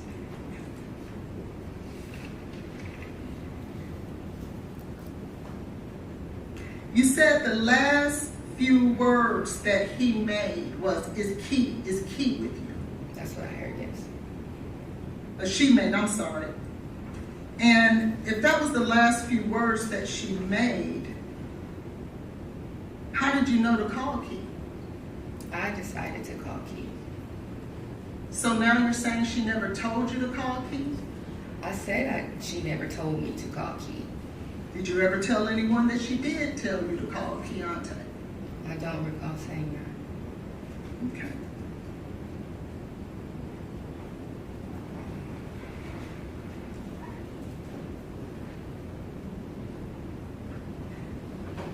You stated on direct examination, he wasn't giving me anything, right? Mm-hmm. What did you mean by that? As I was asking him what was going on, what happened, he never had anything to tell me. Now, didn't you say that he told you that they danced? That was at the hospital. When he told me. So then he did tell you something. When I made that statement, I was saying in terms of when I was asking him what was going on, he didn't give me anything. Wasn't he in the middle of a medical emergency? Yes. Okay.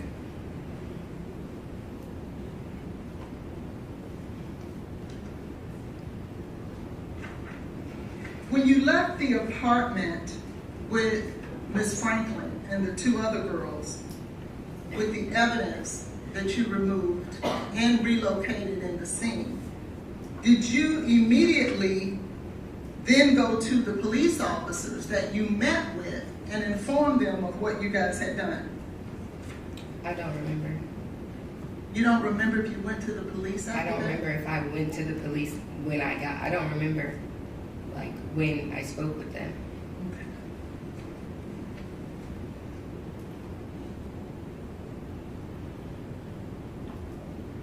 And who told you, or how did you come to the decision that you were going to participate in going back to the scene?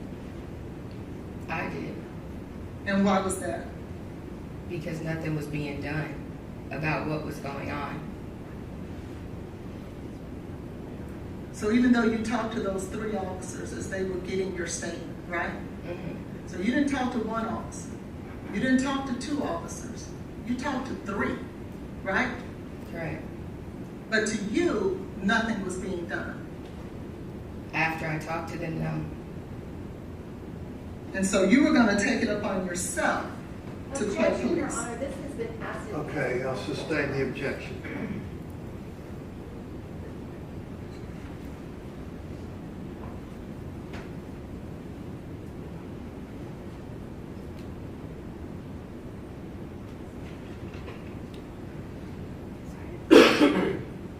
Is there any other person, Ms. Jackson, besides you, who heard any of these alleged allegations No. that Ms.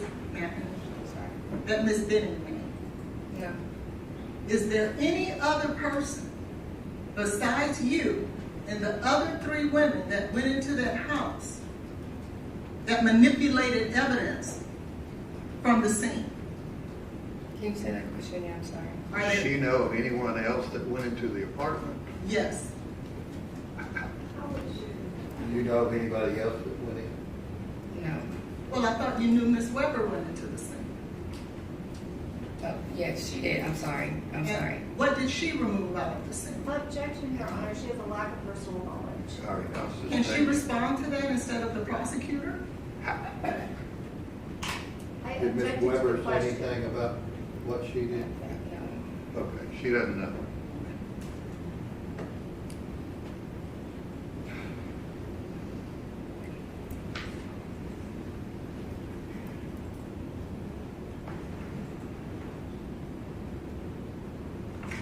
If I could just have a minute.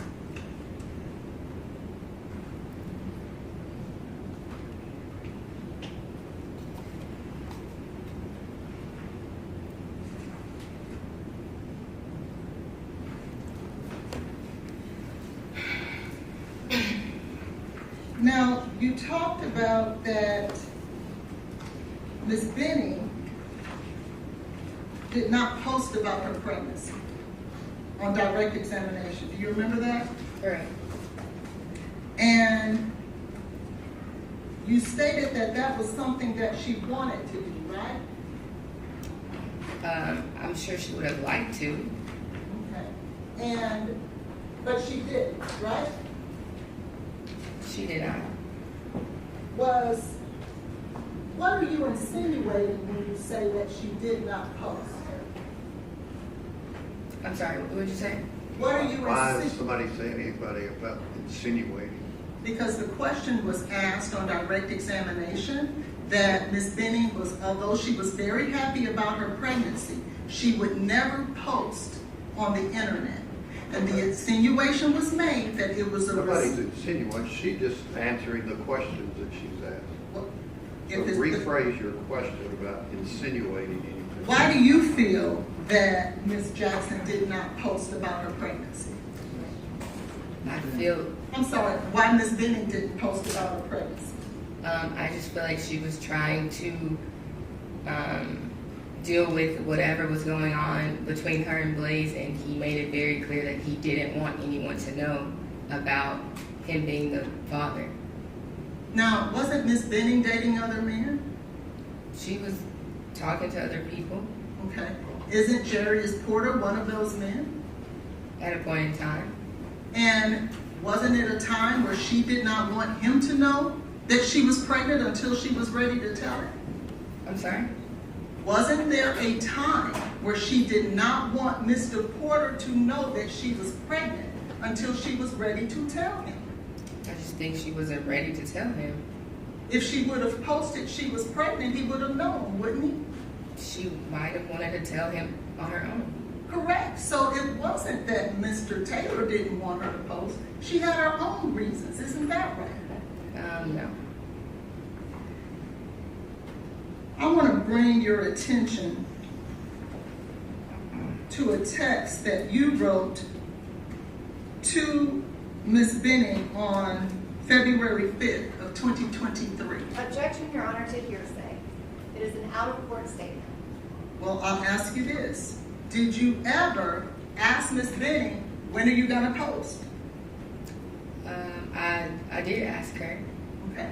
And isn't it true that in her response, it said nothing about Mr. Taylor? I'm not sure. Can I see that? Yes, you may.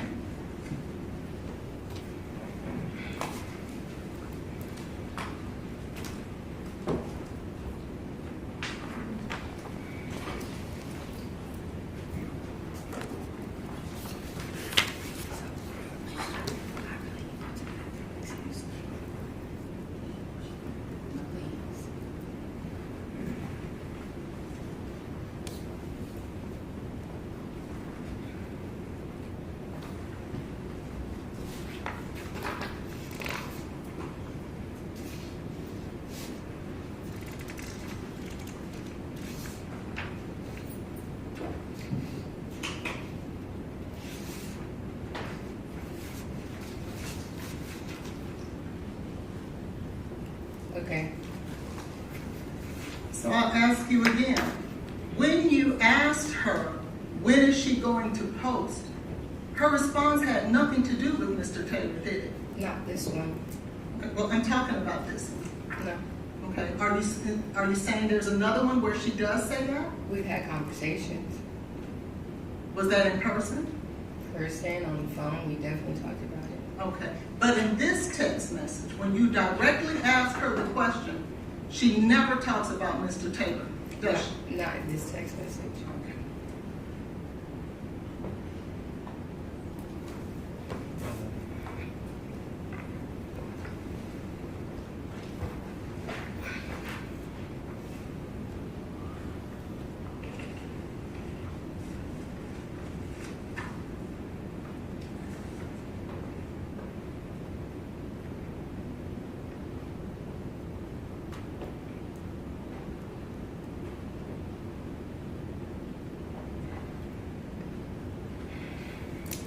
Do you remember a time on November the 9th, after Ms. Taylor found out that she was pregnant, that she talked about eating gummies with her aunt? Do you remember that? I remember the conversation. And isn't it true that her aunt offered her some gummies after that day? Her aunt did not know she was pregnant. And Ms. Benning's response was, I told her I needed to eat first. Do you remember that? Mm-hmm. Not, no, I'm not taking them. That was not her response, was it? She wasn't. No, it was not her response. So your statement then that she did not do anything after that wouldn't necessarily be true. How does she know whether she did that or not? Yes. In this text message, did she ever say to her aunt, I'm not taking those? Not in that text message. She did not say that.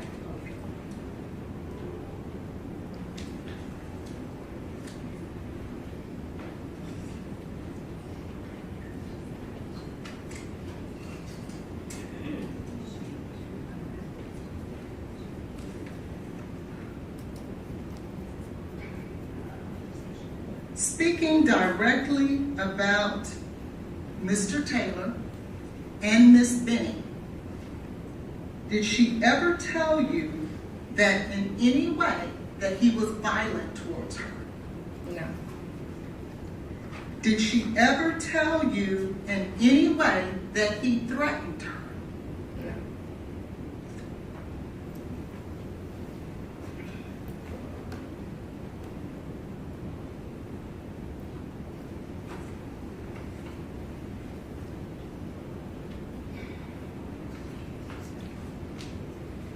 So outside of this incident, in regards to what you heard but no one else heard, there is no other situation throughout the course of Mr. Taylor and Ms. Benning's relationship that there has ever been any form of violence or threat against her. Isn't that true?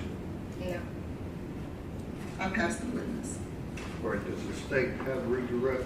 I do. How long do you think that would be? It will be at least 30 minutes. It could be longer. Or do you need to take a short break? Yeah, I just want to go to the restroom. Well, Go with that gentleman right there.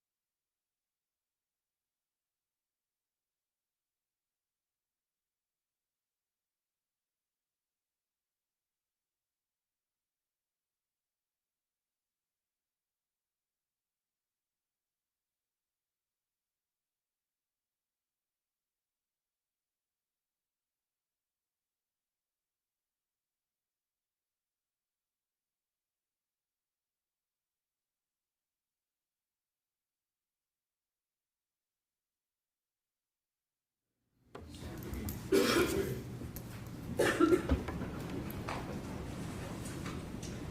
am going to ask that the witness be handed a copy of her transcript interview with Detective Smith on that night.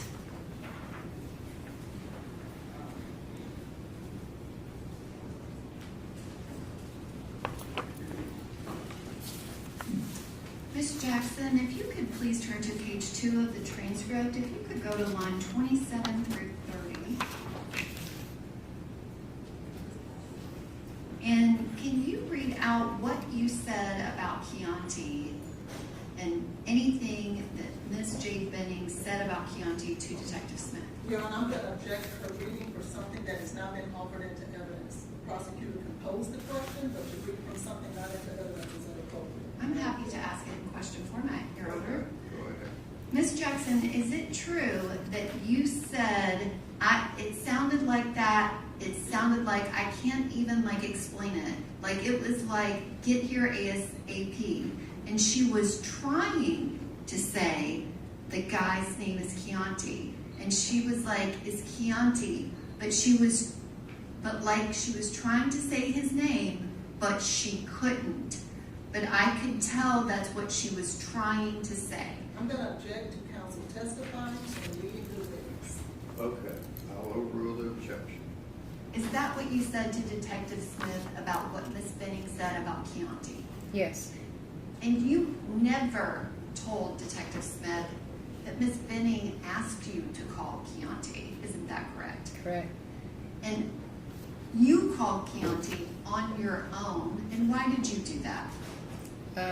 Like I said, like I feel like she was scared. I heard Key, and I was just with her, and I wanted him to hear the way that she sounds. So that's why I made the decision to call Keontae. And if you could turn to page 4 of that same transcript, and if you could look at lines 42 through 47. When you were asked about Miss Benning and Mr. Taylor's relationship after January of 2023, you responded to Mr. Smith, she doesn't send him any pictures, ultrasounds. Like, I just went to her house 2 days ago and the ultrasounds were on the countertop. I get there today and they're gone. So she tried. It's not like she tried to hide it from him, but Hang on a second. What is your question? I'm asking her if this is what she said in response to what their relationship was like. Miss Collins, Ask her. what did you say in response to Detective Smith when he was asking you about their current relationship after January 2023 in that February time frame? Your Honor, I'm going to object to I'll overrule the objection. Have a seat. She has a right to bring up consistent information that you for 2 hours asked her about. But she's not allowed to read from something that's not in evidence. She is on She's direct asking this. examination. Have a seat. Thank you. May I have a ruling, Your Honor? The ruling is have a seat. Thank you. Now, what is your question? My question is, can you please answer what you told the detective about their current relationship?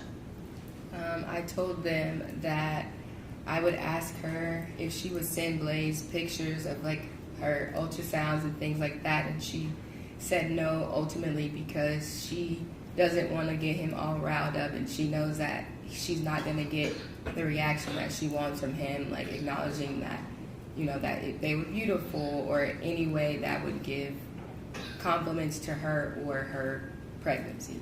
So she described to you if she talked to him about her pregnancy, he had negative feedback. Yes. And were you aware, did he go to any pregnancy appointment with her? No. Were you aware of whether or not Miss Benning asked him to go to the appointments with her? Yes. And did she send you his responses? Yes. And what were his responses? Pretty much like he was too busy. Did you have any indication that Mr. Taylor was interested in actively being involved in Miss Benning's pregnancy in February of 2023? I'm sorry, one more time. Did you have any information that Mr. Taylor did anything to be actively involved in her pregnancy? No. And you were asked questions about if there were any discussions about abortion. Mm-hmm. Could you please describe what your discussions were with Miss Benning about abortion? We briefly talked about it in terms of like, just like I said, girl talk, having conversation, but she never like actually said that she wanted to have an abortion. Did she ever say that she wanted to have an abortion? No. Did she actually say the opposite of that? Yes. And when abortion came up, what was the context of that conversation?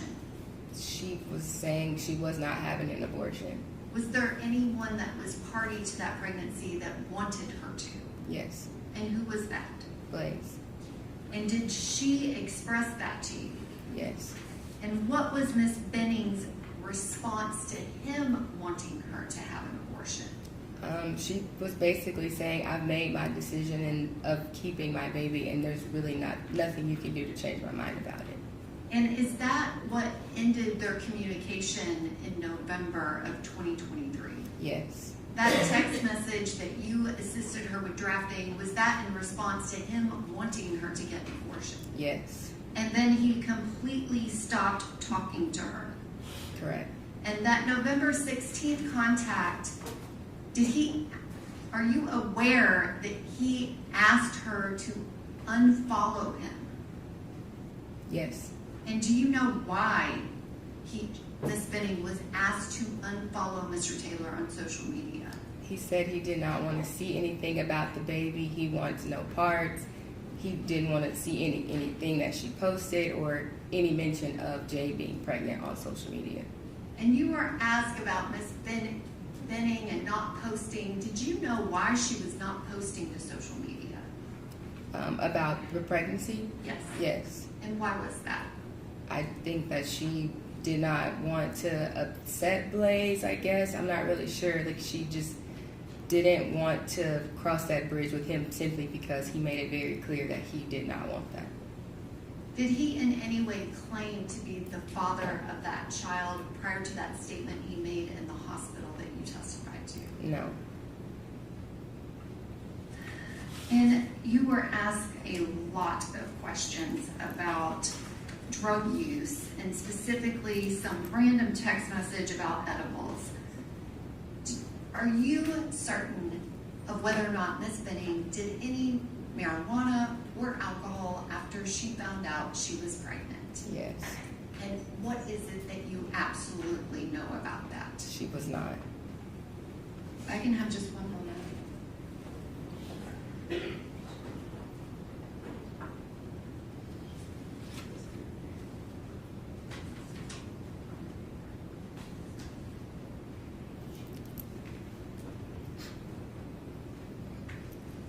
Ms. Jackson, at the beginning of questioning, you were asked about Ms. Denny, and you said you knew of her, and then you said you met her before. Mm-hmm. Had you met her before any of this happened? No. Thank you. Any recross? Yes.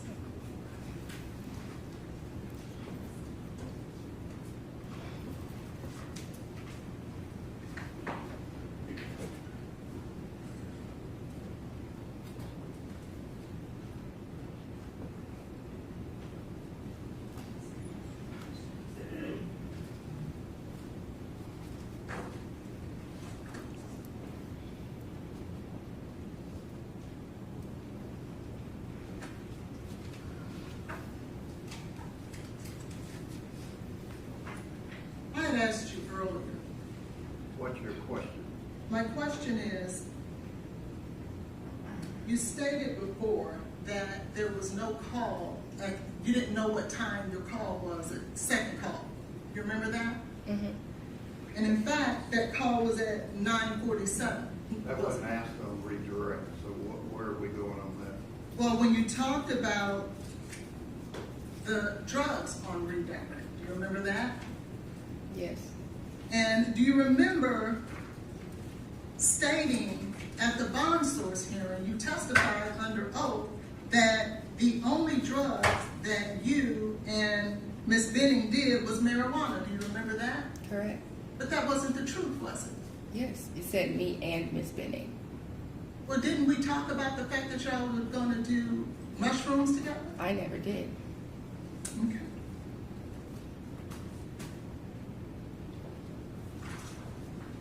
You talked about on redirect in regards to Mr. Taylor's involvement with the baby. Do you remember that?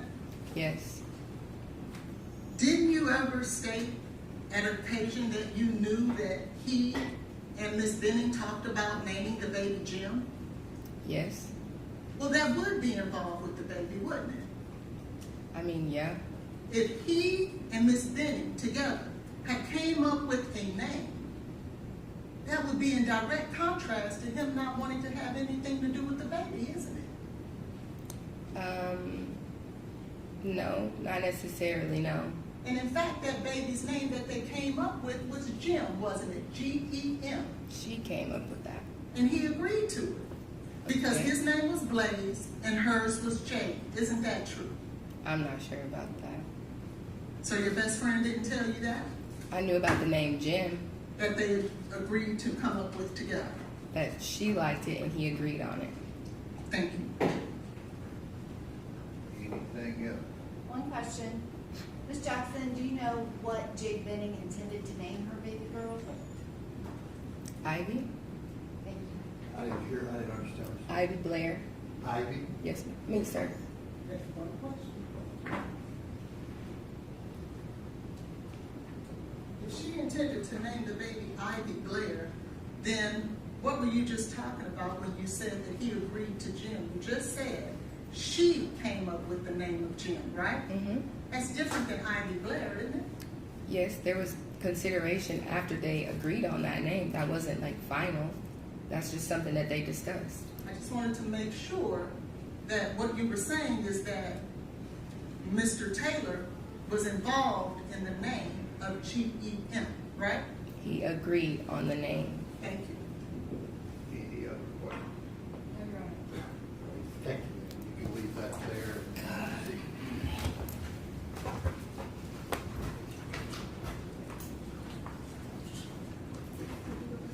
Yeah, you can have a seat.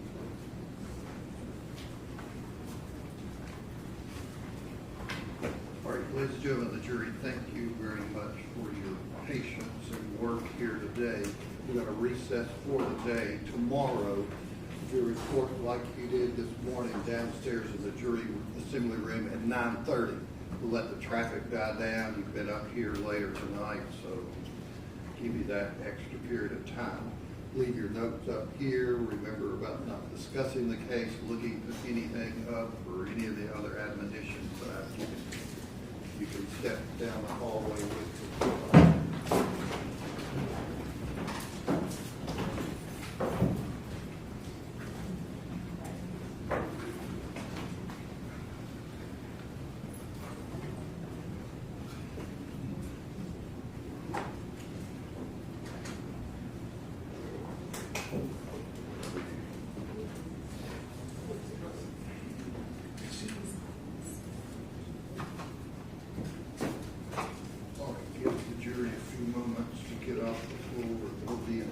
till 9:30 a.m.